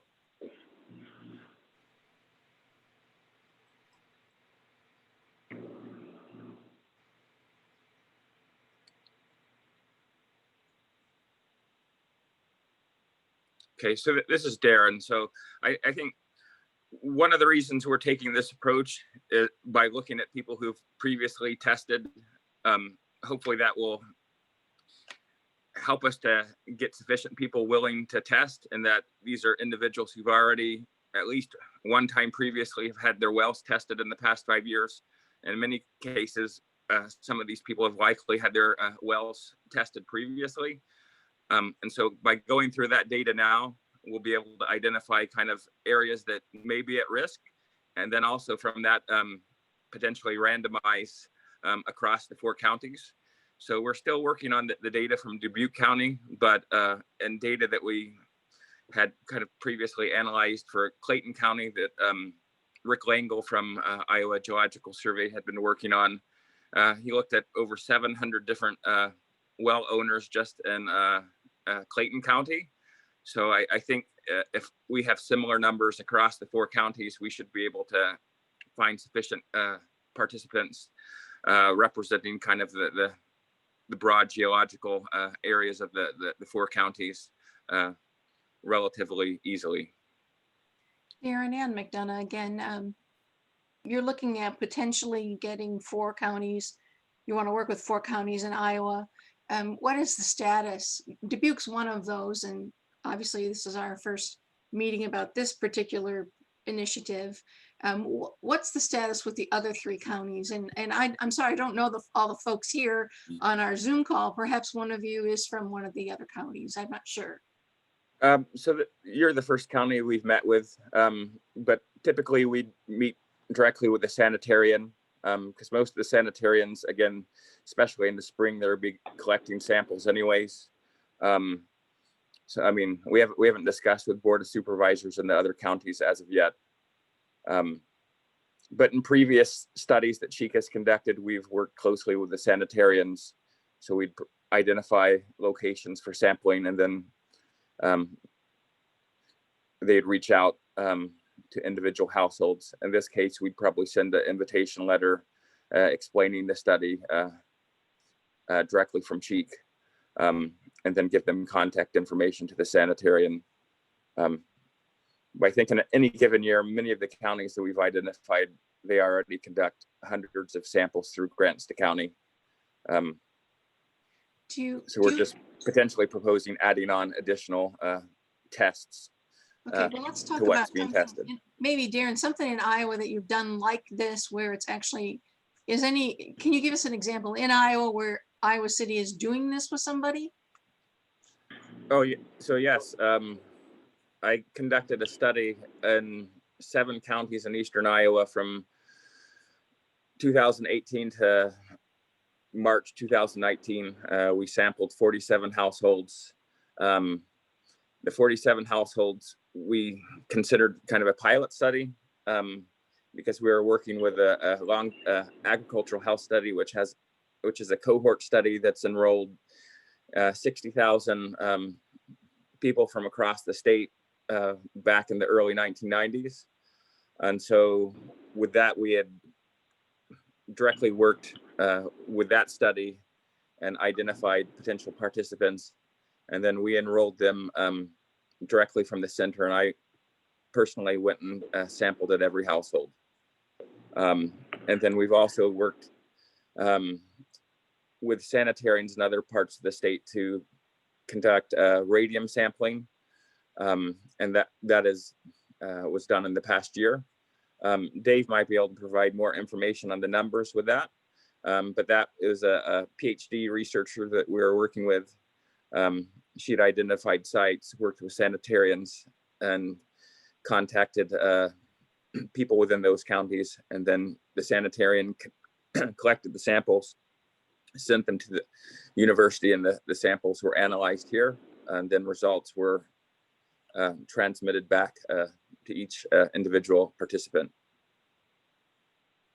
Supervisor McDonough, Chuck Eisenhardt, I can add that last year we had an initial meeting on this. Clayton County was represented by their sanitarian, Patty Ruff, who happens to be a former state representative. And she said she has an interest in working with her board to bring them on board. And also the Public Health Department of Alameda County was represented at that meeting. So this is won't be a foreign concept to those other counties. And Bob Libra from the Iowa Groundwater Association, who's on the call, also has relationships with many stakeholders in Northeast Iowa. And I'm sure they can help build public support to make this a broader effort. And this is Dave Swertney. I'll just chime in that at Cheek, we have a long history of working with the State Hygienics Lab. And as Darren was saying, sanitarians from across the state. I think that radium study that's ongoing is a good example where we are working with 10 counties from all the way, from across the state, from far west to northeast. Usually when we supply the funding and the can assist with the person power, we get a lot of buy-in from counties that are willing to work with us to do the analysis. So while we haven't necessarily laid all the groundwork for this one and have just primarily engaged in these types of meetings with Dubuque officials, we're fairly confident we'll be able to get the buy-in for it because most of this stuff will get done at little to no cost to the participating counties. And we'll take advantage of leveraging grants to counties funds whenever we can, but where necessary, we're happy to sort of help step in and even supply through students some of the labor to help get some of this work done. Do you have a written proposal for us? Darren, go ahead. We had presented a concept of ideas last winter. But other than the slides that we shared today, given that we're funding that similar to the work prior research we've done, we haven't prepared a formal proposal for you.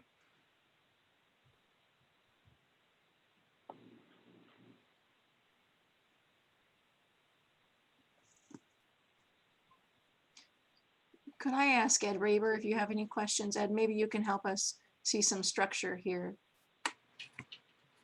Hi, this is Ed Raber, and I work for the supervisors. So another question I might have, so we do some routine well testing, and we're trying to get that geared back up again. That's what a big initiative of the supervisors and the health department. Is the sort of testing that you do, is there any difference between that and what our county might be regularly doing? Do you do anything that's more intensive or broad in scope, or any other sort of analysis that's different than what we do? And yeah, back to the 4 counties, if I don't know what your time frame is, but these are 4 counties that we can all identify on the map pretty easily, but we don't necessarily work really closely with them. So there may be some of them that we don't have a lot of relationships with, that if we were going to embark on something, just listening to what colleague over across the river there in Grant County, Linda, had pointed out, if we're going to do this together, is that important? Will you move ahead if 3 of those 4 counties do it, or if just one of them said that? And does that change the study that you're doing? Help us understand that a little bit. Yeah, I don't think the relationship between counties would have any bearing on the research that we're doing.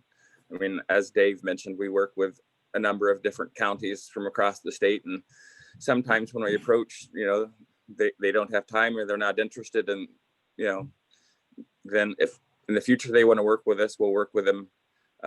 If not all of the county sanitarians in these 4 locations are capable, then we'll work with those who are able to work with us. In terms of the analysis that we'll be conducting, I think initially the nitrate analysis, arsenic analysis, that's typically something that, I mean, I'm not familiar with the capacity of labs you may be using, but it's what the State Hygienic Lab does on a given year. What we're proposing for the follow-up, microbial source tracking and broad spectrum pesticide analysis, I don't think that those are things that are typically done in most labs. It's fairly specialized. So for instance, with the study that I had done in eastern Iowa, we had tested for over 300 different contaminants, and we partnered with U.S. Geological Survey. And I think on a household basis, it would have been like $3,000 to $5,000 to do kind of that suite. I mean, that's not something that I think SHL would typically do. In addition, some of the methods for this, we're hoping to we're establishing on instruments here. So it'd be pretty unique for, I think, researchers in Iowa for what we're looking for. So it's not just duplicating what we're doing. It's something. It wouldn't be duplicating. So I mean, the nitrate and arsenic stuff is, again, we know that there's been history of testing for that. We just, at the start of the study, we want to get a good baseline, make sure that we're identifying locations that are especially vulnerable, among others, so that when we go out, we're not sampling, locations where the risk is low. The other question that I might ask is, Supervisor Jay Wickham had a few minutes ago had said, how can we help you? On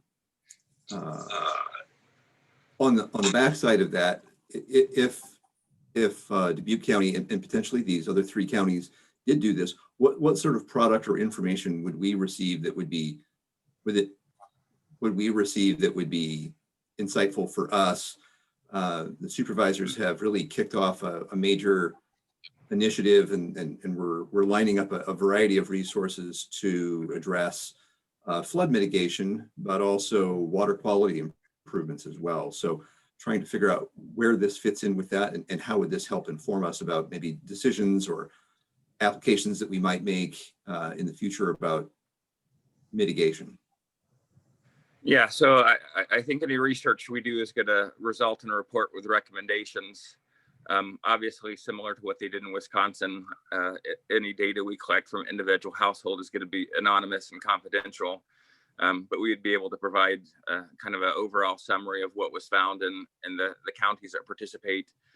In addition, we'd be analyzing based upon geological features and other characteristics from surveys that questions that we'd ask the households, looking at well depth, history of well, things like that I think could help inform future policy in terms of better identifying vulnerable wells and people who may need requires better support for accessing safe, high quality drinking water. Darren, can I jump in? Yeah, go ahead. Sure. My name's Rick Langel. I work with the Iowa Geologic Survey. And so earlier this year, I just did a small pilot study up in Clay County wells. And some of the stuff that we found that might be useful, was very useful for Clayton County, was we have a very strong correlation that once a well gets older than 50 years, there's a significant probability that that well is now going to serve unsafe water. So it was great for their sanitarian to know, she can look at maps, she can kind of figure out based on the assessor data, well, what properties are going to have wells that are older 50 years. She can kind of go out and target those wells to get those people tested, see what their water is doing. If it's unsafe, she can help them get it back to safe levels. So there's a lot of little tangents that can be provided. Thank you, Rick. And Ed, apropos to your question, Representative Eisenhart, to the extent that we may be able to show common issues in Wisconsin and Iowa that are maybe due to common attributes in the driftless area, we could possibly in the future join up with those Wisconsin entities and seek federal help, because it's a multi-state impact, to address or to implement any recommendations that we may discover are necessary. And not making any promises for the feds, but I think it would open the door to that potentially. Lastly, I might ask, again, back to the 4 counties that you've targeted, what format would you envision Dubuque County agreeing to be a part of this or assist you with this? Is that something, because my understanding from this is that you're going to be looking to potentially access some of the grants to county resources that come to Dubuque County that we may not be utilizing. I don't think we're necessarily interested in directly accessing the funds, but more by identifying sites that, based upon the data analysis, working with the sanitarian to say these are locations within your county that we'd like to sample. Here's a letter we're going to send out to them asking them to participate in the grants to county study again, and then list analytes that we'd like to have paid for by the grants to county. And then either the sanitarian can collect the samples or we could collect the samples, and then the samples would be analyzed at the state hygienic lab. So no funds from grants to county would come to Cheek directly, but we'd use that to pay for the analysis as is typically done. I see. Yep. And then the funds that Cheek has set aside would go for analysis and research beyond what could typically be covered.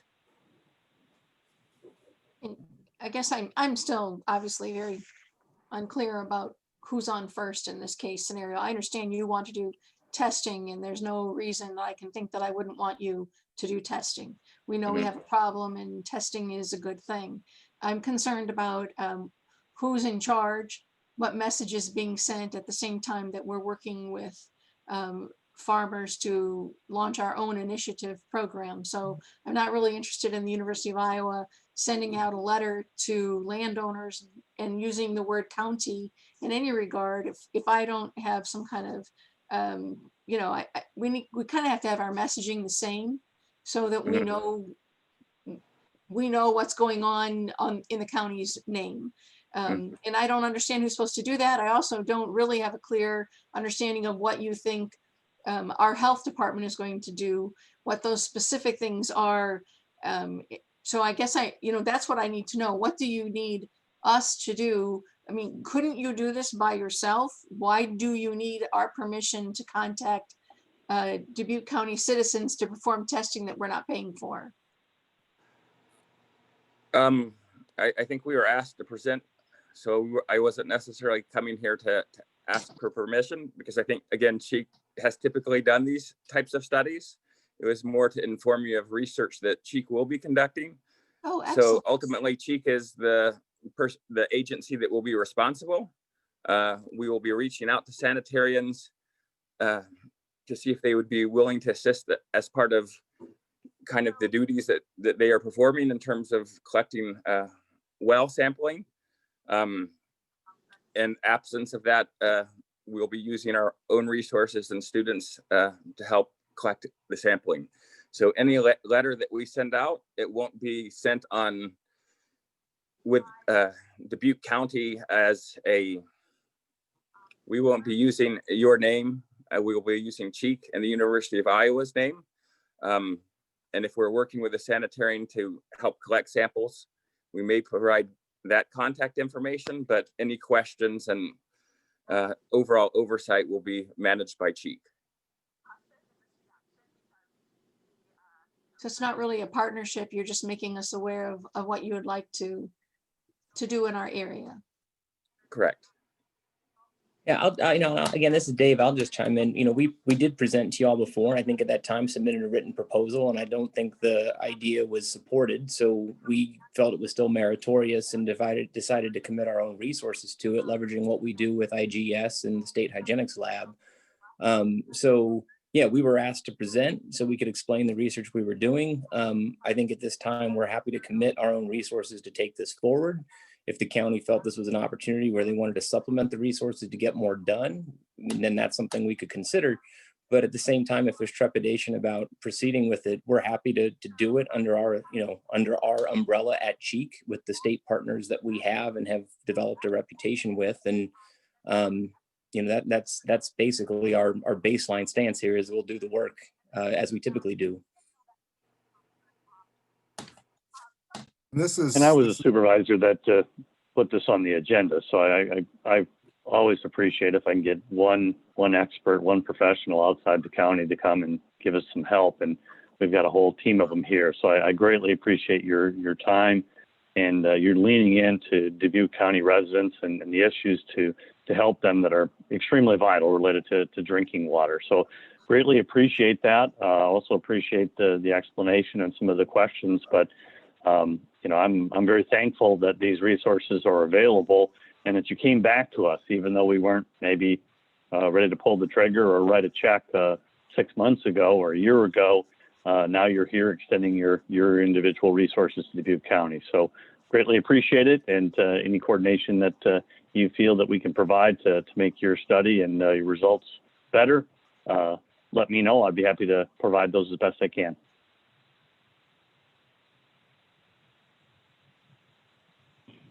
Okay, do we have any other questions for the representatives from Cheek? All right, well, thank you, and we will, I'm sure, be having additional discussions about this. So thank you very much. Happy holidays. Be safe, everyone.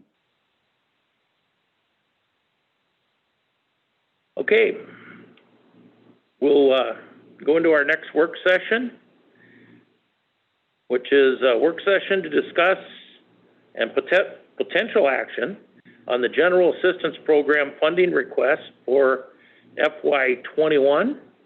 And I know we have Josh Jasper from Resources Unite and Stella Rendy, our Dubuque County Budget Director,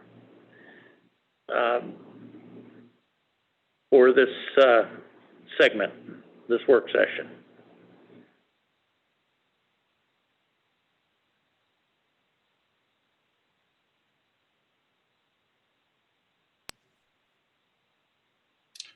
Good afternoon, everybody. This is Josh at Resources Unite. Hi, Josh. I'm not sure, Stella, if you wanted to kick off, and then I can add in whatever you like. Go ahead, Josh. Okay. And so in short, what you'll find is the two different reports that we sent, be that year to date and this past quarter. And thankfully, since we've last chatted, everything has been reconciled, be that with all things general assistance funds and COVID funds.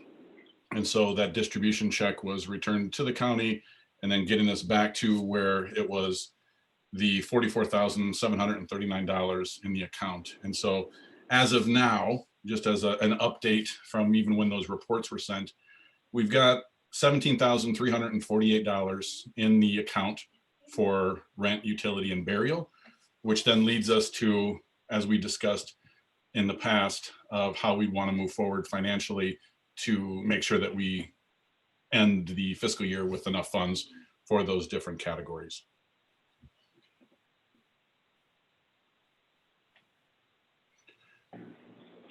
And so I guess I'll just add what I included in the email to Dawn and Stella was a projection of $130,000 based on an average over the course of the last 3 months of expenses in those three categories, while being mindful of a couple of trends that one that we know for sure that there historically is always an uptick in the spring due to utility assistance, but then also what we see trending specifically with people impacted by COVID-19 in the categories of rent and utilities, especially. We saw a significant spike, as you can see in the last few months, in burial. That seems to not be as much, but what we're learning, many things in COVID-19, is that we need to brace ourselves, I think, for the end of the fiscal year, that there are going to be even more people that are struggling in the end of the year, in the spring, when some of those moratorium, specifically the utility moratorium, is lifted. A lot of folks that we have been meeting with and working with over the last, 3 to 6 months have been very confused about even what a moratorium means. And so some people opting out to not pay rent or utilities, and to forecast there's going to be a lot of folks struggling in the spring.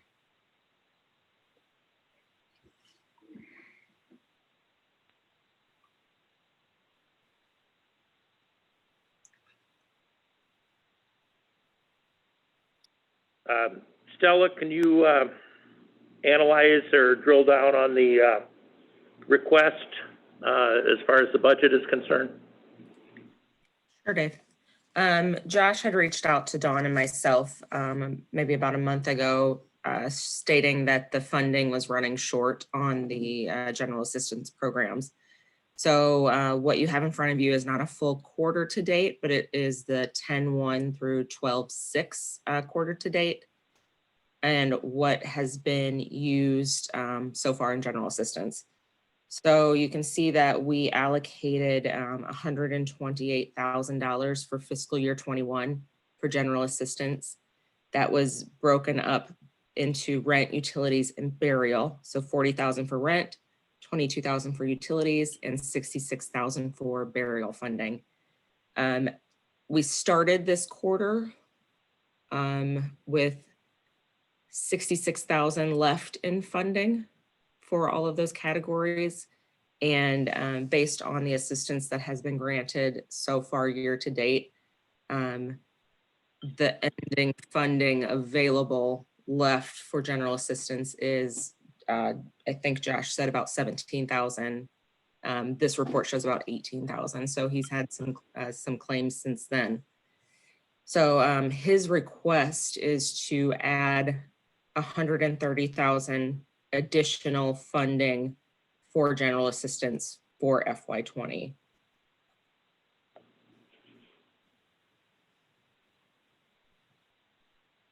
Okay, Stella, this the amounts that we set for FY21 were done pre-COVID, is that correct? That is correct. Okay. We increased it slightly over FY20. I would say maybe about $20,000 off the top of my head. But that was done all prior to COVID. Right. We also increased it for additional staff. You don't have those numbers in front of you, Stella? I'm not sure what you mean for additional staff.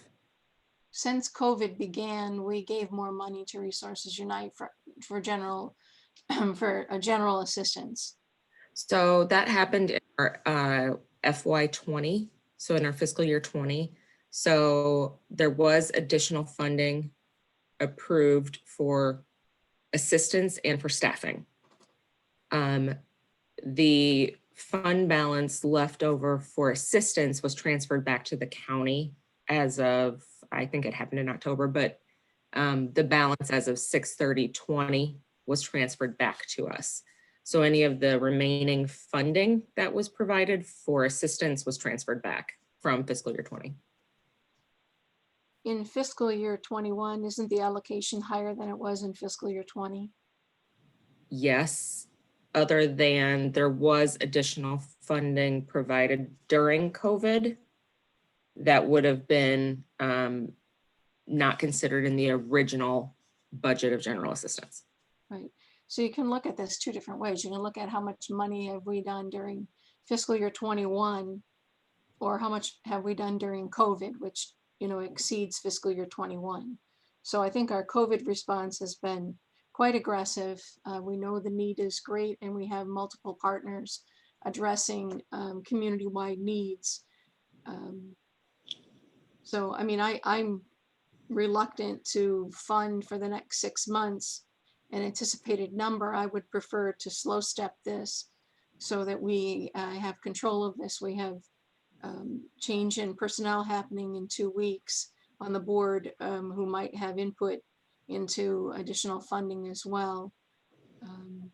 So we have, I think, given during the COVID time, robust $400,000 to the COVID United Relief Fund through the Community Foundation that has also been addressing some of these needs. There have been a significant number of resources community-wide available to individuals to help with utilities, with rent, and with food. And I applaud Resources Unite for all of the work that they are doing, but we always intended that general assistance would be in the background and last resort. And I'm not hearing from our other community partners that the county needs to do this at this time, frankly. I think making perhaps a very modest increase to get us to a point where we can have broader discussion about general assistance. In my understanding is in previous years, we have let the fund balances go to near zero. Certainly it's been later in the year than December, but I'm not sure that this is the way to proceed. Certainly I don't favor $130,000 to general assistance today.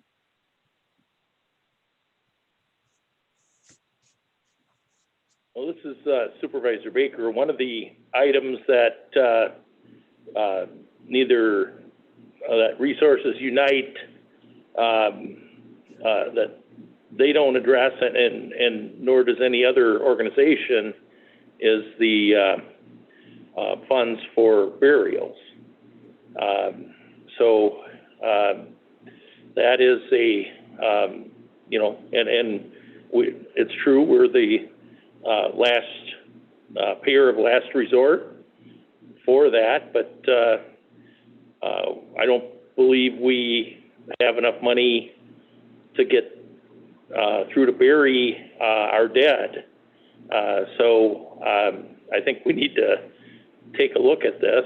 And I also, when we, we asked Resources Unite, now this, to provide wraparound services and referrals to make sure that Dubuque County was the payer of last resort.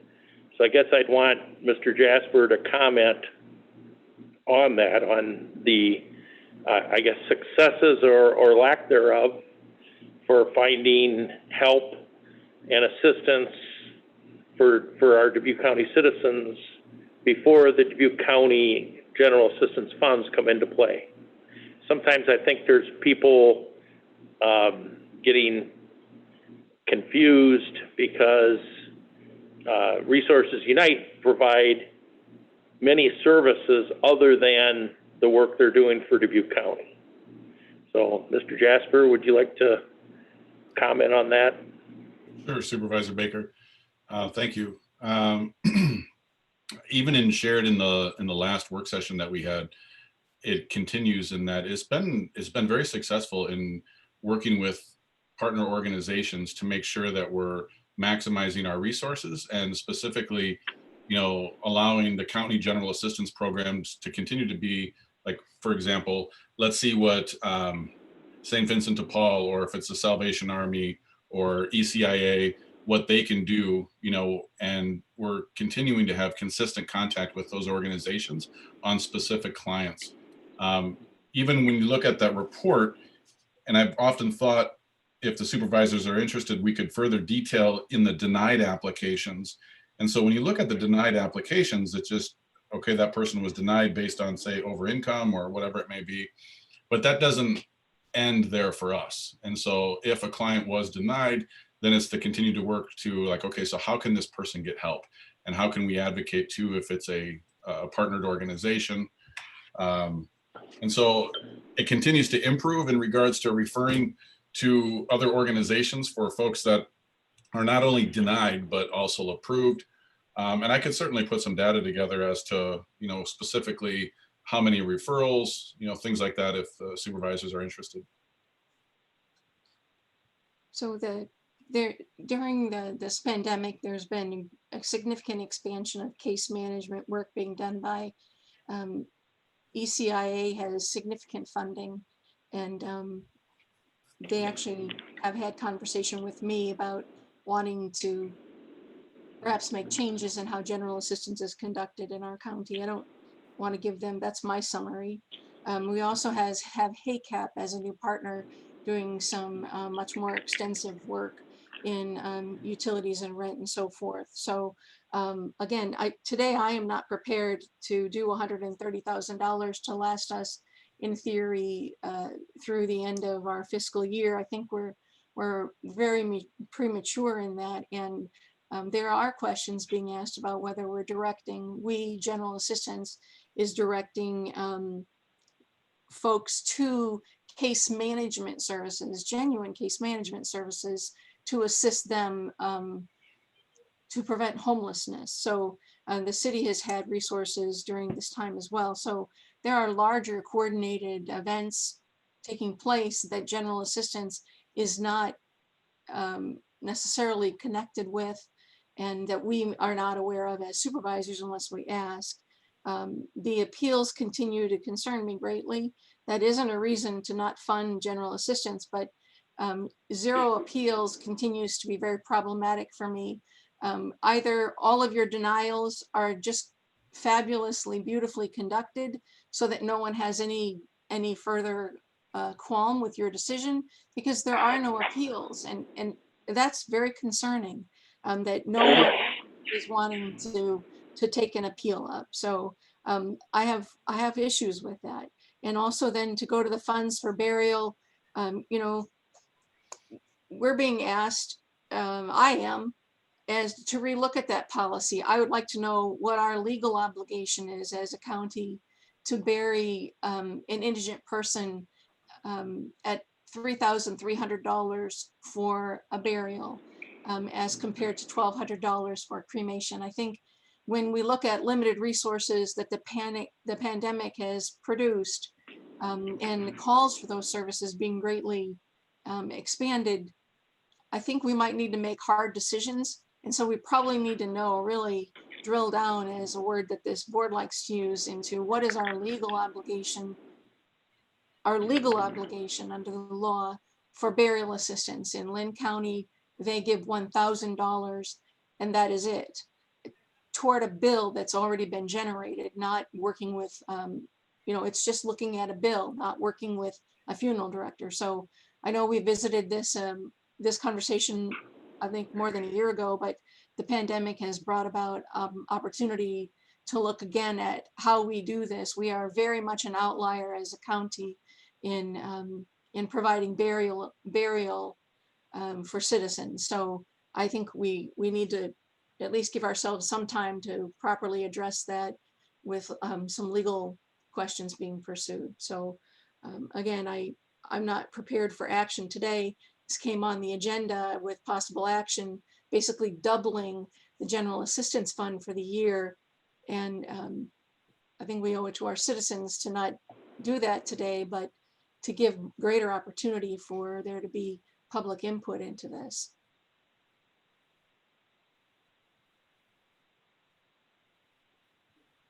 This is Supervisor Baker. If you recall, and be less than a year ago, I believe, met with all of the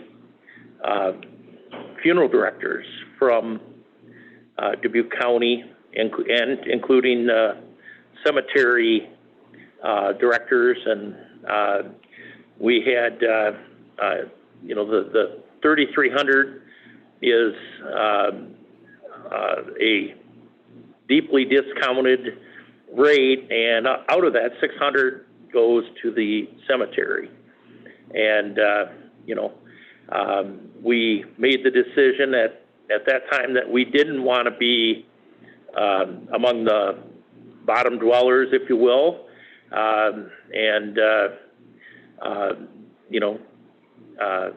We continued with the current program. Now, I won't be on the board after December 31st. If the board goes another direction, I probably won't like that as a citizen, but I won't be a board member anymore. But I think what I found and reported back was that the funeral directors do watch the dollars and make sure that Dubuque County is the dollars are the last in. So I think we have a program that has been working, and I think we continued with our program and decided not to go with a as you said, $1,000 or whatever it was, because we have provided the service for many years through many boards. And I think the explanations that we got from the funeral directors were satisfactory. So I think it's easy to say, we're going to reduce this and come up with an arbitrary number and pat ourselves on the back, but that's not getting the job done. Well, the discussion that we had with funeral directors, I was engaged and involved in that as well, and that all predated the pandemic. So we need to be, responsive to the situation that we all find ourselves in together. And so revisiting that and taking that time to see what our legal obligation is, that is what folks are asking me. If we're overpaying for a funeral by $2,000 per individual whose family chooses the richer service, then we're looking at that money not being available for other things to help people keep their homes, lights on, food on the table. So that is a balance that we are in. And, that we could choose as a board to say, no, just keep that program moving forward. But citizens and directors of nonprofits are asking why. Supervisor Wickham, my general comment, and I think I've mentioned this before, I would rather focus more on the living that have the need than, unfortunately, the people that have passed. And so specifically to that, Josh and maybe other community members can help, paint a better picture of what is that need out there. I mean, certainly you can't turn on the TV without hearing about, this issue of the rent moratorium and the evictions and, potentially foreclosures on homes, those types of things that are, imminent in the next 60, 90 days if relief doesn't come. And so how can we quantify that? And so is it 2 times? Is it 10 times? And maybe not today on this call, but what is that need and what are the increases that are being, thrust upon you, Josh, and your organization, and then the other community providers? And so maybe we could gather Salvation Army, certainly HACAP, other players, ECIA, and have a work session on this to better understand what our response needs to be. It might not be just dollars. It might be just the collaboration and communication, but obviously I wouldn't be fooled that, dollars aren't needed. That would be my strong indication, but I just want to understand the need a little bit better.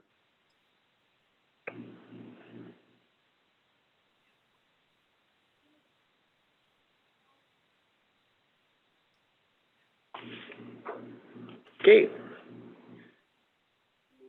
Sounds like we need to set up another meeting with include some stakeholders, I guess, and we can certainly set up another work session. So, can I ask a question, Josh? This question is actually coming. well, regardless, but the question is, what other funds, what other resources or funding sources do you have other than general assistance? Do you have ongoing other resources that you use to fund your operation? That pay for rent and utility and burial for other people, or in general? For your program overall, are you? Sure. So, I mean, I would say it's your traditional answer of a nonprofit. It's through grant writing and fundraising. And so we have other grants, but then also fundraising that helps sustain the organization. Thank you. So I would ask, and I'm not sure if we're about to transition from this meeting, but what would be the contingency plan, knowing that the $17,000 that's remaining in the account could potentially be gone within the next 30 days. And so I just want to be mindful of how we respond to that. If not 130, what is the next step for the budget?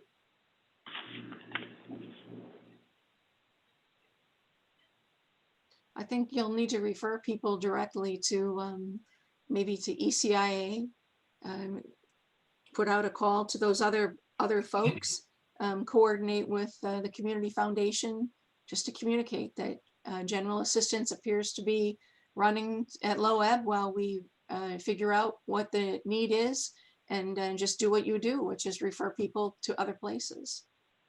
You won't have that checkbook, I guess. Well, and I think that's a statement. You know, my opinion would be a little bit different. I mean, I've requested another work session with other providers to understand what the demand and need is. And so we meet once a week. And so if your 17,000 is going to run out in 30 days, you've got a few meetings to get in front of the board and possibly even the new board. You know, if it's going to run out next week, then you might need the answers Supervisor McDonough just gave you. But, you know, we are still fluid in this process. And while you're not being awarded the funds today, I think there might be the opportunity to have that ask come in future meetings. So, I mean, what is that? When is the funds going to run out? What is your expectation now, Josh? Is it 30 days?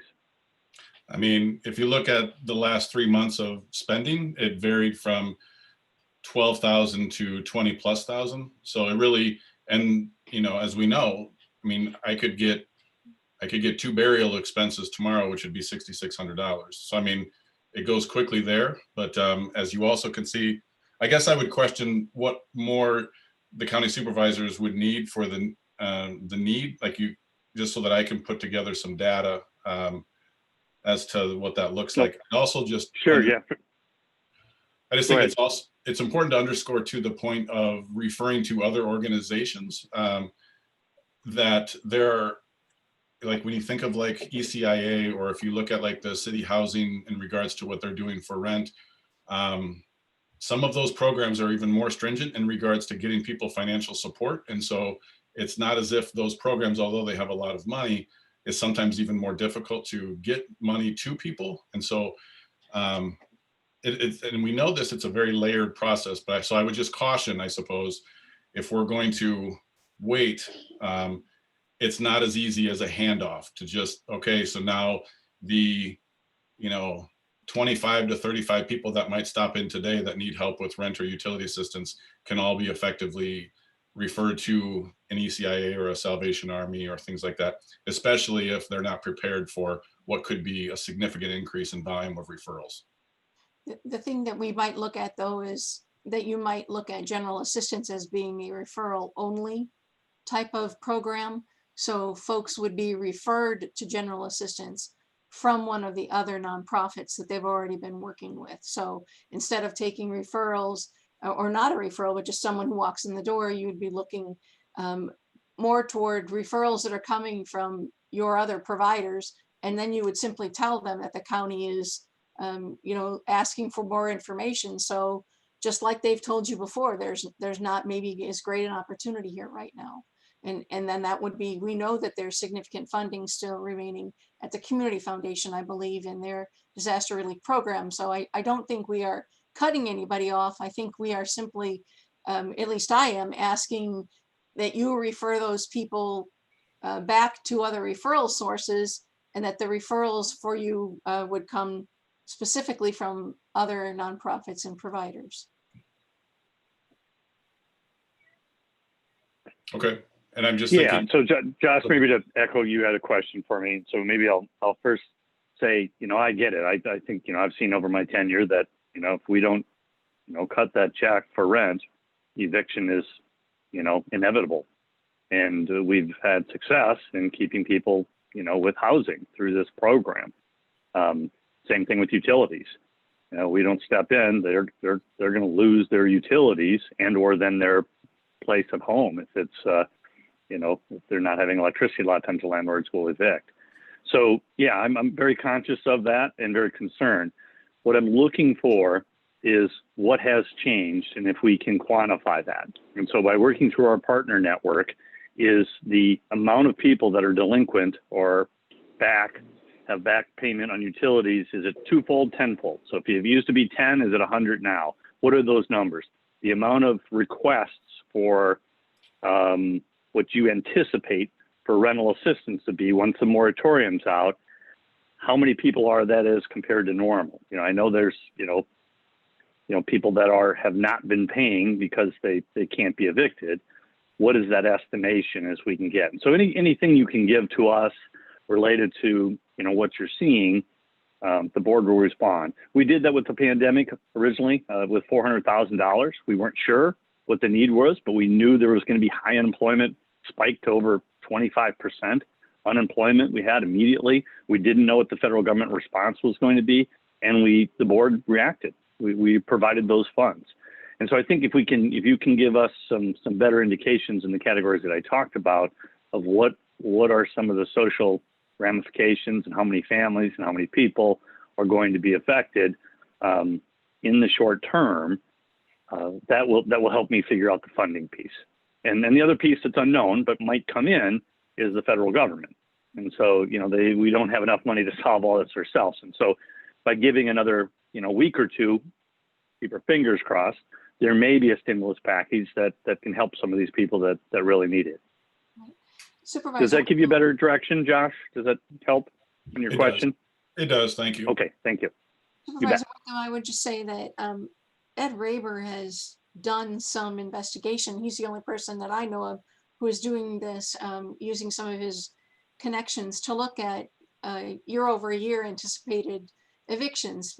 When he was looking at that information, when the state of Iowa's moratorium on FED filings was removed. I think that might have been, I don't remember, the days blur, October 1st, July something.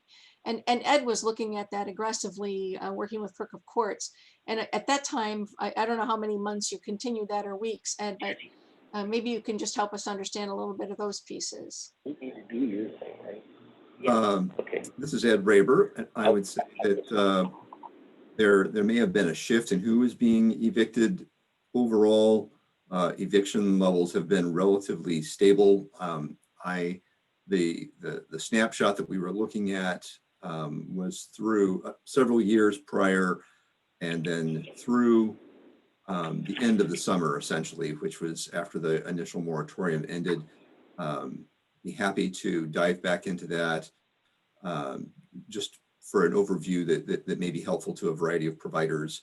I'd be happy to get that information and put it into a format that is ready for us to look at.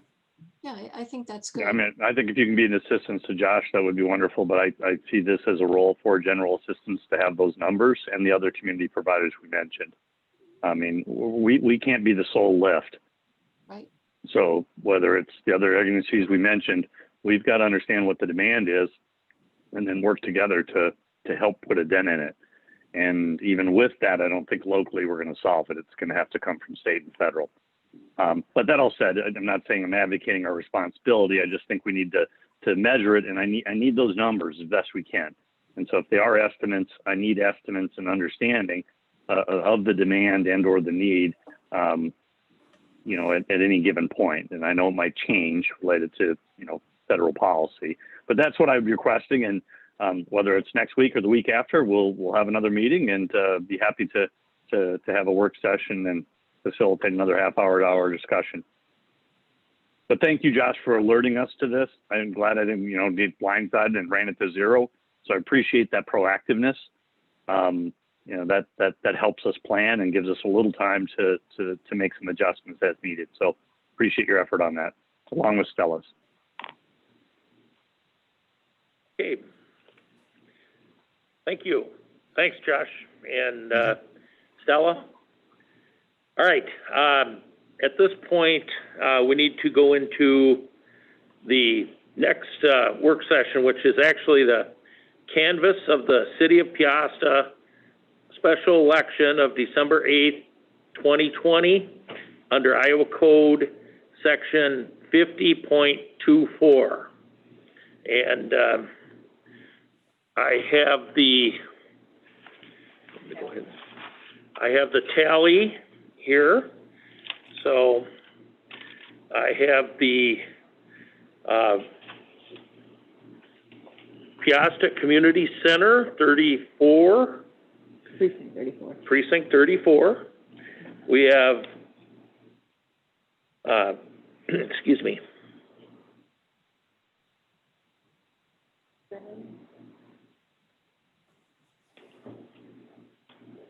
I'm looking for his name. I don't see his name. Oh, I see it. Okay. All right. Michael Ackerman, 45 votes. Write-ins, 0. Undervote, 0. Overvote, 0. And that is it. And you need some signatures. Yeah, you can give it to me later. Okay. All right. And do we need any action, or was that just a read-in? Okay. So, and just for the record, you needed one supervisor in person, which was me, and the other supervisors can sign by virtue of them participating via Zoom. Yes, Jay's supposed to be coming in. Okay. And I'll make sure I get these signed today. Yeah, and then Okay. you can just bring them to me. Okay. I'll sign them and bring them to you. Okay. Thank you. Thank you, Jenny.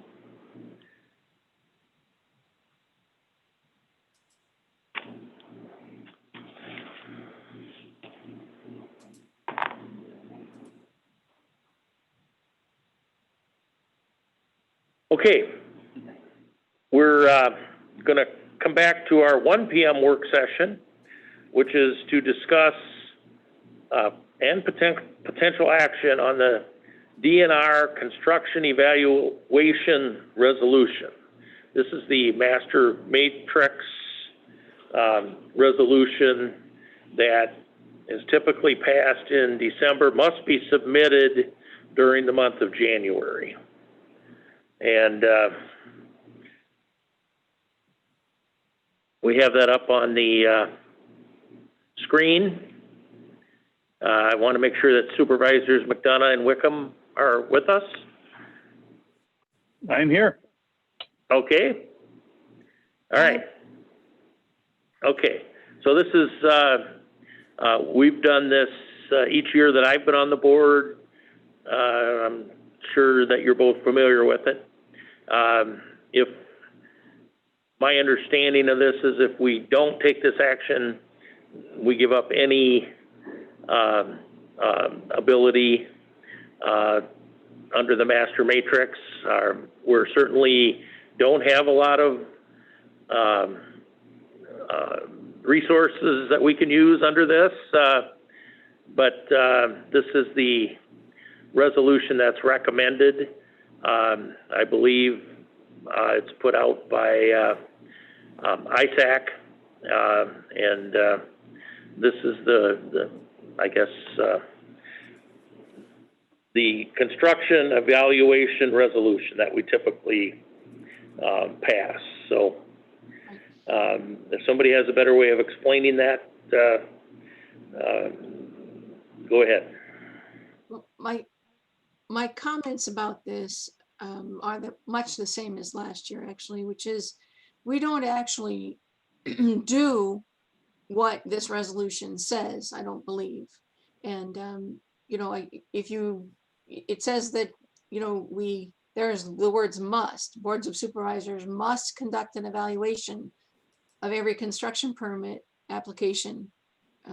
I don't know that we do that. I'm not sure that we evaluate every construction permit application. I've certainly never seen those. We see, you know, we see reviews only of manure management type programs, but we don't, I've never been asked to evaluate anything. I understand some of this is kind of pro form, but it does seem to me that we have to operate at a standard. You know, I guess I would ask you, Supervisor Baker, you know, you've probably been maybe more active in this than certainly than I have. I've talked to other colleagues around the state how they do this, and I don't think we're doing what they're doing. Maybe we've not been asked to evaluate anything. I'm not sure, but I continue to have concern about passing this resolution when it says we're going to do things that we're not doing. Maybe we're not doing them because we haven't been asked to do them. There has been one in 4 years. You know, to say that we're not doing it isn't true. It's just that we haven't been asked to do it. We passed this resolution because if we don't have it submitted in a timely manner, then we can't do this. So that's Supervisor Baker.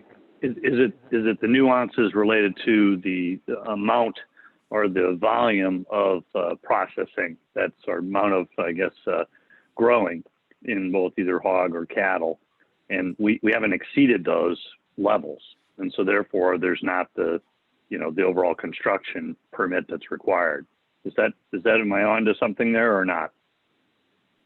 Yes, most of the proposals are strategically under the animal units so that they don't get into the actual matrix. And part of that is because we passed this resolution. So if you want that was my understanding as well. If you want the Wild Wild West, then don't pass this. You know, I won't be here, but if you want Wild Wild West, then don't take action on this. Well, it's not about the Wild Wild West, if I might. I think it's really more of, are we you know, we're going to do this, and you're leaving the board, so maybe this is something we should do with in the new year. But do we have a process for doing this? I guess, how would we know? That's more my question. We are, you know, a relatively new board. Supervisor Wickham, perhaps you have been out doing evaluation of permit applications.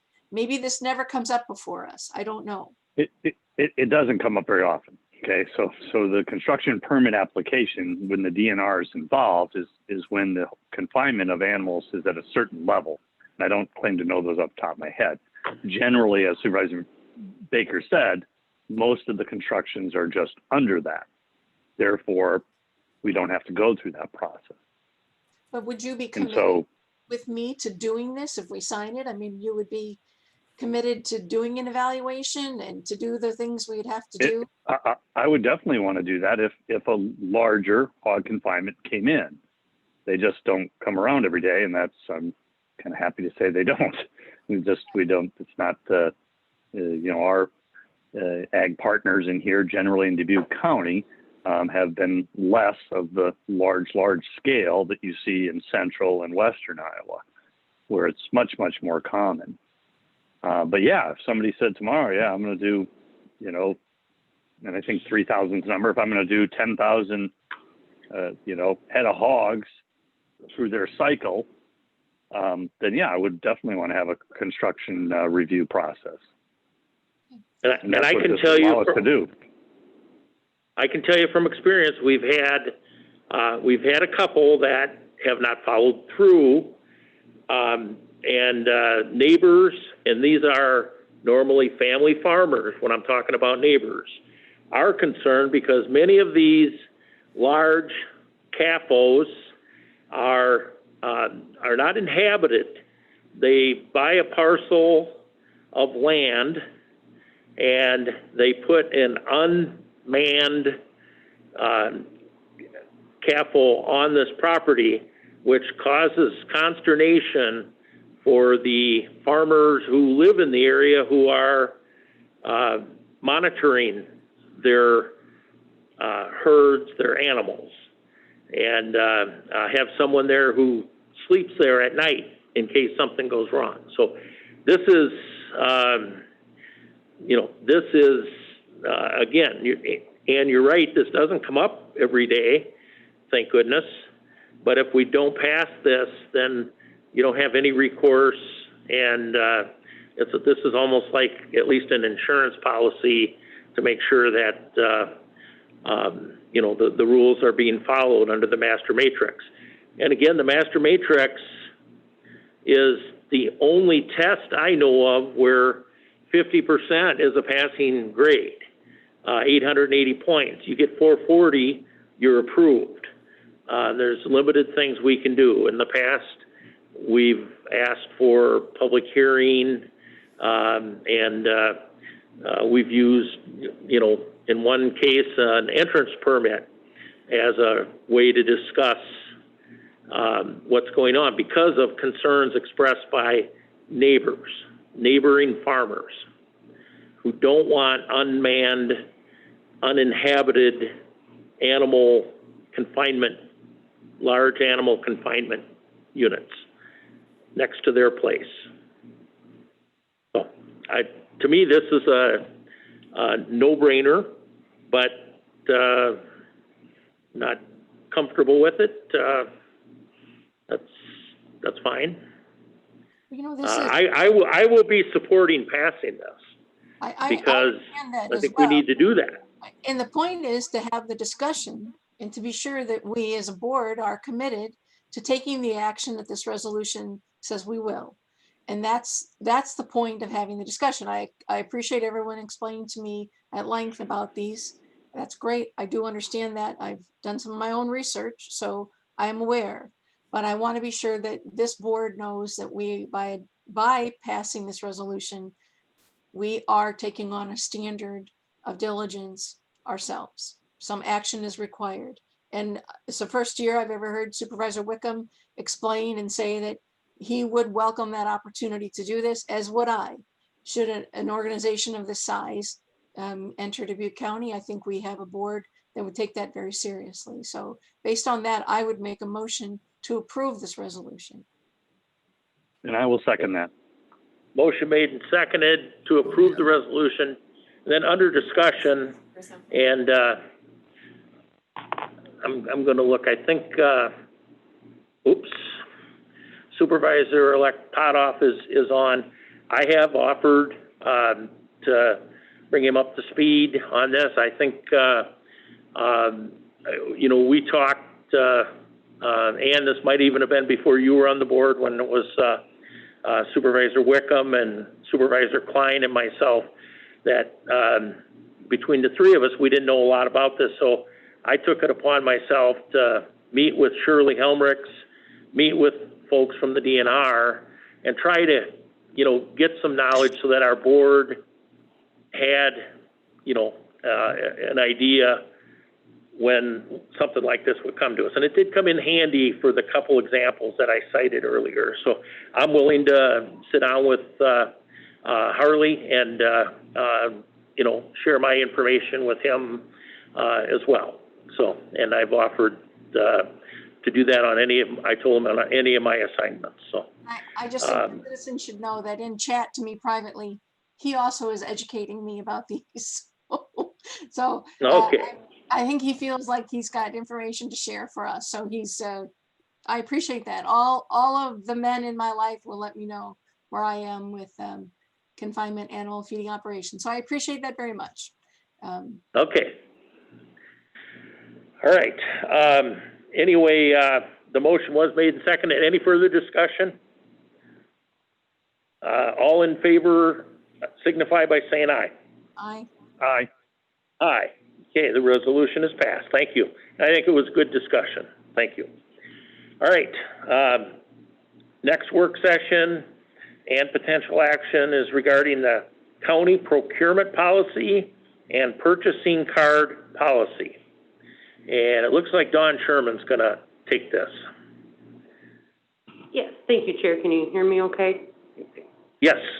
All right, so along with members from the auditor's office, myself and Budget Director Rundy began reviewing these two policies. We wanted to clean them up and get them approved before the retirement of Auditor Dolan, because she was an integral part of these discussions. So we have two for proposal here. I'm going to review the purchasing card one first. That one has some fewer changes on that one. So what we did is we wanted to update the policy to reflect our current practices for this program. So the auditor's office administers this program. And this is, we call it a purchasing card. It's really the credit card. And so we wanted to both put in best practices and what we're currently doing. So just some of the summary of changes on this one is we do have a purchasing card agreement that they would like to have each card holder sign annually. So at the beginning of every calendar year, the auditor's office will send those out for every card holder to sign. I'm going through the responsibilities of the card holder. One of the changes is currently or previously, we do receive rebates based on our card usage. There's a percentage that at the end of the year the county receives back. Previously, we had been allocating those back to the departments based on their use.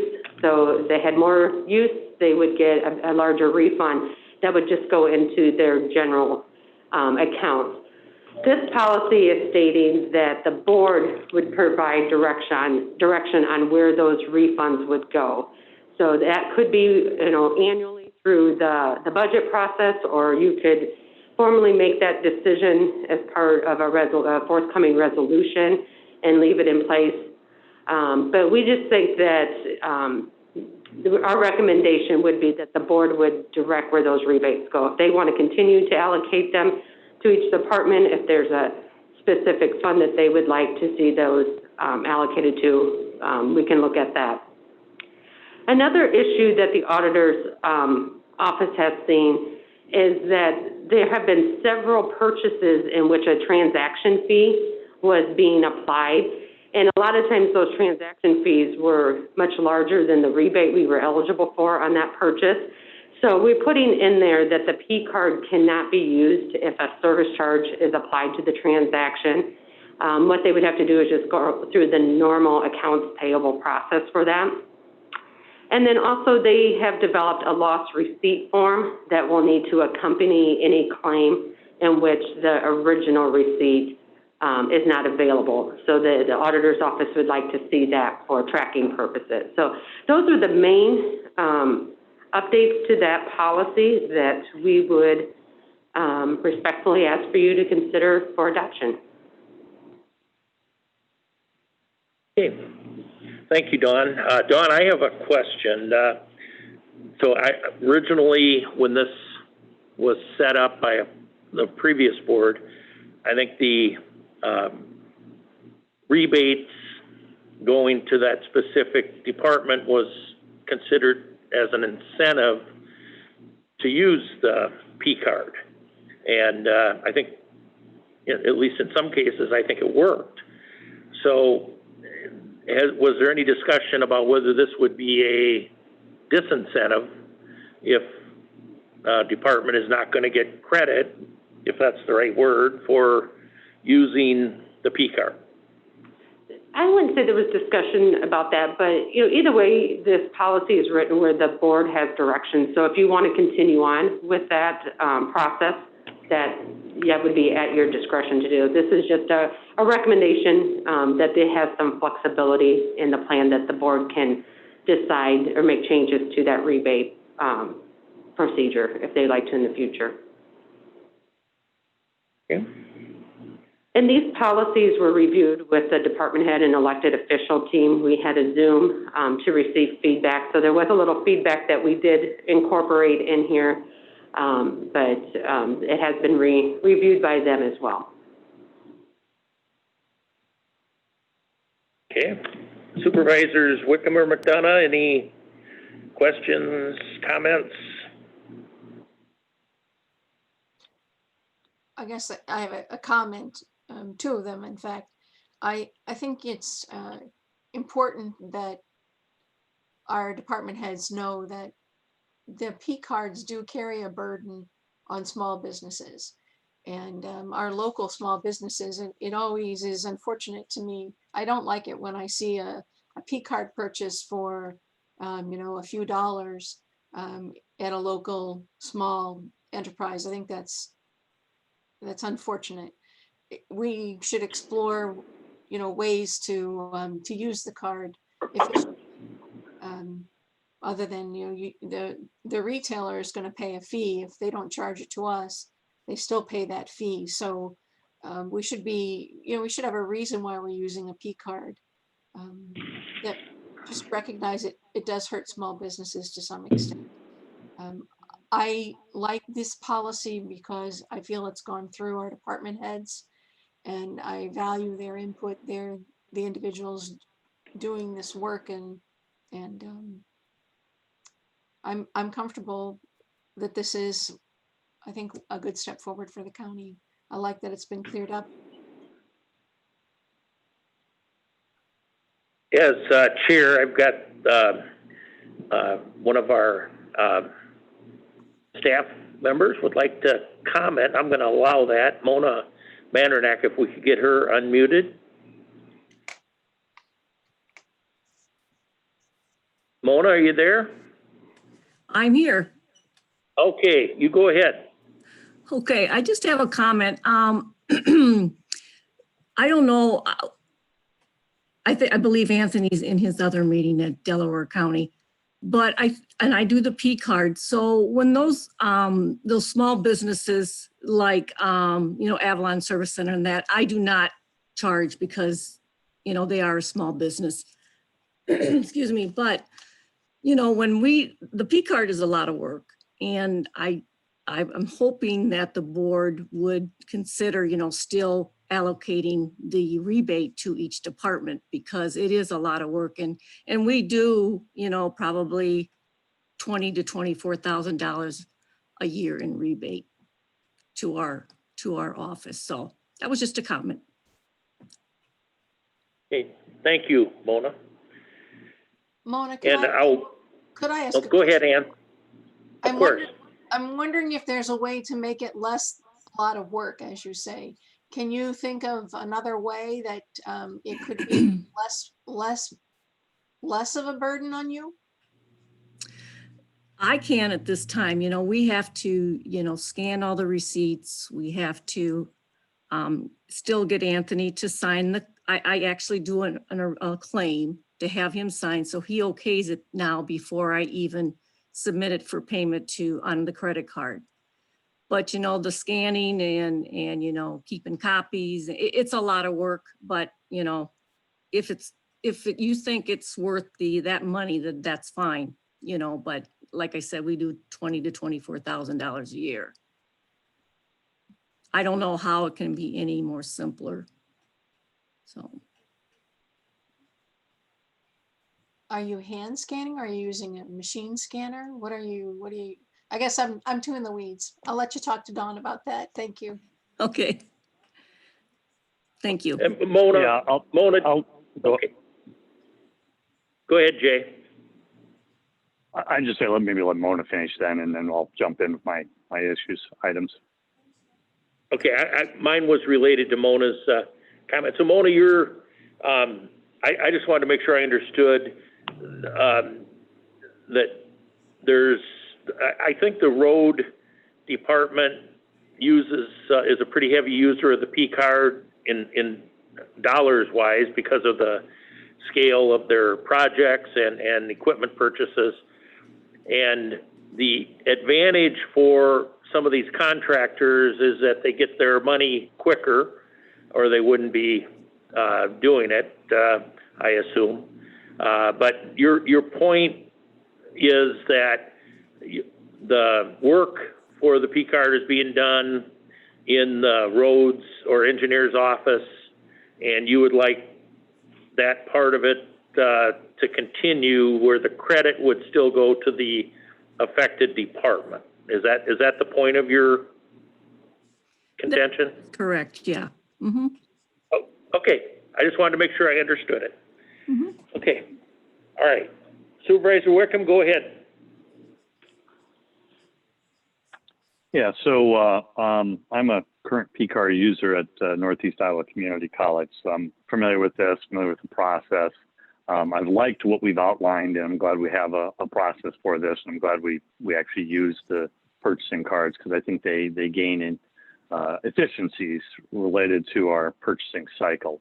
The old paper forms when I first started, you know, I'd sign, there'd be 5 signatures and 5 pieces of paper for a $5 transaction, and that's obviously not effective. The 2 areas I want to focus on, one was the local that Supervisor McDonough hit on. So yeah, I think in addition to understanding that there's fees, but really just to put an emphasis on buying local. And so, you know, it's easy, it's dang easy, don't get me wrong, and it's efficient to click, you're on Amazon, and boom, you're ordering stuff regardless of where those businesses are located. So I would really, you know, encourage department heads and elected officials to look local first, because that's one, where our tax bases are, and 2, where our constituents are. Around so I have two questions or 2 things I want to talk about. One, the local percentage of a discount for preferable local vendors.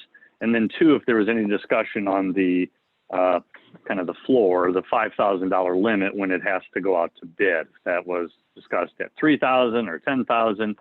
So maybe Dawn, if you can fill me in, is it state code, those percentages of local discount on awards, or is that a Dubuque County thing? So that's the procurement policy. I didn't know if you wanted to finish up with the purchasing card policy first. I have nothing more on the purchasing card, but we can move. Okay, I thought it was the whole thing. Yep, there's 2 policies there. Let me pull that one up.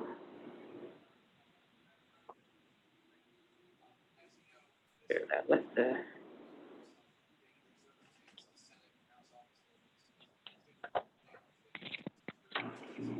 All right, can you see my other memo up there that was in the packet?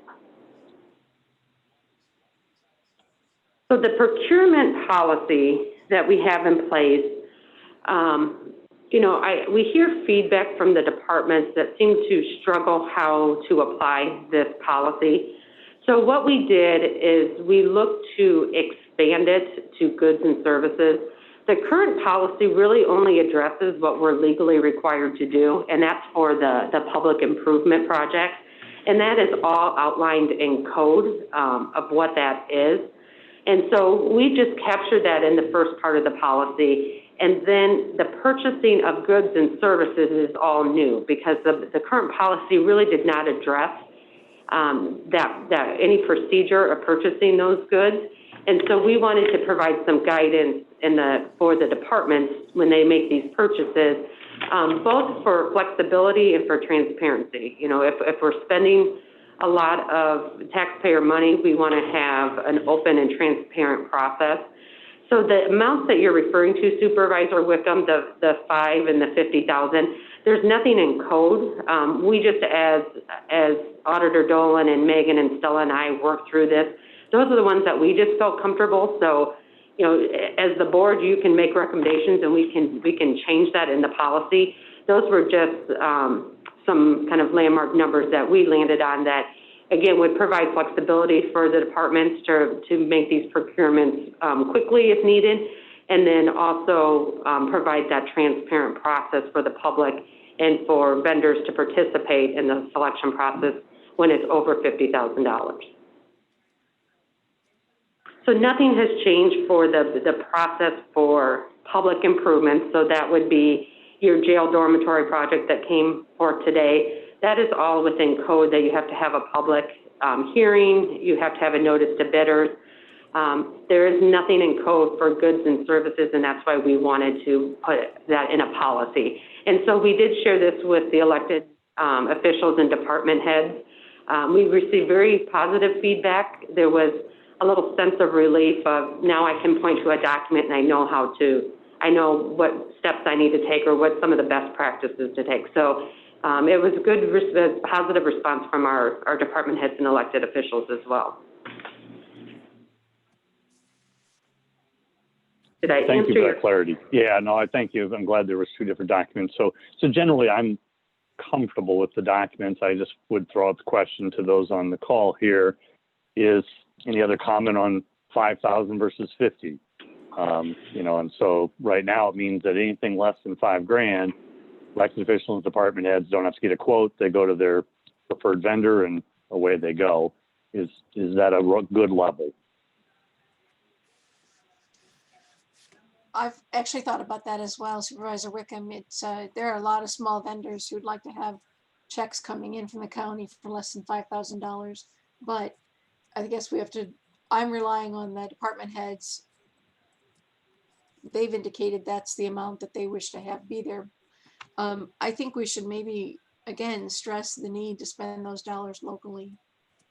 You know, that my fear is that if you don't have to do anything for less than $5,000, that's all going to be Amazon.com. And that would be very unfortunate. I would echo that. Yeah, I would definitely echo that. And so that kind of brought me into my other part of, you know, the local preference.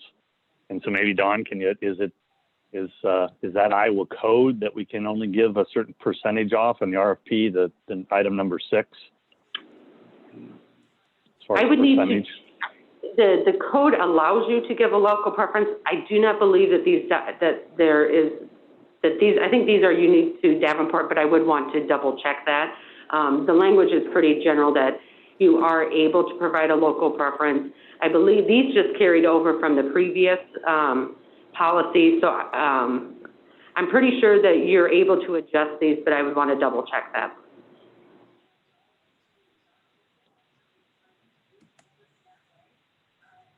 Okay, as chair here, I see in chat that our IT director, Nathan Gilmore, would like to make a comment on the P card before we move on.